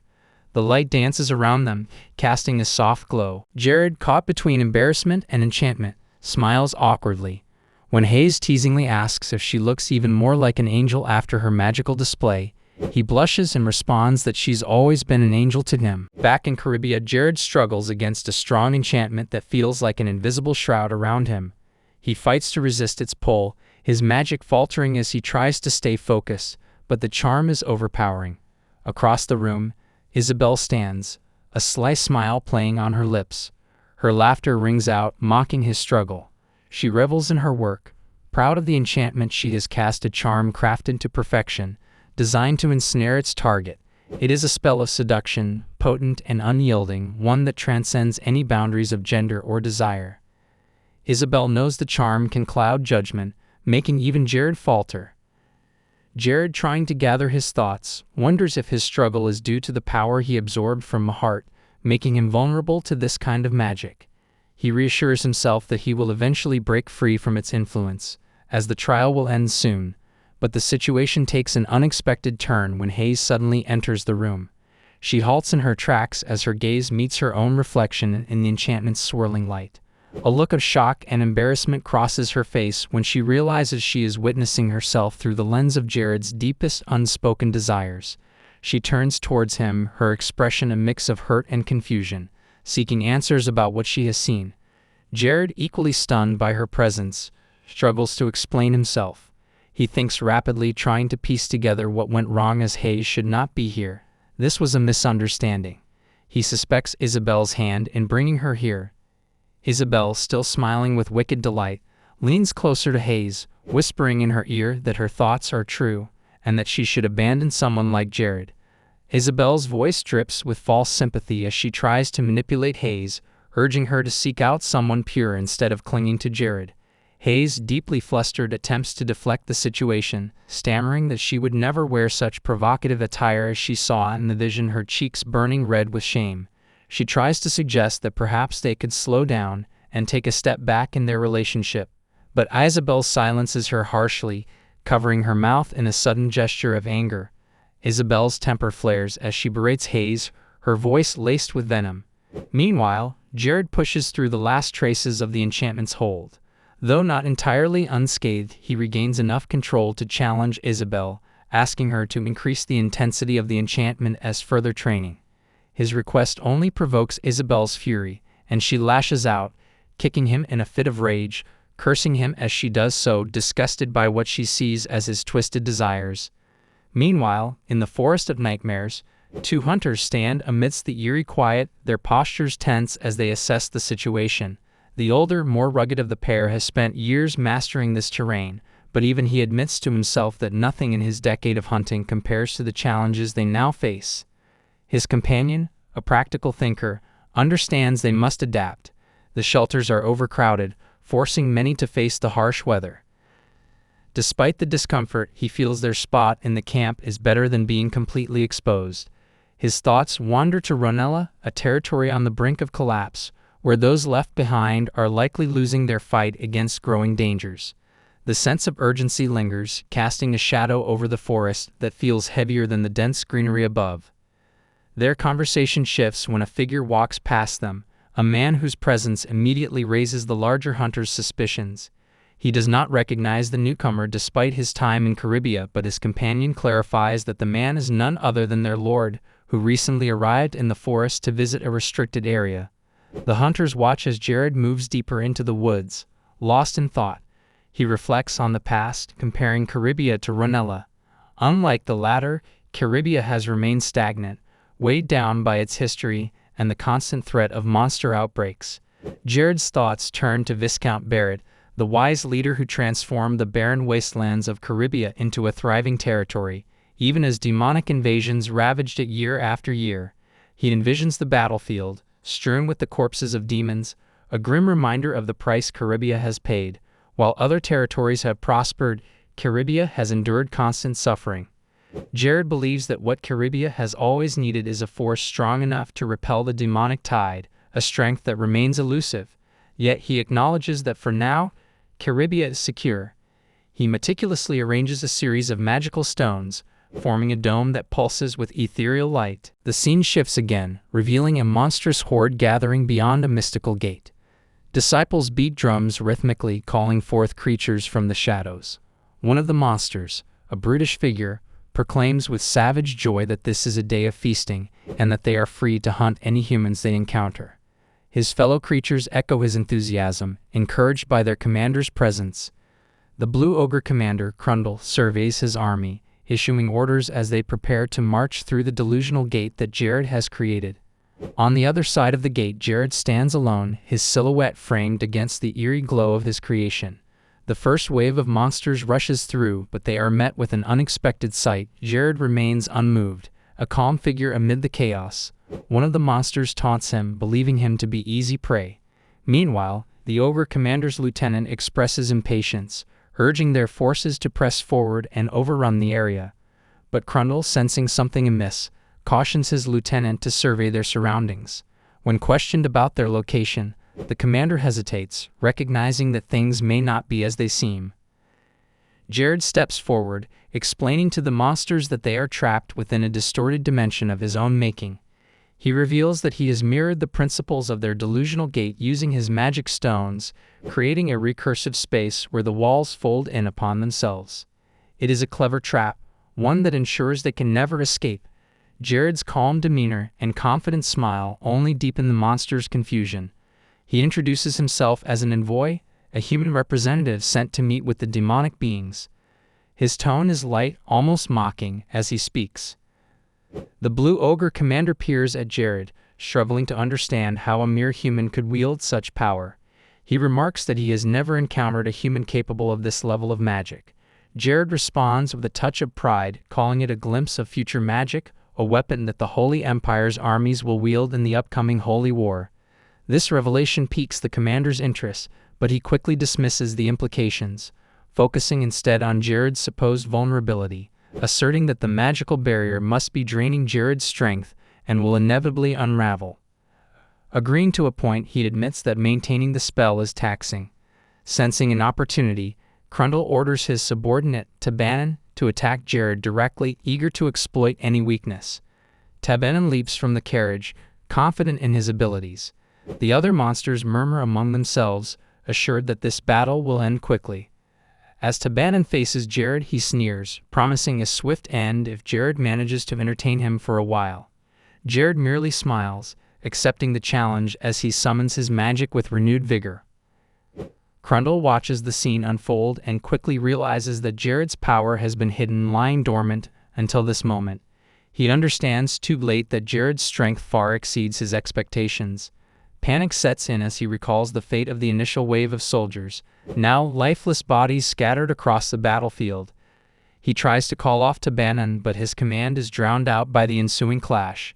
Jared's power erupts, overwhelming Tabanan with a surge of magic that leaves him dead in an instant.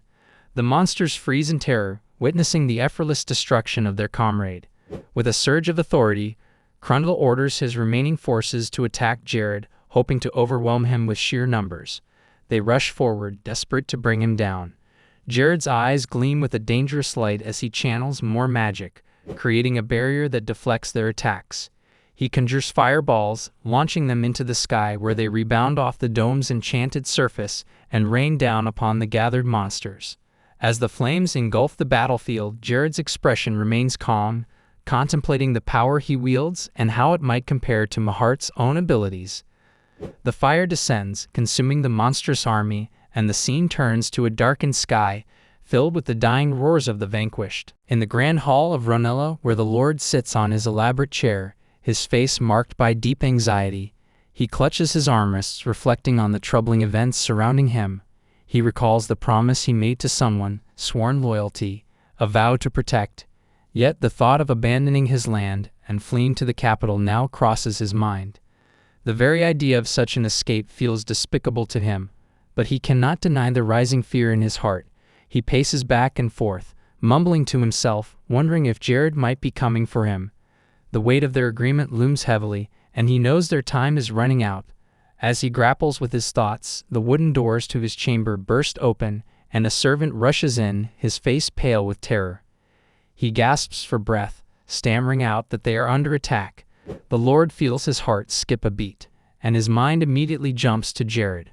Panic surges through him, but the servant quickly clarifies that this is not Jared's doing.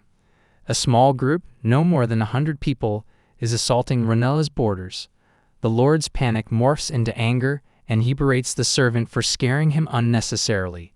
He picks up a nearby book, hurling it toward the frightened servant. Yet, as the words sink in, the Lord's expression shifts once more from anger to nervous curiosity. His voice drops to a near whisper as he asks the servant if the attackers have truly managed to breach the great fort, their mighty bulwark against external threats. The servant trembles as he confirms the borders have been breached. The Lord's disbelief turns to anger. How could their mighty defenses, unyielding against countless monsters, fall to a mere handful of attackers? Suspecting treachery within their ranks, he orders the servant to take him to the breach, resolve burning in his eyes. At the great fort, the Lord is met with chaos. Smoke billows from shattered walls, mingling with the cries of soldiers locked in battle. The intruders, though few, fight with a ferocity that catches the defenders off guard. Furious, the Lord confronts the attackers, demanding what gave them the audacity to challenge him and target Ronella. He scorns them, dismissing them as unworthy not even at Caribia's level. But his bluster is met with a cold response as one of the attackers steps forward, addressing him by name. Hearing his name from the lips of a stranger triggers a memory in the Lord's mind. He recalls the guy's face he once trusted, someone who spoke of the cure, a secret recipe that could change everything. He looks closer, recognition dawning on his face. He questions the group, accusing them of betrayal, and demanding to know how they could repay his kindness with such treachery. The young man who stands at the head of the attackers responds calmly, but his words cut deep. He explains that their actions are driven by a desire for peace in Ronella, a peace that has been jeopardized by the Lord's unchecked greed. He accuses the Lord of putting the people of Ronella in danger, of prioritizing his own wealth and power over the well-being of those he is sworn to protect. The Lord's face contorted with rage, his pride pricked by the accusation. He snaps orders to his soldiers, demanding that they behead the so-called traitors who dare to question his authority. The young man's companion pleads for safety, assuring their leader that they will handle the situation, but the Lord's fury only deepens as he watches the intruders stand their ground, refusing to retreat even in the face of overwhelming odds. He mocks them, ridiculing their efforts, and taunts them for daring to confront him so directly. Meanwhile, on another battlefield far from Ranella, Jared fights against a horde of monstrous creatures. He wields his magic with practiced precision, sending arcs of fiery power surging through the beasts. But as he fights, an arrow suddenly blazes through the air, striking him in the mouth.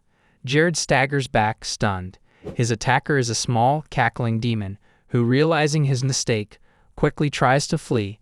However, Jared recovers and retaliates, catching the demon before it can escape. He feels a surge of new energy as a magical note materializes before him, announcing that he has earned the title of Hellfire's Vessel and has unlocked a powerful new ability, Fire Burst, a special conditional magic. Elated, he marvels at his newfound power. He has always believed Jared to be a master of fire, and now, with this title, his confidence swells further. He tests the Fire Burst, delighting in its devastating effects. But even as he revels in his triumph, the battle around him intensifies. The monsters rally under the command of a towering figure, a commander who berates his troops for failing to subdue a single human. Yet before the commander can regroup his forces, Jared sends a massive fireball crashing into the commander's war elephant, toppling it and sending the creatures around it into a panic. The commander, seething with rage, decides to confront Jared directly. With a thunderous leap, the commander lunges at Jared, wielding a massive hammer. Jared counters with his own leap, narrowly avoiding the crushing blow. In midair, the two clash, with the commander seizing Jared by the front of his robe. But Jared responds with raw strength, gripping the commander's horns and wrenching him back. He mocks the commander's crude attacks, finding amusement in his desperate struggle. Summoning all his power, Jared unleashes a torrent of fire that engulfs the commander. The intense flames consume the beast, and Jared jests, offering a taunting apology for being so hot-headed. As the commander writhes in the blaze, Jared cools him down with an ice storm, encasing him in frigid winds. The commander, disoriented and enraged, is bewildered by Jared's power, questioning whether this mage is truly human or something far more dangerous. But Jared's next assault, a concentrated burst of fire, ends the commander's life, casting him to the ground in a charred heap. Seeing their leader fall so easily, the remaining monsters lose their nerve. Panic sweeps through their ranks, and they scramble to flee. One suggests they escape through the delusional gate, a portal that can transport them away from the battlefield. Jared, however, is unwilling to let them slip away and attempts to halt their retreat. But before he can strike, a sudden force emanates from the interdimensional gate, knocking him to the ground. He watches as the monsters vanish, swallowed by the swirling magic. Jared curses under his breath, realizing that only a being as powerful as a Demon King could command such a gate. He wonders whether the Demon King himself has intervened, perhaps deeming the magical stone at the heart of the conflict unworthy of further effort.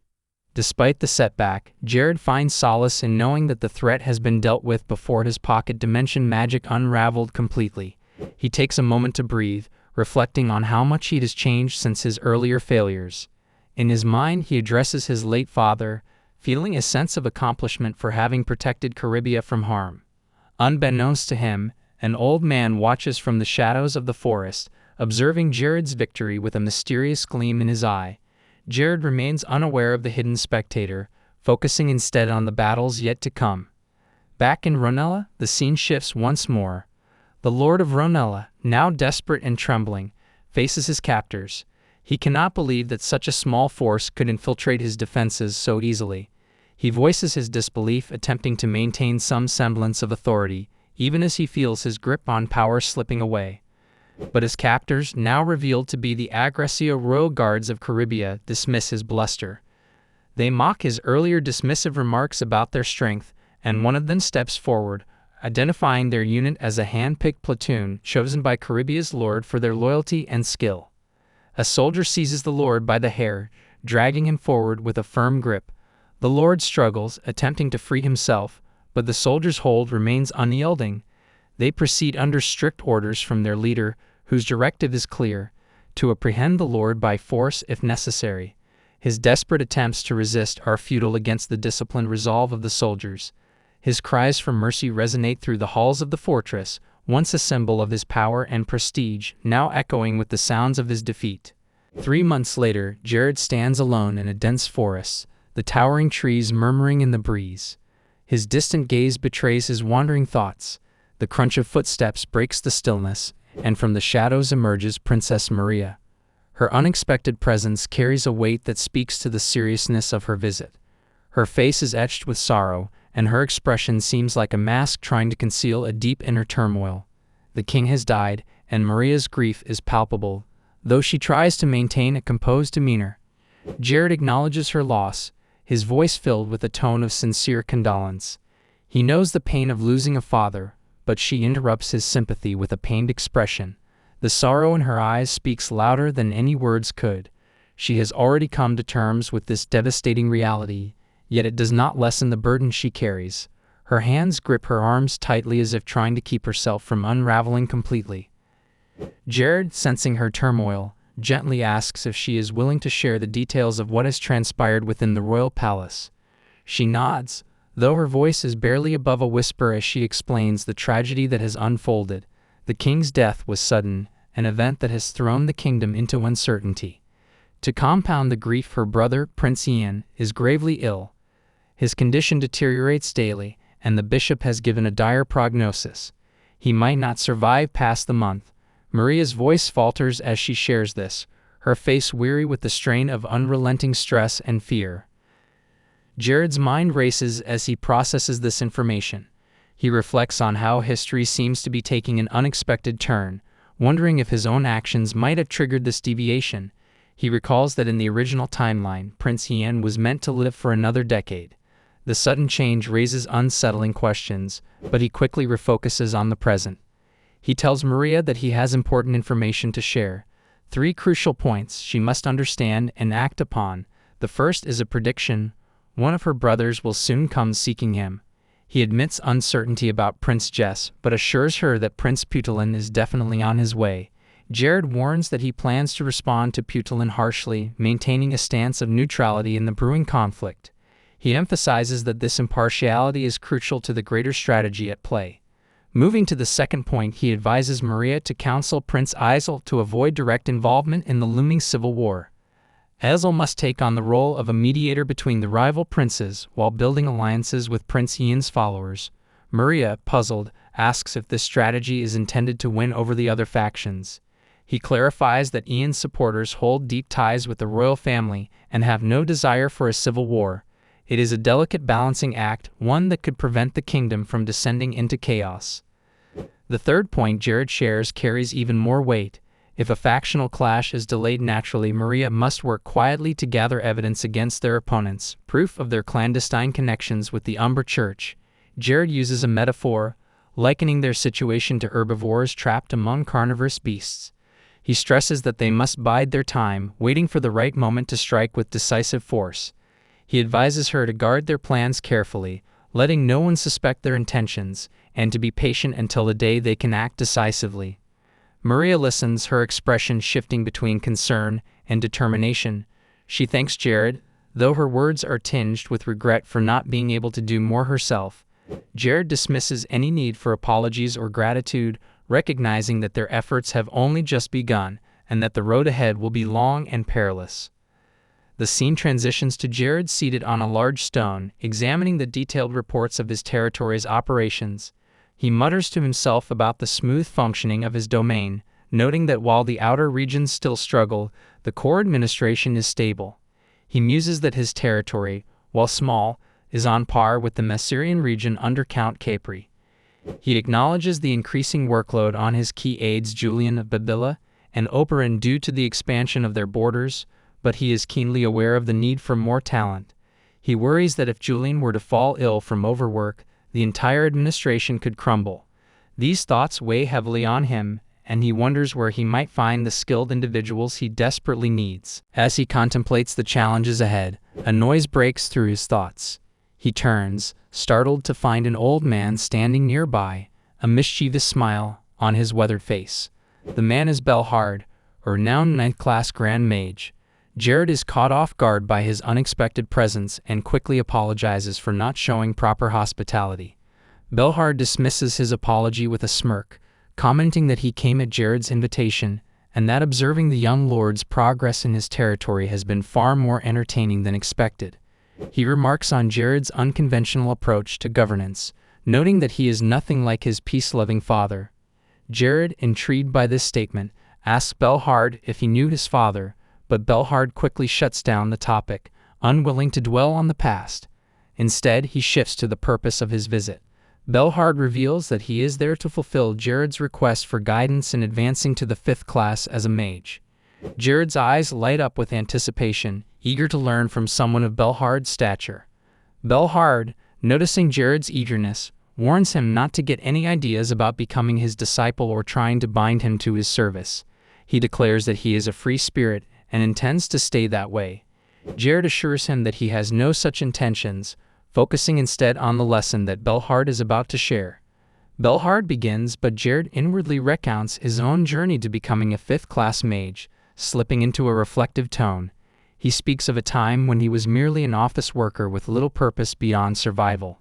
His rise began with the growth of his territory in Caribia, a development that also shaped his own character. As his influence expanded, he realized that he had changed profoundly, no longer Shin Tae-pung, but a leader with a duty to protect those under his care. The citizens of his domain were not just NPCs in some game but living, breathing people. He fought for them out of a fear of death, but also out of a deeper sense of responsibility. Though even with his knowledge and skills, he was often haunted by fear and anxiety, especially when facing powerful enemies. Despite having numerous strategies and tactics, he never forgot that he was only human, prone to mistakes and miscalculations. It was this realization that drove him to seek out allies, people he could trust, who would stand by him when the stakes were high. As he recounts his story, a strange glow begins to emanate from him. A blue light bursts forth, shooting upward toward the sky, and both men are stunned by the sudden phenomenon. When the light finally fades, Jared stares at his hands, sensing the change within him.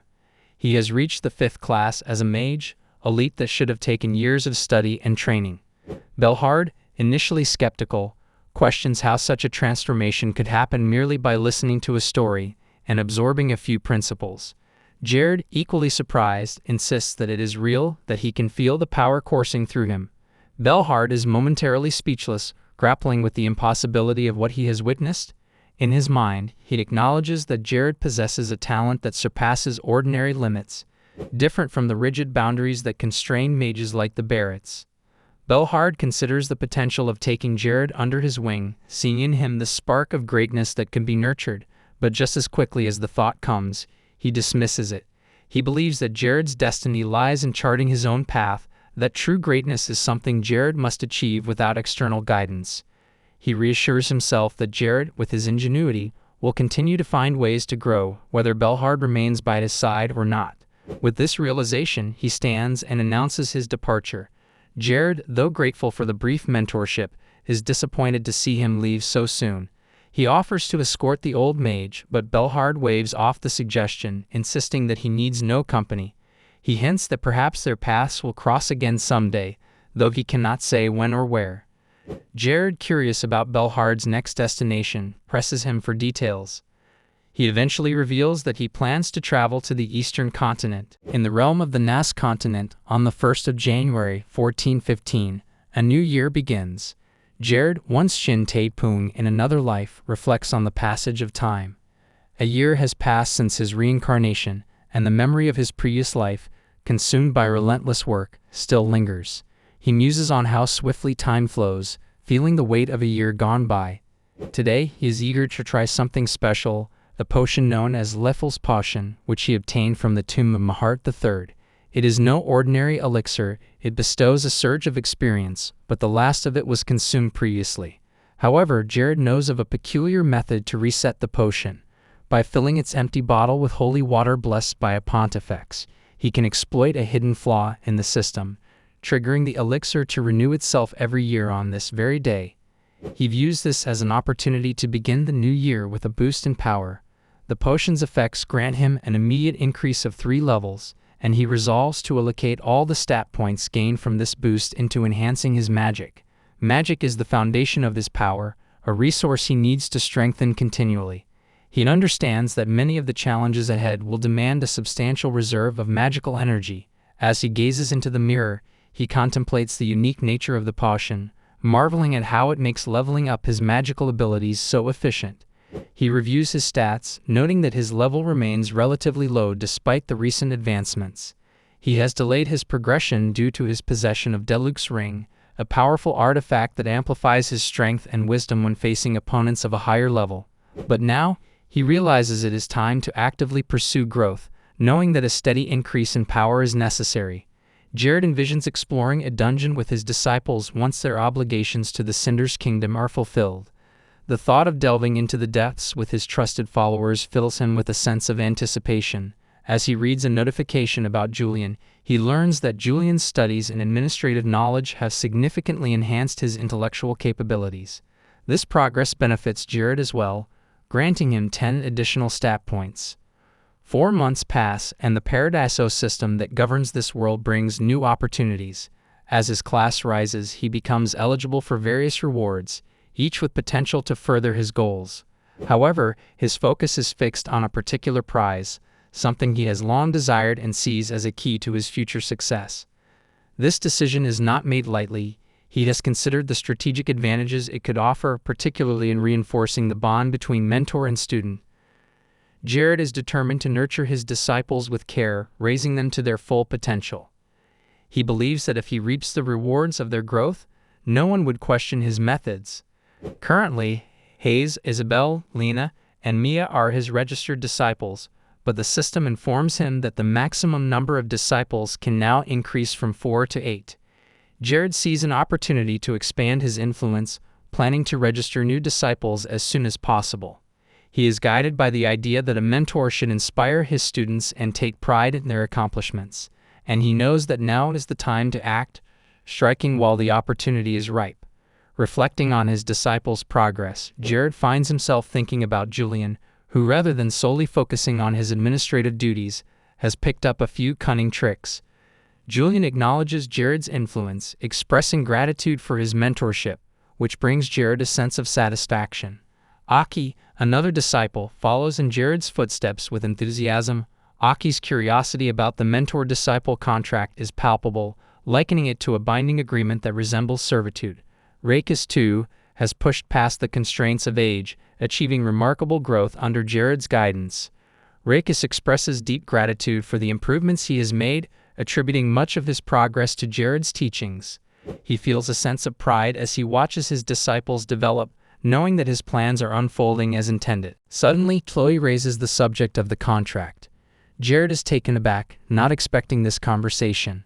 Chloe, however, reassures him that her intentions are genuine, describing the contract as a small commitment to learn the art of combat. Jared senses the emotional distance she attempts to maintain, but he also perceives her desire for his guidance. She asks him earnestly if he will help her become stronger, and he readily accepts the challenge, offering to answer any questions she might have. Chloe praises his willingness to teach, then takes an unexpected action by drawing her sword. Jared is initially alarmed, but she simply cuts her finger with the blade and uses the blood to sign their contract. She explains that she was taught to seal important agreements with blood, a custom unfamiliar to Jared. As she wipes her finger clean, she bows to him and expresses her earnest wish to receive his mentorship, revealing that she has long desired his guidance since Miss Ella could not provide the strength she seeks. Jared is momentarily lost in his thoughts, struck by the depth of her determination before pricking his own finger to finalize the contract. Turning his focus back to his work, he sits in his study, facing the challenging task of reforging artifacts, a process he views as a hidden advantage, even within the complex world of Paradiso. Reforging is a rare skill, with only a handful of artisans capable of mastering it. It involves dismantling various artifacts and then combining their magical cores to create a new, more powerful item. The process is laborious, requiring both expertise and patience, as there is a finite supply of artifacts to work with. For rings, for instance, only 10 are available. Yet Jared sees potential where others see risk. The danger of ruining valuable artifacts looms over the process, with many artisans fearing divine wrath for such wastefulness. However, Jared's perspective is different. He believes that for him, a few losses are acceptable in pursuit of breakthroughs. Equipped with the specialized tools of the Bara artisans, he feels confident in his ability to succeed where others might falter. As he labors over the reforging, he stands up to stretch, feeling the strain in his back from long hours of work. He reminds himself to take care of his health, noting that even in his youthful form, he must avoid injury. Just as he settles back into his task, a notification pops, informing him that Rakis has quickly mastered advanced swordsmanship, earning Jared another 10 stat points. He is pleased by Rakis' dedication, and he takes this as further proof of the loyalty and effort shown by his disciples. He resolves to repay their commitment by achieving great things himself, aspiring to become a figure of immense influence in this world. Finally, Jared completes the reforging process. The message indicates that the fusion is successful, and he channels 3,000 units of magic into finalizing the new creation. Once the cores meld, the artifact takes on a new identity, a ring named the Bara Ring, its power derived from the fusion of 7-star cores and above. As Jared slips the ring onto his finger, a sense of satisfaction washes over him.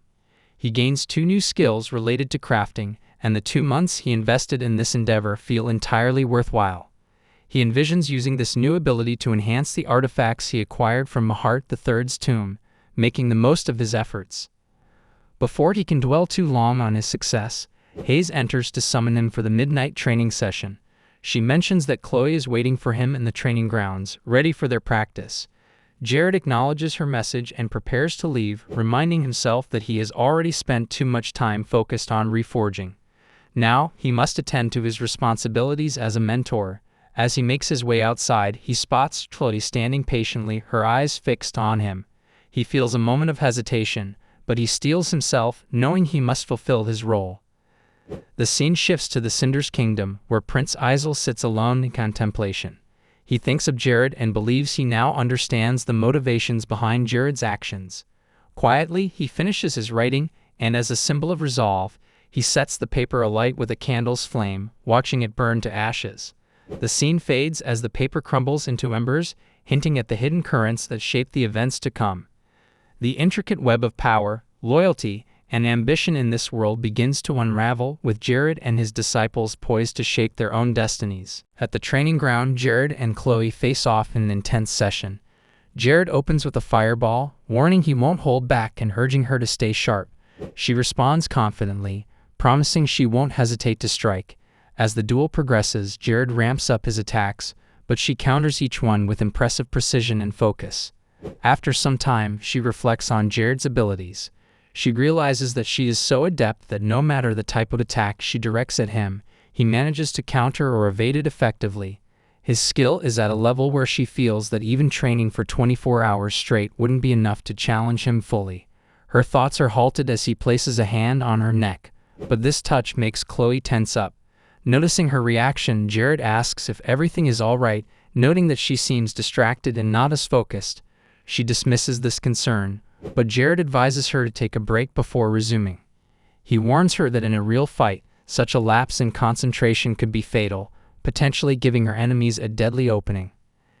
Jared reminds her of the time when her hair was singed during training, using it as an example of how crucial focus is, especially when she insists on treating their practice as seriously as a real battle. He jokes that another mistake might leave her bald from her usual bob haircut. Chloe, taken aback by the comment, is left in a moment of surprise. Suddenly, they notice Rakis approaching the training ground, waving from outside the gate.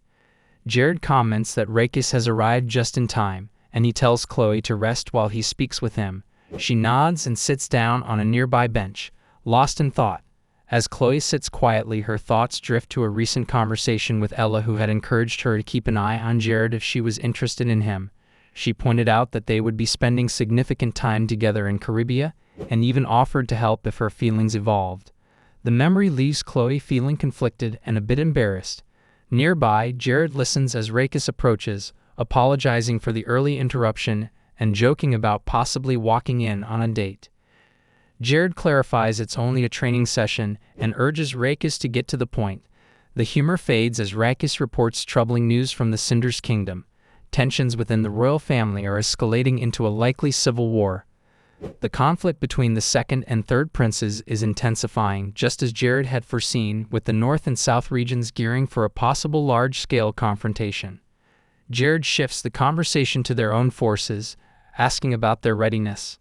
Rakis assures him that after 6 months of intense training, even the newer recruits are prepared for battle. He adds that Olsen Ursen and the partisans have been instrumental in the effort. Rakis then shows Jared a special Chaldean sword forged for him, admitting his habit of breaking even high-quality blades in combat.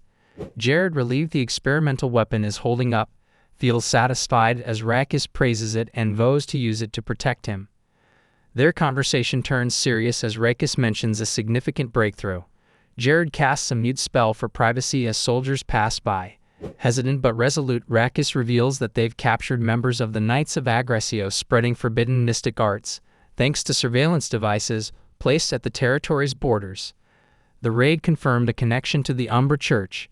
Jared smirks, pleased with the progress, and begins strategizing their next steps against this dark faction. Jared reflects on the broader implications of the discovery. He considers the destabilizing influence of dark faiths like the Umbra Church, which oppose the Cinder's kingdom's dominant Holy Ladios Church. Territories aligned with forbidden cults risk losing the kingdom's protection, making them vulnerable. Jared sees an opportunity. A neutral region embracing such beliefs could be targeted and brought under his control without interference. Rakis interrupts Jared's thoughts, bringing him back to the moment. Jared apologizes and asks for details about the implicated territories. Rakis names Akron, Mutilanian, and Lectican as supporters of the Umbra Church. Jared recognizes how swiftly the situation is unfolding and resolves to stay ahead, knowing careful planning will be key to outmaneuvering their enemies. Jared instructs Rakis to use the recording devices wisely and store the evidence, recognizing that this will be critical in rallying support for their cause. He reveals that after raising public awareness, they will launch an offensive against the implicated territories, mobilizing their newly trained soldiers alongside the aggression royal guards. Jared thinks to himself that the timing is perfect for their move, foreseeing this campaign as the rebirth of Caribia. After concluding his discussion with Rakis, Jared returns to Chloe. He informs her that they will end their training session for the day. As she gazes at him intently, Jared wonders if he kept her waiting for too long, noticing a subtle shift in her demeanor. 3 months after Caribia declared war on its neighbors, victory was absolute. Accra, Mutilan, and Letica have fallen, and their defenses are no match for Caribia's relentless military might. At the forefront stands Jared, Caribia's 26-year-old commander-in-chief, whose name now inspires dread across the region. A Class 5 warrior, Jared's meteoric rise and unmatched prowess have exceeded all expectations, solidifying his place as the most fearsome force on the battlefield. As the scene shifts, the recording of Caribia's recent conquests plays on a large projector before a crowd. Voices rise in anger and outrage as the people accuse Prince Putilin and Prince Jess of conspiring with the Umbra Church. They believe that these two have betrayed their nation, aligning with a dark force. From a distance, Prince Isel watches the unfolding scene through a window, a pensive expression on his face. Princess Mara joins him, noticing the weight of his thoughts. Isel is concerned about Jared, worried that despite his strength, he might face defeat. He admits to feeling more anxious than a ruler should, but Mara reassures him, reminding him that all reports point to Jared's unbroken streak of victories. She attributes part of this success to the dissemination of recordings exposing the Umbra Church's followers. Isel reflects on this, noting how the spread of such incriminating evidence has paralyzed their adversaries, rendering them unable to respond. Mara further observes that even the neighboring territories that have historically maintained friendly ties with their kingdom are now powerless in the face of these revelations. Isel agrees, expressing his hope that the recent events serve as a warning to their allies, discouraging them from following a path of opposition. He is resolute in his belief that the future of their kingdom lies in promoting the Radius faith. Mara concurs, and they both share a quiet understanding that the turmoil is a necessary prelude to stability. The night is beautiful, but the weight of responsibility bears heavily on Isel. Alone in his room, he reads a letter from Jared, carefully unfolding the missive that outlines the commander's strategic plans. Once he finishes, he burns the letter, as Jared had instructed, ensuring that no trace of its contents remains. Yet even after following through on this task, Azazel remains troubled, his thoughts clouded with anger and a sense of foreboding. The scene shifts to the fourth territory, Pashijit, where Jared is embroiled in yet another battle. In Pashijit, a local soldier, filled with bravado, curses Jared, refusing to believe that he could be defeated without consequences. Jared strikes with precision, defeating the soldier in a decisive blow.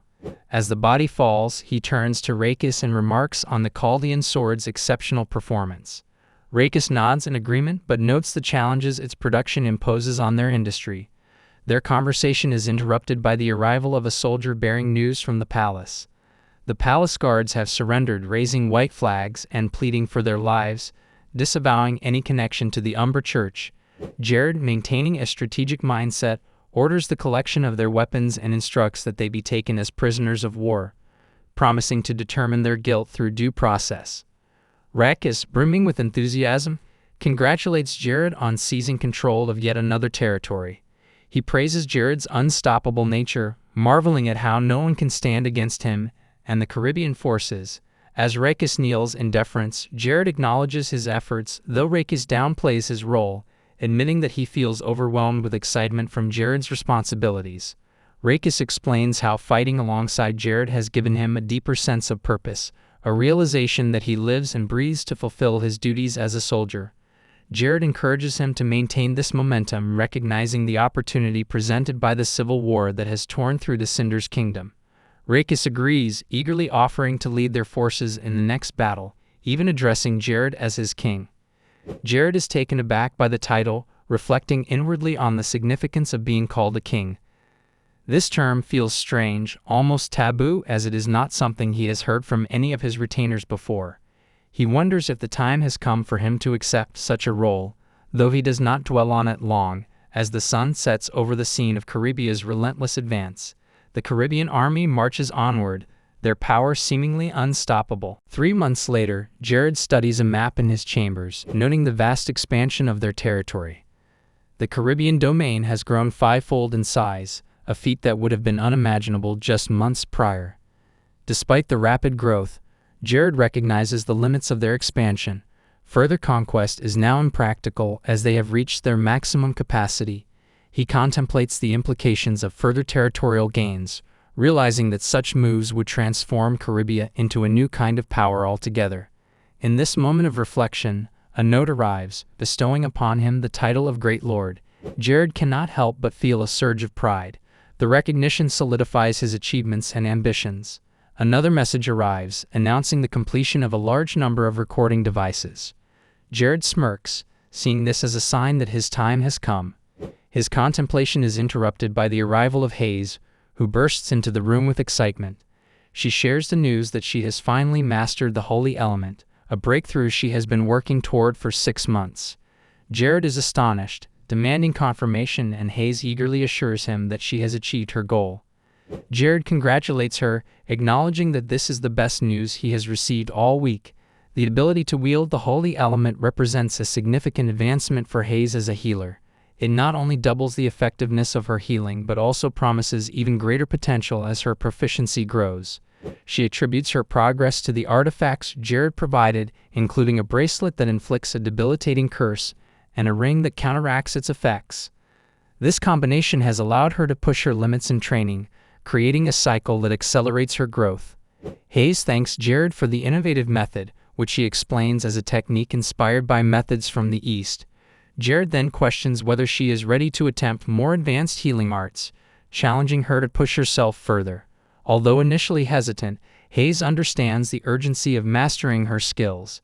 She expresses her desire to heal the burn on Jared's arm, explaining that seeing his injury motivates her to improve. Jared allows her to proceed, but the scene soon shifts to Prince Putalin. Putalin, seething with anger, strikes his table with his fist, cursing Jared's name. His frustration is palpable as he vents to his soldier about the dire state of his affairs. He recounts how his brother Ian and his father have been poisoned, while Jess is losing ground in the ongoing civil war. With Azazel uninterested in claiming the crown, Putalin believes that he would have been the rightful successor, were it not for the damaging recordings spread behind his back. These recordings, he believes, have turned everything upside down. His anger burns as he sees his ambitions slipping away, blaming his brother Ezel for contributing to his downfall. Struggling to find answers, Putalin calls upon his aging advisor, the self-proclaimed Caribbean sage, to shed light on Caribia's rapid advancement in recording technology. As the advisor fumbles through his words, unable to explain, Putalin's wrath boils over, and he swiftly dispatches him. With a cold determination, he orders his troops to retreat and shift focus to taking down Ezel, convinced that what he desires is rightfully his. And just like that, the curtain falls on this chaotic scene, leaving us wondering about the fate of these grand plans and uncertain alliances. Prince Putalin leads his soldiers forward, driven by a fierce determination to crush his enemies. As they approach the battlefield, one of his closest soldiers tries to calm him, suggesting that Prince Ezel is neither prepared for an attack nor willing to provoke one. Yet Putalin dismisses him harshly, ordering him to stay silent. His eyes burn to see everything crumble before him. He insists that he will find peace only when his enemies lie in ruin. The soldier hesitates, wanting to convey an important message, noting that the recording devices in their path belong to Jared. He implies that Prince Ezel has been collaborating with Jared, making him a mere pawn in a larger scheme. He suggests that Ezel's forces lack the strength to pose a true threat and that they could annihilate them with ease. But Putalin, brimming with impatience, demands the soldier to be clear and straightforward. The soldier urges that they should focus their efforts on Jared rather than Ezel, as Jared is the true orchestrator of the chaos. Putalin, however, fails to grasp the gravity of the soldier's words and dismisses them with indifference. Blinded by his own rage, the soldier, frustrated and anxious, believes Putalin's anger has clouded his judgment. Meanwhile, Prince Ezel and Jared receive word of Putalin's approaching forces. Jared remains composed, a smirk curling on his lips as he muses that Putalin's aggression is nothing more than a charade. Ezel shares in his amusement, a sinister smile, hinting that their plans are unfolding precisely as intended. It becomes clear that their strategy has been meticulously laid out long before Putalin's move. They revel in the thought of their enemies playing into their hands. Back on the battlefield, Putalin's demeanor hardens as he commands his army to advance towards the capital without delay. His intent is to catch his adversaries off guard, denying them any chance to mount a defense. With each order he grows more contemptuous, calling Ezel a traitor who deserves no mercy. Yet, amidst his commands, a faint beeping sound cuts through the air. His face pales as the realization dawns: it is a bomb. Desperation creeps into his voice as he orders his troops to halt, but his command comes too late. The explosion erupts with a deafening roar, engulfing the surroundings in a cloud of smoke and debris. Chaos ensues as the scene abruptly shifts to the Kingdom of Cinders. In Cinders, a large recording device plays back the events of the battlefield, projecting the scenes for all to see. The public's reaction is immediate and intensely negative. They whisper among themselves, appalled by what they perceive as the dark practices of Prince Jess and Prince Putalin. Rumors spread like wildfire, suggesting that the princes have delved into forbidden arts, aligning themselves with dark forces. Some citizens voice their disgust, accusing them of affiliating with the notorious Umbra Church. They see it as hypocrisy that Putalin and Jess, who have always appeared bold and unyielding, are now revealed to have such dubious connections. Among the murmurs, a voice asserts that only Prince Ezel is worthy of taking the throne, given his perceived integrity and strength. The citizens are anxious, their trust in the royal family crumbling. Suddenly, Prince Ezel and Princess Mera appear on horseback, their presence commanding the crowd's attention. Ezel addresses the gathering, announcing that they will seize control of all entry points to the capital. His tone is resolute as he declares that Jess and Putalin, whom he brands as traitors, will meet their end. The citizens listen with a mixture of hope and desperation, yearning for a savior from the grip of the dark faiths that have plagued their land. Ezel promises to liberate them, assuring them that they will once again live freely. Princess Mera adds firmly that they will not allow family ties to stand in the way of their duty to the nation. Inspired, the people begin to cheer for Ezel, chanting his name with fervor, their hopes pinned on his leadership. As the scene shifts back to the battlefield, Putalin's forces lie in disarray, the aftermath of the bomb blast leaving them reeling. Smoke fills the air, and one of his soldiers, coughing heavily, asks Putalin if he is unharmed. Amidst the haze, the soldier spots a figure emerging from the smoke, a man who reveals himself to be Rakis. Rakis confronts the soldier, stating that if he does not defeat him here, he will never see Putalin again. Determined to protect his prince, the soldier raises his sword against Rakis, the air tense with impending conflict. In another part of the battlefield, Jared taunts Putalin from a distance, mocking him for falling straight into his trap. He sneers at Putalin's recklessness, pointing out how he has made a grave mistake at a critical juncture. Struggling to regain his composure, Putalin rises, coughing from the smoke and debris, and demands to know if any of his men have survived the blast. Jared's voice cuts through the chaos, a mixture of mockery and condescension. He relishes the opportunity to meet Prince Putalin in such dire circumstances, delivering his insults with a smirk. Putalin's fury boils over, and he lashes out at Jared, accusing him of meddling in the kingdom's affairs. He vows that Jared will not escape with his life, but Jared remains unfazed, replying that he does not foresee his own demise today. He insinuates that Putalin's time as a prince is drawing to a close. Fueled by rage, Putalin charges at Jared, branding him as insolent. He strikes with his sword, but Jared retaliates with a burst of flame, forcing Putalin to defend himself with his weapon. Summoning his skills, Putalin employs his sword's arcane magic dispersion, severing a piece of Jared's robe in the process. Jared, glancing at the damage with mild annoyance, mocks Putalin further, referring to him with a sneer as a mere pawn of the Umber Church. Enraged by the insult, Putalin presses the attack, determined to silence Jared. Jared, however, turns the tables, launching another wave of fire towards Putalin. The flames clash against Putalin's blade, but Putalin remains steadfast, taunting Jared by claiming that his magic is no match for his sword arts. He believes he has the advantage, especially given Jared's status as a fourth-class mage. Jared, however, hints at a hidden asset, mentioning a powerful artifact, Deluxe Bracelet. Seizing a moment of opportunity, Putalin lunges at Jared, but Jared evades the attack, maintaining his composure. A realization dawns upon Putalin that Jared might be holding back, playing a defensive game. He reassures himself that Jared, despite his cunning, cannot withstand the anti-magic properties of the Cinder-style sword techniques. Jared, undeterred by Putalin's boasts, observes that his adversary seems to be tiring. Putalin retorts, emphasizing that his sword arts are designed to counter any magical assault. Confidently, he declares that he will cut down Jared's spells, no matter how many times they are cast. But Jared's expression shifts, a sly grin playing on his lips as he conjures a new spell. Flame bursts. Before Putalin's eyes, a demonic entity formed of fire materializes, its presence overwhelming. He strikes at the fiery demon with his blade, but the creature refuses to be vanquished, rising again each time it is felled. Putalin's frustration grows as the demonic flames continue to assault him.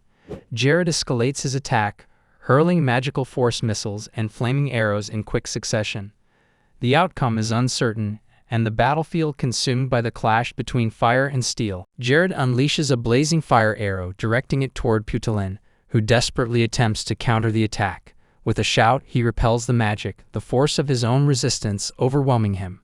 The flames dissipate, but the effort takes a toll on him. He collapses to his knees, bleeding from the exertion. He is visibly perplexed, questioning how he managed such a feat. Jared, equally stunned by the unexpected outcome, regains his composure and uses the opportunity to launch a forceful missile toward his opponent, further weakening him. As the missile strikes, Jared remarks that Putalin's fate results from his inability to see the broader picture. Putalin, struggling with the weight of the situation, recalls how Jared abandoned the traditionalist Radius Church to align with the doctrines of the Umber Church. His frustration grows, and he calls out for Count Capri, seeking reinforcement, but Jared coldly informs him that no help is forthcoming. Putalin, grappling with the realization, wonders if everything he built has crumbled so completely. Jared asserts that Putalin's downfall is a consequence of relying too much on the easy power offered by the Umber Church, failing to understand the deeper repercussions. Putalin attempts to defend his choice, revealing that he sought the Umber Church's strength to elevate the kingdom beyond its stagnant traditions, but before he can elaborate, Jared cuts him off sharply. He dismisses Putalin's reasoning, suggesting that if he wanted to justify himself, he might as well write a book about it. With that, Jared delivers a swift kick to Putillin's shoulder, knocking him to the ground. As Putillin collapses, a mysterious necklace slips from his clothing, catching Jared's eye. He recognizes it as Cluse's red light necklace, an artifact linked to the infamous leader of the Umbra Church, a figure obsessed with the extremes of magic. The discovery stuns Jared. He realizes that the artifact has been controlling Putillin's mind, explaining his erratic behavior and misguided decisions. The scene shifts to a battle between Count Capri and Rakis. Wielding his red moon sword, the Count orders Rakis to stand down, but he refuses, blocking his path to the Lord. Their swords clash with intensity, and the Count's anxiety mounts as he realizes Rakis can match his strength. Just as the duel reaches its peak, a magical strike lands from behind, toppling the Count to the ground. Rakis turns, questioning if their opponent is dead, and sees Jared approaching. Jared admits to being delayed but is relieved to have arrived in time. The outcome of their skirmish is clear. Count Capri is defeated, and the guards acknowledge their failure to protect him. They become enraged at the sight of their fallen leader and rally themselves for a final stand, declaring that they will demonstrate the strength of the rearguard. However, the loyal bodyguards of Agrizio stand firm against them.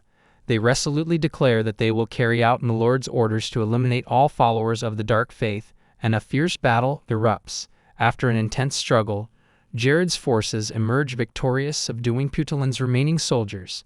The defeated troops are disarmed and swiftly taken captive, a testament to the complete dismantling of Putillin's power. As for Putillin himself, he faces a future confined within prison walls, while his subordinate Jess flees the kingdom upon learning of the defeat. Rumors suggest that Jess seeks refuge with the leader of the Umbra Church, leaving behind a legacy of treachery. Amidst the aftermath of the civil strife, Azel rises to power, having followed Jared's strategic guidance.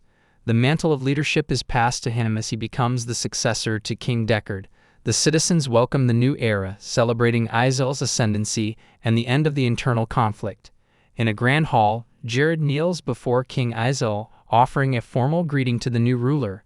Azel expresses his deep appreciation for Jared's role in securing his position and stabilizing the kingdom, recognizing the sacrifices and efforts that led to this moment. Jared, however, remains humble, stating that his actions were driven by a sense of duty rather than a desire for recognition or power. He emphasizes that his involvement was motivated by distinguishing right from wrong rather than seeking a title or status. Despite his modesty, King Azel insists on rewarding him for his unwavering support. He proclaims that Jared will be granted a dukedom, raising his territory to a higher status and bestowing upon him the title of duke. Azel makes it clear that this promotion is given without any requirement for allegiance or promises of loyalty. It's a gesture of recognition, not a binding agreement, with a warning that challenging it means defying the king's authority. Azel rewards Jared with the Missyrian territory for his efforts in saving the kingdom. The assembly cheers, praising Jared's actions and honoring the king and the new duke. Jared, overwhelmed by the unexpected turn, realizes his small role has grown into one of great power and opportunity. Elsewhere, in the remote backwoods of the Cinders, where Jared and Rakis discuss the enigmatic Red Moon sword, Jared offers the sword to Rakis as a gesture of appreciation, considering it merely a trophy from their victory over Count Capri. Rakis hesitates, but acknowledges that the spoils of war rightfully belong to the victor. He senses something unusual about the sword, remarking that it seems to resonate with magic in a way he cannot fully comprehend. As their conversation deepens, Rakis becomes somber, gathering the courage to speak his mind. He confides in Jared that he has never before seen such unity among soldiers until he became a part of Jared's command. The respect and loyalty they hold for their leader and their willingness to fight for a brighter future under Jared's guidance are unparalleled. Overwhelmed with emotion, Rakis kneels before Jared, declaring his devotion not to any divine figure but to the man standing before him. Jared, taken aback by Rakis's fervent loyalty, is moved by the sincerity of his words. He offers Rakis a reassuring pat, acknowledging the weight of this sentiment and appreciating the depth of this commitment. His loyalty marks a pivotal shift, reinforcing the bond between them and signaling a new chapter in their shared journey. The narrative then moves to a more private setting, a VIP room where Princess Mera and King Azel share a candid discussion. Mera affectionately addresses her brother but is gently reminded by Azel to maintain their informal bond. The two siblings share a moment of reflection over tea, discussing the remarkable transformation of the Caribbean territory. Mera praises the rapid progress in agriculture, commerce, and infrastructure, recognizing the stability that Jared's efforts have brought to the kingdom. Azel agrees, marveling at the achievements that Jared has realized in a mere year, accomplishments that others failed to achieve in a decade. They contemplate the future, with Azel considering the possibility of forming a closer alliance with Jared. However, he acknowledges that Jared prefers to maintain a certain distance from the kingdom's inner workings. Mera, determined to contribute to the kingdom's growth, announces her willingness to take on a more active role. She proposes using herself as a means to solidify the kingdom's stability through a political marriage, a move that catches Azel by surprise. Her decision underscores a pragmatic approach aimed at securing the kingdom's future as the conversation comes to a contemplative close. Later, King Azel, Princess Mera, and Duke Jared gather in a lavish parlor, the air rich with the scent of fresh tea. The king and duke sit across from each other, while Mera, poised and observant, watches intently. Their conversation drifts to the past, to shared struggles and close calls. Azel, speaking with a somber tone, reflects on how he nearly succumbed to the temptations of darkness. He confesses that he had, for a time, contemplated betrayal, the idea of keeping the rewards for himself stirring dangerously in his mind. Jared, with a thoughtful nod, acknowledges that the risk was always present, the allure always palpable. Yet despite these temptations, Azel believes that this moment is an opportunity to repay Jared, to express his gratitude for his loyalty and the aid he has rendered to the kingdom. Jared accepts this sentiment with a measured expression, recognizing the weight of the king's words. Princess Mera speaks with a steady voice, thanking Jared for his role in securing the kingdom and vowing to purge the Umbra Church's lingering threat. Her resolve falters, uncertainty flickering in her eyes. Noticing her hesitation, Jared gently prompts her to continue. She exchanges a tense glance with King Azel, the air heavy with unspoken concerns. Finally, Azel gathers himself and addresses Jared, asking his thoughts on the possibility of marriage to Mera. The suggestion is unexpected, catching Jared off guard. Clearly, he did not anticipate such a proposal, especially one carrying such political weight.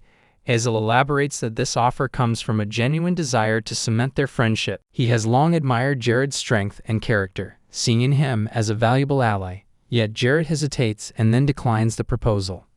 The decision sends a ripple of unease through the royal siblings, their expressions shifting from hope to concern.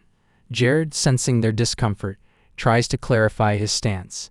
He explains that his refusal stems from a personal principle, a philosophy inherited from his late father, who believed in maintaining independence from the entanglements of power and alliances. Jared assures them that his commitment to supporting their campaign against the Umbra Church remains steadfast. He raises his teacup, emphasizing that he values their strategic partnership and that this arrangement suits him better than a marriage alliance. He reflects that his father never explicitly said these words, but they guide him nonetheless. After a pause, King Azel acknowledges Jared's reasoning. He makes it clear that from now on, their relationship will remain strategic without the bonds of a familial tie. Mera's disappointment is evident, her demeanor clouded with sadness, which Jared does not fail to notice. In an attempt to soften the blow, he expresses his genuine respect for her, admitting that he does not reject the proposal out of a sense of superiority, but rather because he believes Mera deserves someone better, someone who could match her grace and stature. Mera, visibly moved, insists that she does not view him as inadequate, but Jared, maintaining his resolve, interrupts gently. He reiterates that his disinterest in a political marriage is sincere and that his focus is on their mutual goals and the challenges ahead. The mood shifts as Jared warns that if their interests ever clash, he will defend himself without hesitation. His words linger, a reminder that allies can become adversaries. King Azel acknowledges his point, and the three sit in thoughtful silence. Outside, rain pours relentlessly, blurring the world beyond the windows.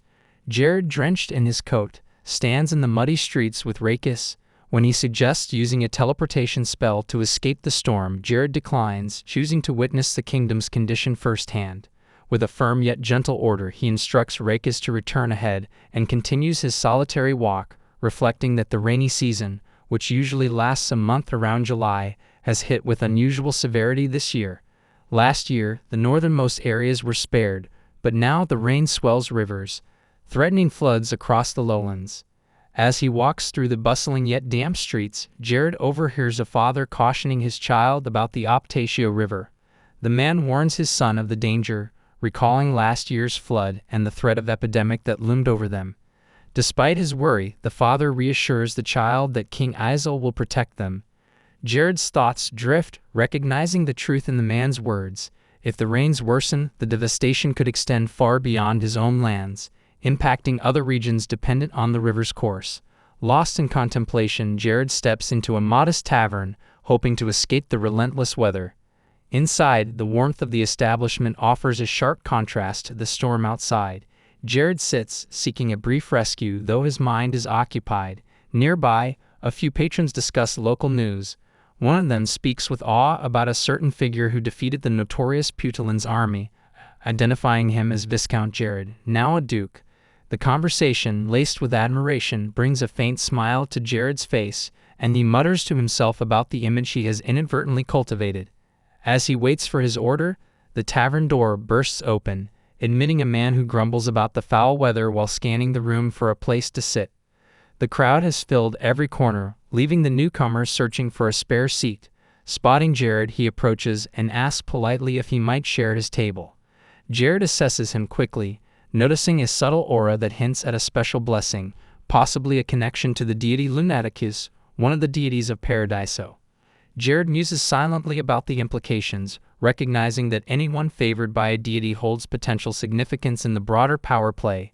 Sensing no malice from the stranger, Jared invites him to join, curious about identity. The man introduces himself as Keikel, revealing that he hails from the Dukedom of Charlotte in the southern regions. He admits that he has been cast out from his family, a twist of fate that has brought him north. The two share drinks and Keikel covers the bill, brushing off Jared's protestations with a smile. Jared notes that he is unusually humble for someone with divine blessings, and a sense of curiosity mingles with his caution. Keikel, with a self-deprecating laugh, speaks of his aimlessness, of scraping by with supper sword skills while envying the Duke's success. He explains that he is on his way to join the Arakan mercenary group, hoping to partake in their upcoming raid on the underground caves, a notoriously dangerous dungeon in the north. The mention of the Arakan group, a band of mercenaries known for their brutal efficiency, piques Jared's interest. He considers the risks of such a venture, especially with the reputation the underground caves have earned as one of Paradiso's most perilous sites. As they talk, Jared finds himself intrigued by Keikel's aspirations and the path he has chosen. Their conversation concludes with mutual wishes for each other's success, and Keikel departs into the rain, promising to visit Caribia someday to share another drink. Alone again, Jared watches Keikel disappear into the storm, pondering the intersection of their fates. He contemplates the power and mystery of divine blessings, and how they might shape the destiny of those who possess them. Yet before he can follow this train of thought any further, a sharp pain pierces his head. He grips his temples, feeling the weight of the moment press down upon him. His attention is distracted by an intense, stabbing headache. He massages his temples, trying to determine the source of his discomfort. As he scans the room, his gaze falls upon a girl whose presence sends a chill down his spine. Something about her is off, a sense that she carries a power beyond normal comprehension. Realization dawns on him: this girl bears the mark of Helicis, a dark blessing known for bringing chaos. Jared's unease grows as he acknowledges the presence of another such blessing, a potential sign that he's straying into dangerous territory. He wonders if this could be a clue to the hidden protagonist. However, the throbbing pain in his head makes him question the true nature of his affliction. He senses that this is no ordinary headache. Rather, it feels as though the Red Queen girl has cast a mental debuff or some form of charm upon him. A lesser individual would have succumbed to such magic, but Jared remains immune, thanks to the protective power of Grazia's ring. As he tries to focus on these thoughts, he notices that the Red Queen's attention has shifted toward him, her eyes fixed in his direction. Jared keeps his composure, casually taking a sip of beer, though his mind races with anxiety. He reflects on the fact that despite his accomplishments and victories, none of the deities have yet reached out to him with an offer. By now, he had expected at least one of them to propose some kind of alliance or contract, recognizing his rising influence. Yet as he contemplates on this, the quiet of the restaurant is broken by the voice of a man addressing the Red Queen, telling her that it is time to depart. She rises from her seat as the man drapes a shawl over her shoulders, and Jared's anxiety heightens. He notes how the men around her seem to serve as her guards, though they display no extraordinary powers. Their skill with the sword, honed through training, is apparent, but it pales in comparison to the aura of the Red Queen herself. As she passes by him, she catches his eye for a brief moment, muttering something that suggests a future encounter. Jared's heart races as he considers the implications of this meeting. Later, the scene shifts to Jared amidst a battle against a horde of monsters. As he wields his blade with deadly precision, he laments the uneventful start to the year. He reflects that the previous year's monster outbreak had been far more intense, with creatures emerging in overwhelming numbers. This year, however, the number is nearly half of what he had anticipated, even though he had braced himself for double. Despite the relative calm, he recognizes that the current July 1st outbreak still poses a challenge. He contemplates using a known glitch with dimensional doors, a trick he has exploited before to gain an edge. Though he knows it's a risky tactic, he reasons that it is his best option, despite his concerns about the spatial distortions it causes. As he pauses to rest, sitting on a rock beside a fallen monster, Jared begins to adjust his stats in celebration of reaching his 70th level. He considers the advantages he has gained, such as the extra magic stats from training exploits and the enhanced magical defenses from his sessions with Isabelle. He marvels at how his magic resistance has grown, allowing him to shrug off third-class magic with ease. Physical attacks remain a weakness, but he plans to mitigate that with the acquisition of a suitable artifact. Suddenly, a low growl interrupts his thoughts. The monster beside him, thought to be lifeless, stirs and speaks of revenge for Lord Agrat. Jared is stunned, scarcely able to believe what he has heard. Agrat, a name tied to the dark faith of the Kako Church, sparks immediate recognition. He knows this cult is not the only dark faith, there is also the Umbra faith, a group he has clashed with before. Jared realizes that he will likely find himself in conflict with the Kako Church in time. The revelation sends his mind racing. He ponders whether the recent monster outbreak is somehow connected to the actions of the Kako Church, fueling his determination to investigate not just the Umbra Church, but the Kako Church as well. His resolve hardens as he contemplates the dark path before him. Soon after, Jared travels to Caribia, where he shows Isabelle a newly constructed automatic production facility. Isabelle is visibly impressed, marveling at the scale and innovation of the setup. Jared accepts her praise, acknowledging that he always strives to push the limits of what he can achieve. Their conversation shifts to Isabelle's training, specifically her progress with charm magic. She shares that she has mastered 3-star charms and is working through the 4th level, though the process is proving arduous. Jared reassures her that she has already achieved much and advises her to avoid overextending herself, but she is resolute.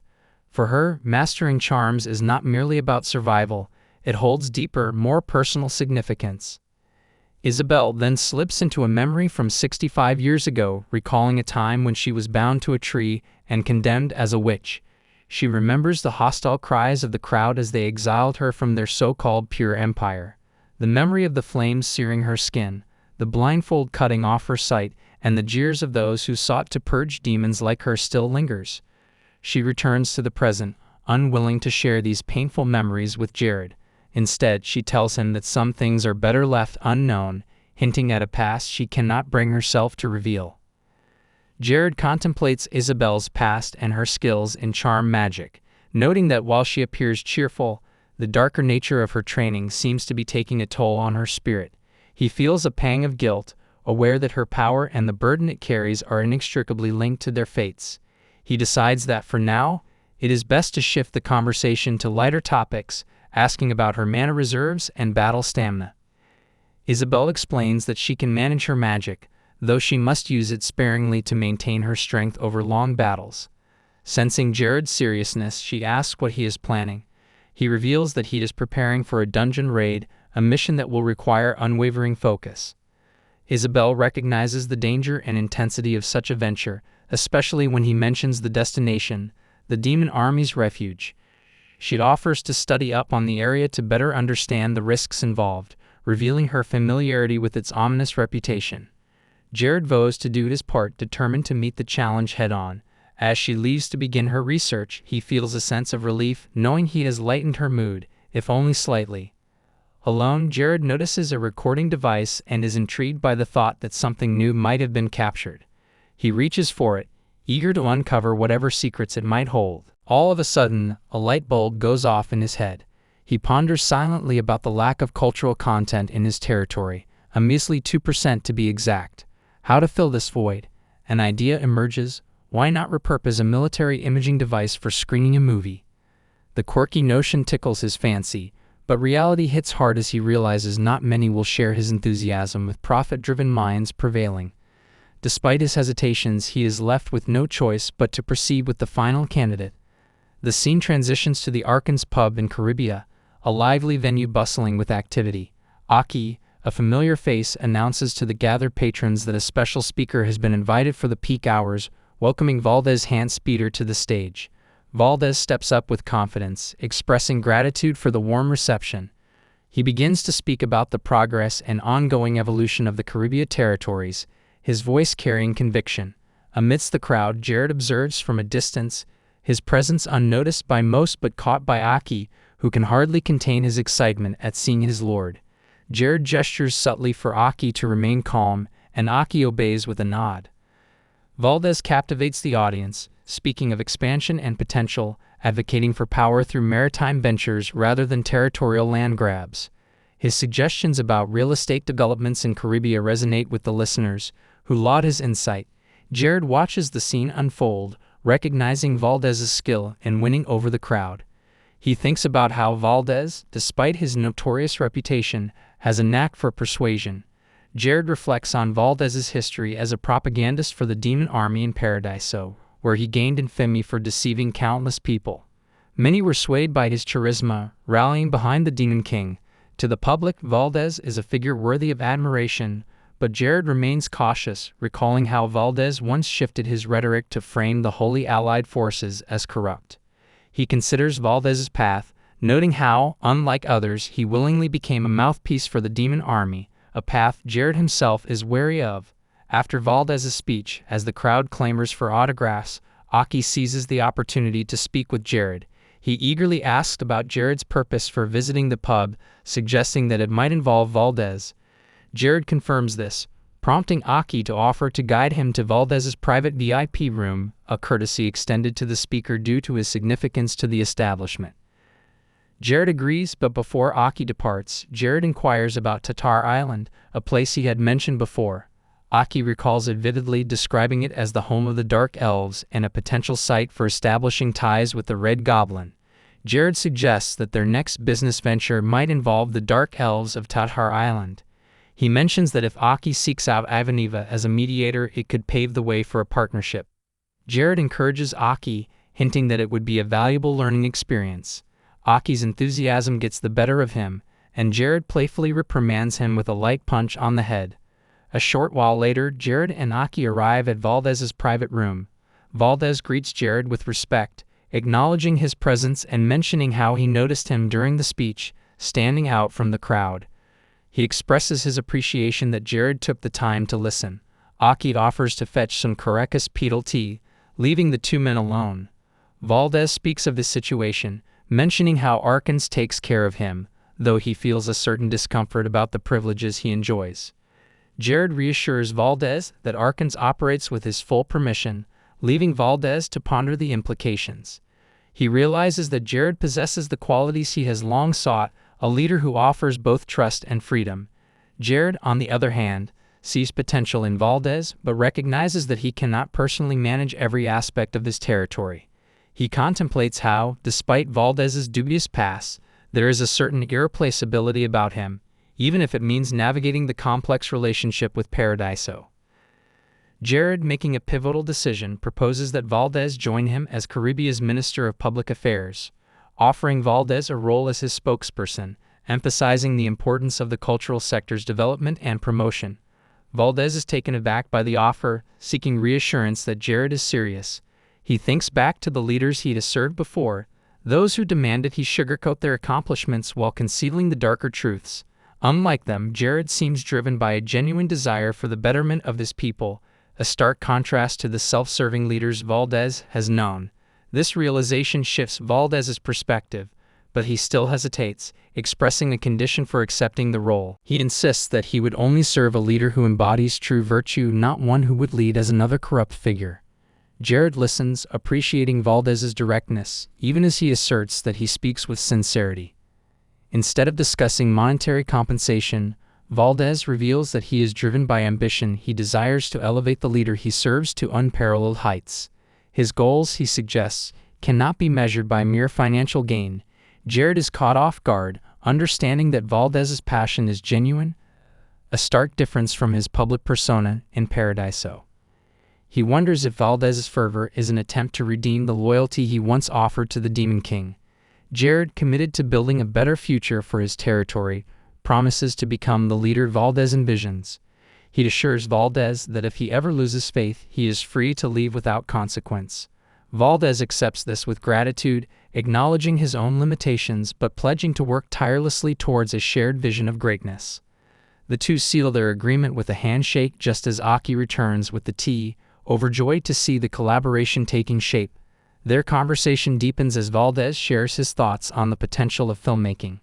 He speaks of the untapped opportunity in the concept of movies, suggesting that fostering a film industry could propel the territory's development. Jared agrees, recognizing the power of visual storytelling. Valdez suggests starting with a simple promotional film, perhaps focusing on the daily life of the Caribbean Army and the well-being of its soldiers.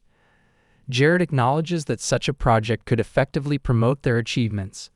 Valdez, however, emphasizes that they should aim beyond mere propaganda, using films to introduce new cultural content and ideas.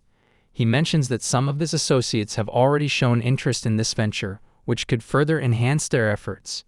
Jared appreciates the insight, recognizing the strategic value. The atmosphere shifts as Valdez, with a more serious tone, makes a suggestion that has long occupied his thoughts. He proposes that Jared write an autobiography, sharing his beliefs and vision for the territory's future. Jared considers the idea while sipping his tea, finding it intriguing. He asks Valdez how he envisions starting such a project, showing a rare smile. They delve into a deep discussion, exchanging thoughts and stories that Jared has never shared with anyone else. Throughout the night, they find common ground, forming a bond that feels more akin to friendship than mere partnership. Jared realizes he has found an ally in Valdez. Valdez's reputation grows rapidly, and he becomes renowned as a fluent speaker and a fitting representative for the territory. His warm reception by the public underscores the respect and admiration he garners. In his position as the Minister of Public Affairs, Valdez undertakes two major projects: the creation of a promotional movie and the composition of an autobiography centered on Jared. Progress on both ventures flows smoothly, demonstrating his effectiveness in managing responsibilities. On the early morning of July 5th, Jared examines a map of the Dungeon Demon Refuge. The map is intricate and perplexing, causing visible confusion. As he studies it intently, a voice startles him from behind. Chloe's unexpected presence unsettles him, but she dismisses his reaction, pointing out that the door was open. Jared, attempting to regain composure, signals that he will explain later unless the matter is urgent. Chloe, curious and insistent, decides to view it immediately. Jared delves into an explanation of the demon refuge. He describes it as a vast underground tomb constructed by demons, emphasizing its dark and oppressive atmosphere, even more so than the infamous tomb of Mahart III. She listens attentively and adds that the site was not initially a dungeon, but became known as one after numerous altars were erected, leading to human sacrifices. Jared agrees with her analysis and elaborates further. He notes that over time, the refuge has transformed into a breeding ground for monsters. Chloe remarks on the strength of these creatures, and Jared concurs but points out that their durability is remarkably low.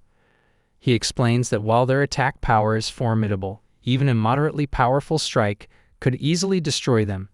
Chloe observes that the monster's corruption makes them susceptible to holy magic, but Jared advises against its use, assuring her that he has a specific strategy for dealing with them. He urges her to focus on her abilities, brushing aside her concerns. She appears hesitant but refrains from pressing the matter further, her face betraying a hint of embarrassment.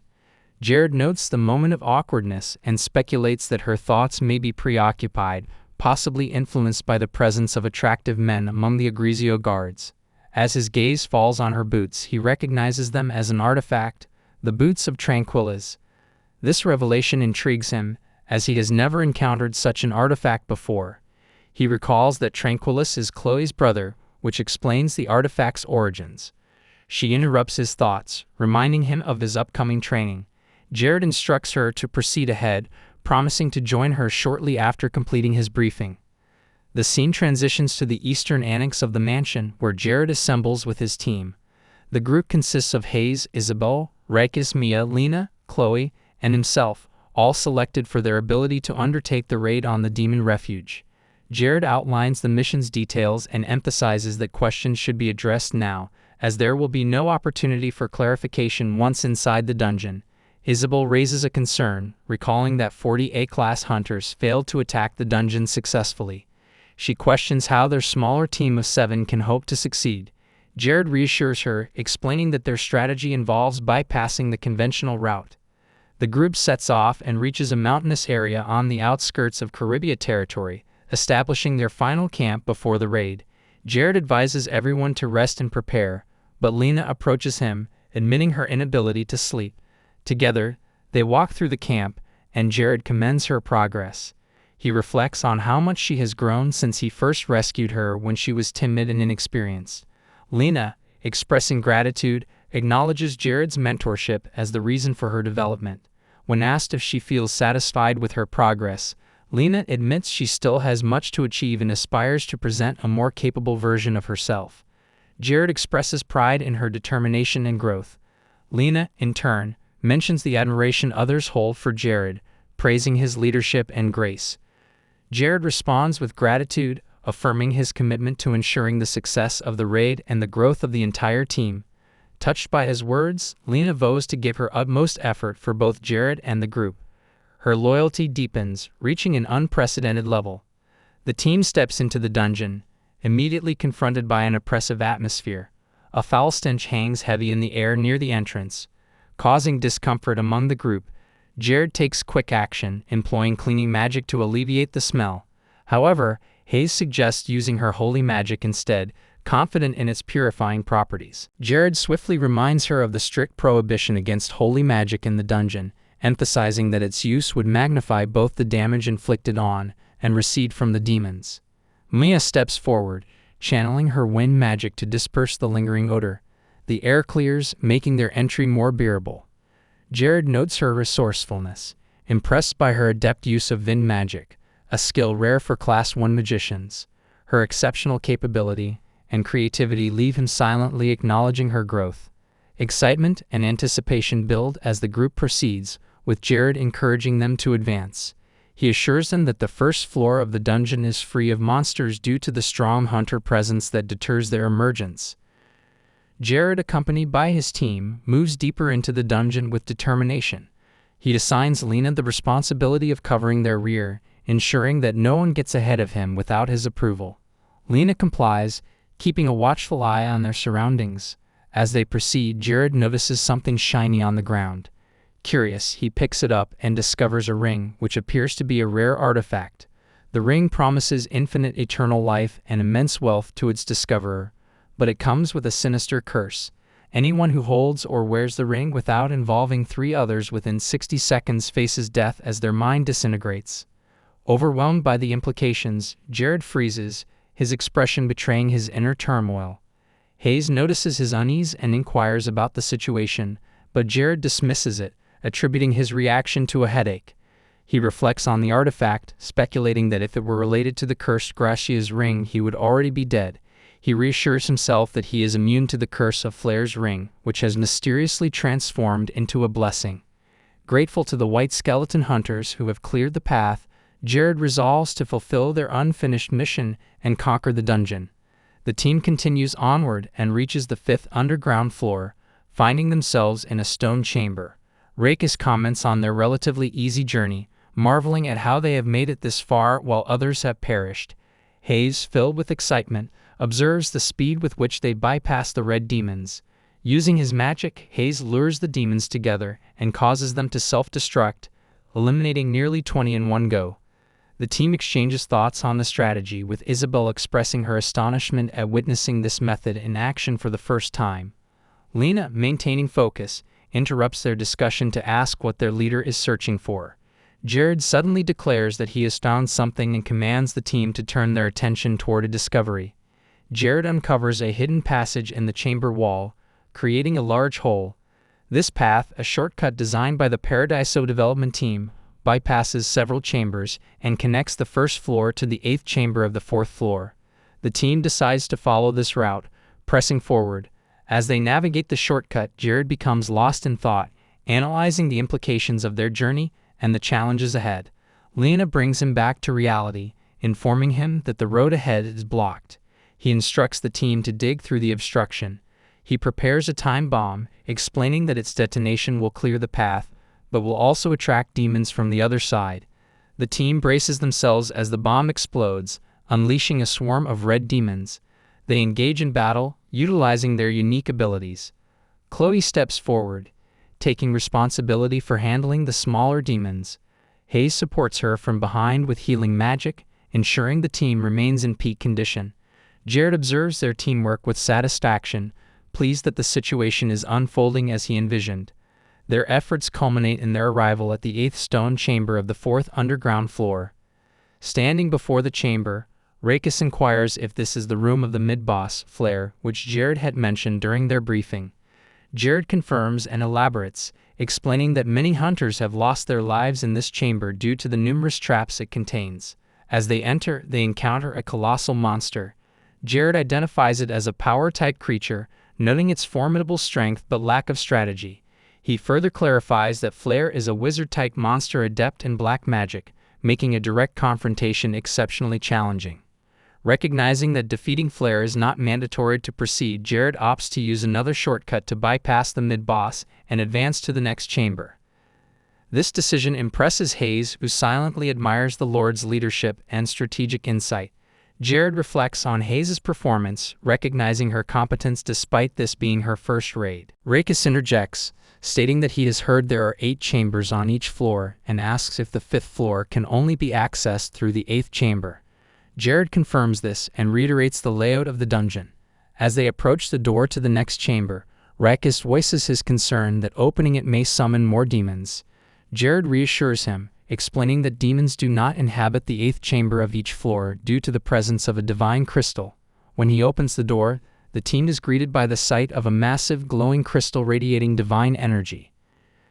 Jared explains that the crystal's divine power prevents demons from entering the chamber, making it a rare safe zone.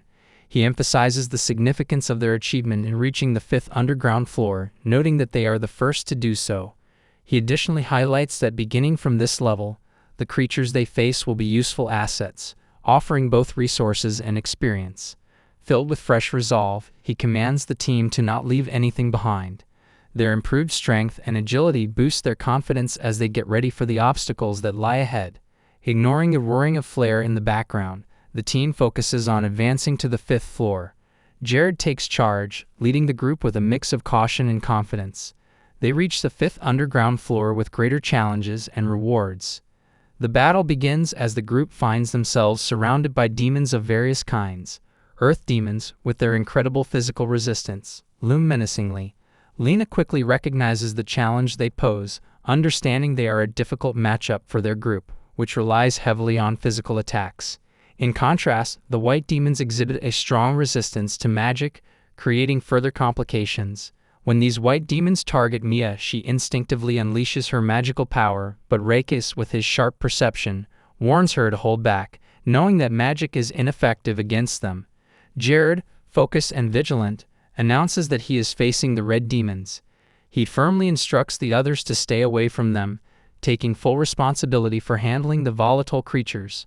Rakis, meanwhile, strategizes with Lena, suggesting that he will confront the white demons on the left while she takes on those on the right. Lena agrees without hesitation, trusting Rakis' judgment. In another part of the battlefield, Chloe receives advice to target the back of the white demons, where they are most vulnerable. As blood flows from their noses, it becomes clear that this is the key to quickly incapacitating them. Mia is directed to push away the demons attacking her, using her strength to keep them at bay. At the same time, Reikis advises Hayes to channel her divine power, combining it with her healing abilities to attack the earth demons. The group aligns with Reikis' plan, acknowledging his emerging leadership in the chaotic situation.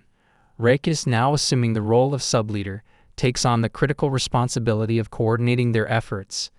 Despite the chaos of the battlefield, Jared feels a sense of relief watching Reikis step into this leadership position.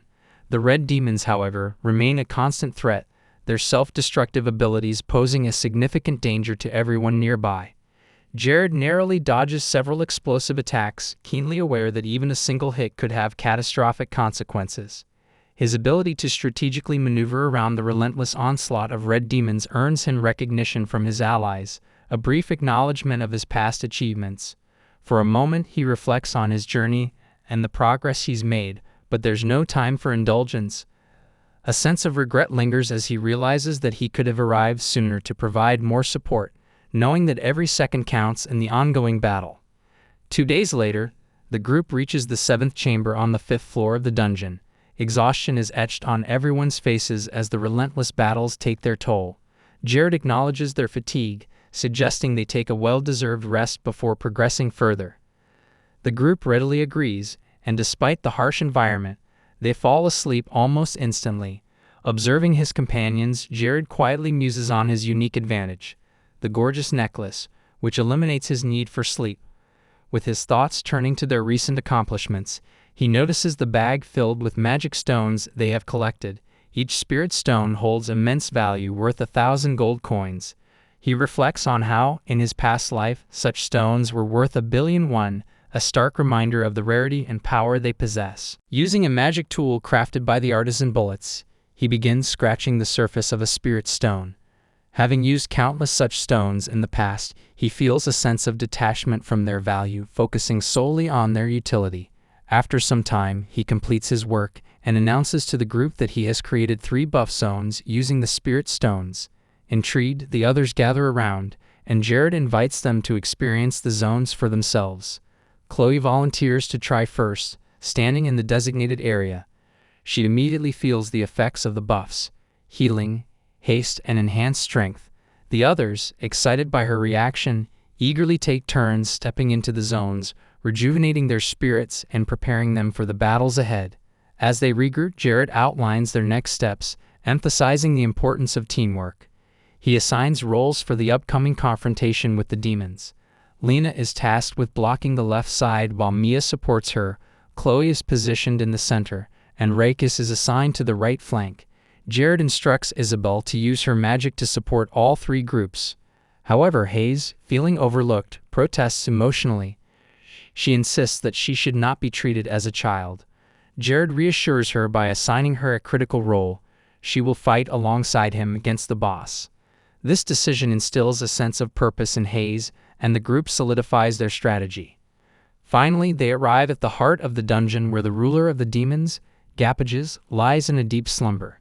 Jared explains to Hayes that they must remain quiet to avoid triggering the alarm that would awaken the demon. Utilizing second-class magic, Jared spreads glitter dust across the area, revealing a network of lasers guarding Gapages. He warns Hayes of the danger. Even the slightest contact with a laser will rouse the sleeping ruler. While Jared uses teleportation to navigate the lasers, Hayes must rely on her extraordinary flexibility to cross safely. Hayes ties her hair back, determined to succeed. With the group's eyes on her, she gracefully contorts her body, bending at seemingly impossible angles to avoid the lasers. Her movements are fluid and precise, drawing admiration from her companions. Her waist bends nearly 180 degrees as she navigates the intricate maze of light. The group cheers her on, their confidence in her abilities growing with each passing moment. Suddenly, a sharp sound breaks the tension. Hayes' rubber band snaps. Fear grips the group as the broken band hurtles toward a laser. In a swift and astonishing display of reflexes, Hayes catches the rubber band with her fingers just before it makes contact. The group breathes a collective sigh of relief as she completes her journey unscathed. Reaching Jared's side, Hayes proves her capability once again. He is visibly impressed and praises her resilience. Together, they prepare for the final confrontation with Gapages. The saying, "Who goes slowly goes far," resonates deeply with the group's strategy. Their approach mirrors the gradual but unstoppable effect of a water drop wearing away a stone. Jared questions Hayes about the time required for intermediate healing magic. She calculates it would take up to 30 seconds if used consistently. Her progress pleases Jared as it reflects the results of their rigorous training. Feeling pride in her improvement, he seizes her hand and leads her toward the top of Gapage's throne.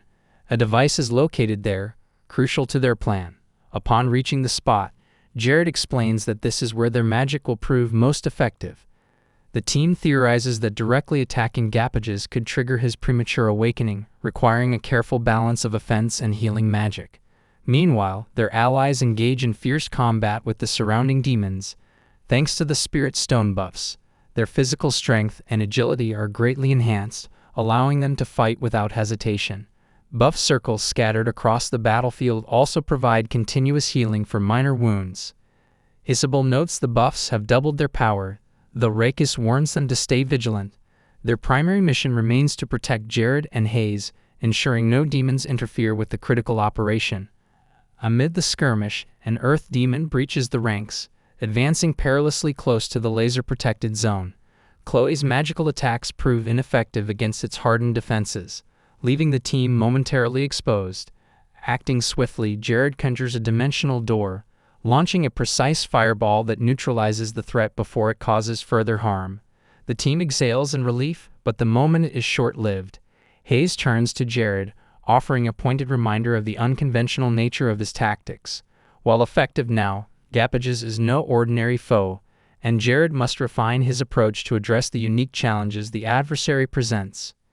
Jared explains that defeating Gapages demands precise planning and immense power. He calculates that an effective assault would require the coordinated efforts of over 30 B-rank hunters. The stakes are high. If Gapages awakens prematurely, he will summon every monster from the first floor, and his guardian flare will rush to his defense, turning the battle into chaos. Jared's strategy hinges on exploiting the vulnerability of the initial attack phase. He outlines that Gapages can awaken under two conditions: if the alarm lines are triggered or if the group inflicts 3 points of damage to his health. However, Jared's basic attack alone deals 5 points of damage, a dangerous threshold that could disrupt the plan. To counteract this, he proposes a delicate balance of attack and recovery. The team must heal Gapages for 2.5 points per second to mitigate the damage inflicted and avoid awakening him prematurely. Jared calls this intricate approach "deal and heal," emphasizing the necessity of perfect synchronization between offensive strikes and healing magic. As they work together, Jared and Hayes notice the part of Gapage's anatomy that connects to his brain. Hayes seeks reassurance from Jared, who praises her efforts and encourages her to continue. Her excitement grows as she remarks on their ability to accomplish what even a team of seasoned hunters could not. Jared agrees, noting that this ingenious strategy is the key to their success. Their combined magic steadily wears down Gapages, allowing them to exploit his vulnerabilities. Gapages stirs, an unfamiliar and aggravating sensation clawing at his awareness. Pain surges through his body, sharp and unrelenting, as the line between dream and reality fades. His head burns fiercely, a consequence of Jared and Hayes executing the final stage of their meticulously crafted plan. The pair revel in triumph as the once mighty king of monsters falters, his strength unraveling under their relentless assault. One by one, his monstrous minions dissipate into the air, their forms fading into nothingness. Rakis shouts in elation, proclaiming their lord's victory. The team stands resolute, their mission achieved, the monstrous threat extinguished. Jared absorbs the power of Gapages, gaining an extraordinary ability. As the first person in Paradiso to defeat the monster, he unlocks a unique perk, Transcendence Magic. This rare magic allows him to break limits and amplify firepower tenfold. However, it comes with a significant drawback. A Class 1 magic missile enhanced with double Transcendence consumes 2,000 mana, and Jared's mana pool is capped at 6,000. Despite the limitations, this newfound power marks a turning point for him. As he contemplates the potential of Transcendence magic, Hayes interrupts his thoughts, alerting him about someone following her. It's Gapage's wings that transformed into artifacts. Mia excitedly suggests testing the artifacts, as they grant a haste buff, further enhancing the group's mobility. Rakus remarks that these rewards are well-deserved for their efforts. At the same moment, Gappage's fighting spirit anchors itself in Jared's left hand, unlocking his full potential with Transcendence magic. The energy surges through him, amplifying his abilities far beyond their usual limits. He channels his fire magic with newfound mastery, unleashing an extraordinary display of raw, overwhelming power. Flames roar to life, reshaping the battlefield with a force that leaves the team momentarily speechless. The team watches in awe, while Jared muses that he's the sole owner of such magic in Paradiso. With their mission complete, the group turns their attention to the journey back. A shortcut is revealed, which Hayes notes could benefit future hunters attempting to conquer the dungeon. However, Jared insists on blocking the passage to prevent others from exploiting their discovery. The team agrees, pledging to help secure the pathway. Despite their efforts, Jared acknowledges that a hunter with keen perception might still uncover the hidden route. The rain pours heavily in the Caribbean territory, its relentless rhythm echoing through the mansion. Jared sits in his room, holding a peculiar stick in his hand. His mind is preoccupied with the clarity of using Transcendence magic, a power he has uniquely mastered. Memories of the fireball spell he cast after defeating the king replay vividly in his thoughts. Unlike others, Jared has the rare ability to double Transcendence magic, a feat that sets him apart. However, the artifact he now holds, Mudaitis' stick, offers a greater potential. With it he can wield triple Transcendence magic, amplifying his mana reserves significantly. This artifact, which he obtained during the rescue of Aki, becomes his next choice to enhance his abilities. Resolute, he decides to incorporate it into his arsenal. As Jared contemplates his future with the artifact, a sudden meow startles him from behind. The unexpected sound prompts him to shout instinctively. A servant quickly explains that a stray cat had entered the mansion a few days ago to escape the rain, a fact he had neglected to mention as Jared was away in the dungeon.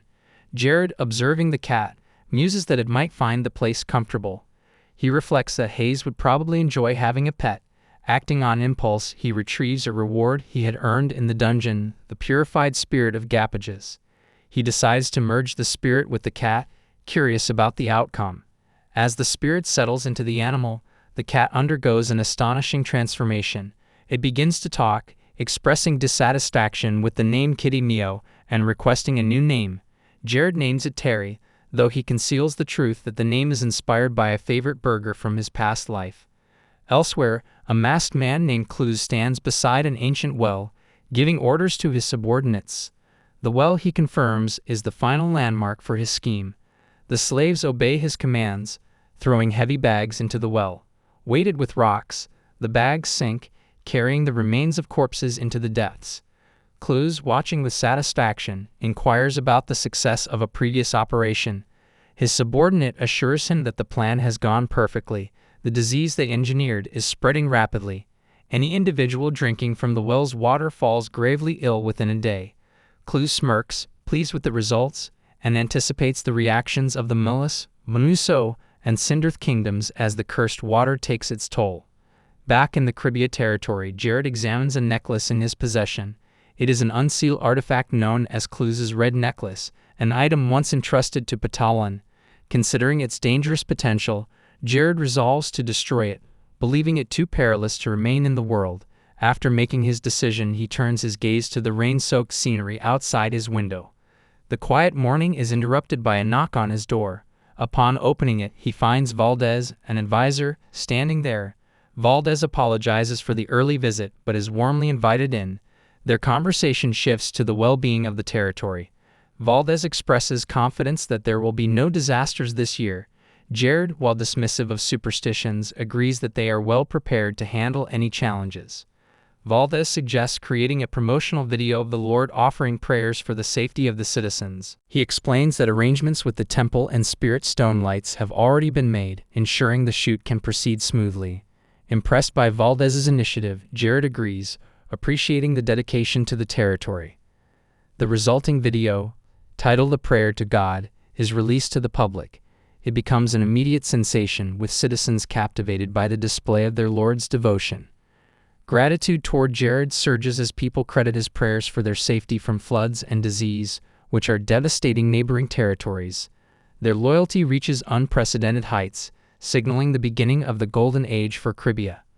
Production capacity increases, and prosperity flourishes, starkly contrasting the struggles of surrounding kingdoms. While others grapple with natural disasters and plagues, the Cribia's territory thrives, bolstered by Jared's leadership and the collective faith of its people. A week later, Jared finds himself in the underground processing room with Isabel. She notices a peculiar object and inquires about it. Jared reveals it to be a master potion, a creation designed specifically for the rainy season. He explains its composition, a blend of 10 carefully chosen herbs mixed according to a precise formula. The potion is a general medicine that can be diluted in water to combat diseases. Isabel is astonished by its ingenuity and recalls Jared's success in developing the Runella cure. She questions his expertise in creating such a complex potion. Jared, reveling in her admiration, explains that the potion's effects are potent and need to be tempered to ensure they are safe for consumption. He acknowledges her concerns about potential side effects but reassures her of the importance of their work. As their discussion unfolds, Jared notices Isabel wearing a purification ring. Curious, he asks about its effects. She describes how it has alleviated her negative emotions and dark thoughts, leaving her feeling more at ease. Jared reflects on their past interactions, suspecting that her anger toward him might have stemmed from lingering affection. However, he resolves to avoid personal entanglements, citing a lack of time and commitment. Isabel, frustrated by his remarks, expresses her exasperation but shifts her focus back to their work. She inquires about the large stockpile of potions in the room, to which Jared responds cryptically, hinting at a specific purpose. Their conversation is abruptly interrupted by Hayes, who bursts into the room in a state of panic. She informs Jared of an urgent matter. Ambassadors from both the Banuso and Melis kingdoms have arrived simultaneously. The unexpected visit raises concerns, aware that it could have serious consequences for Cribia.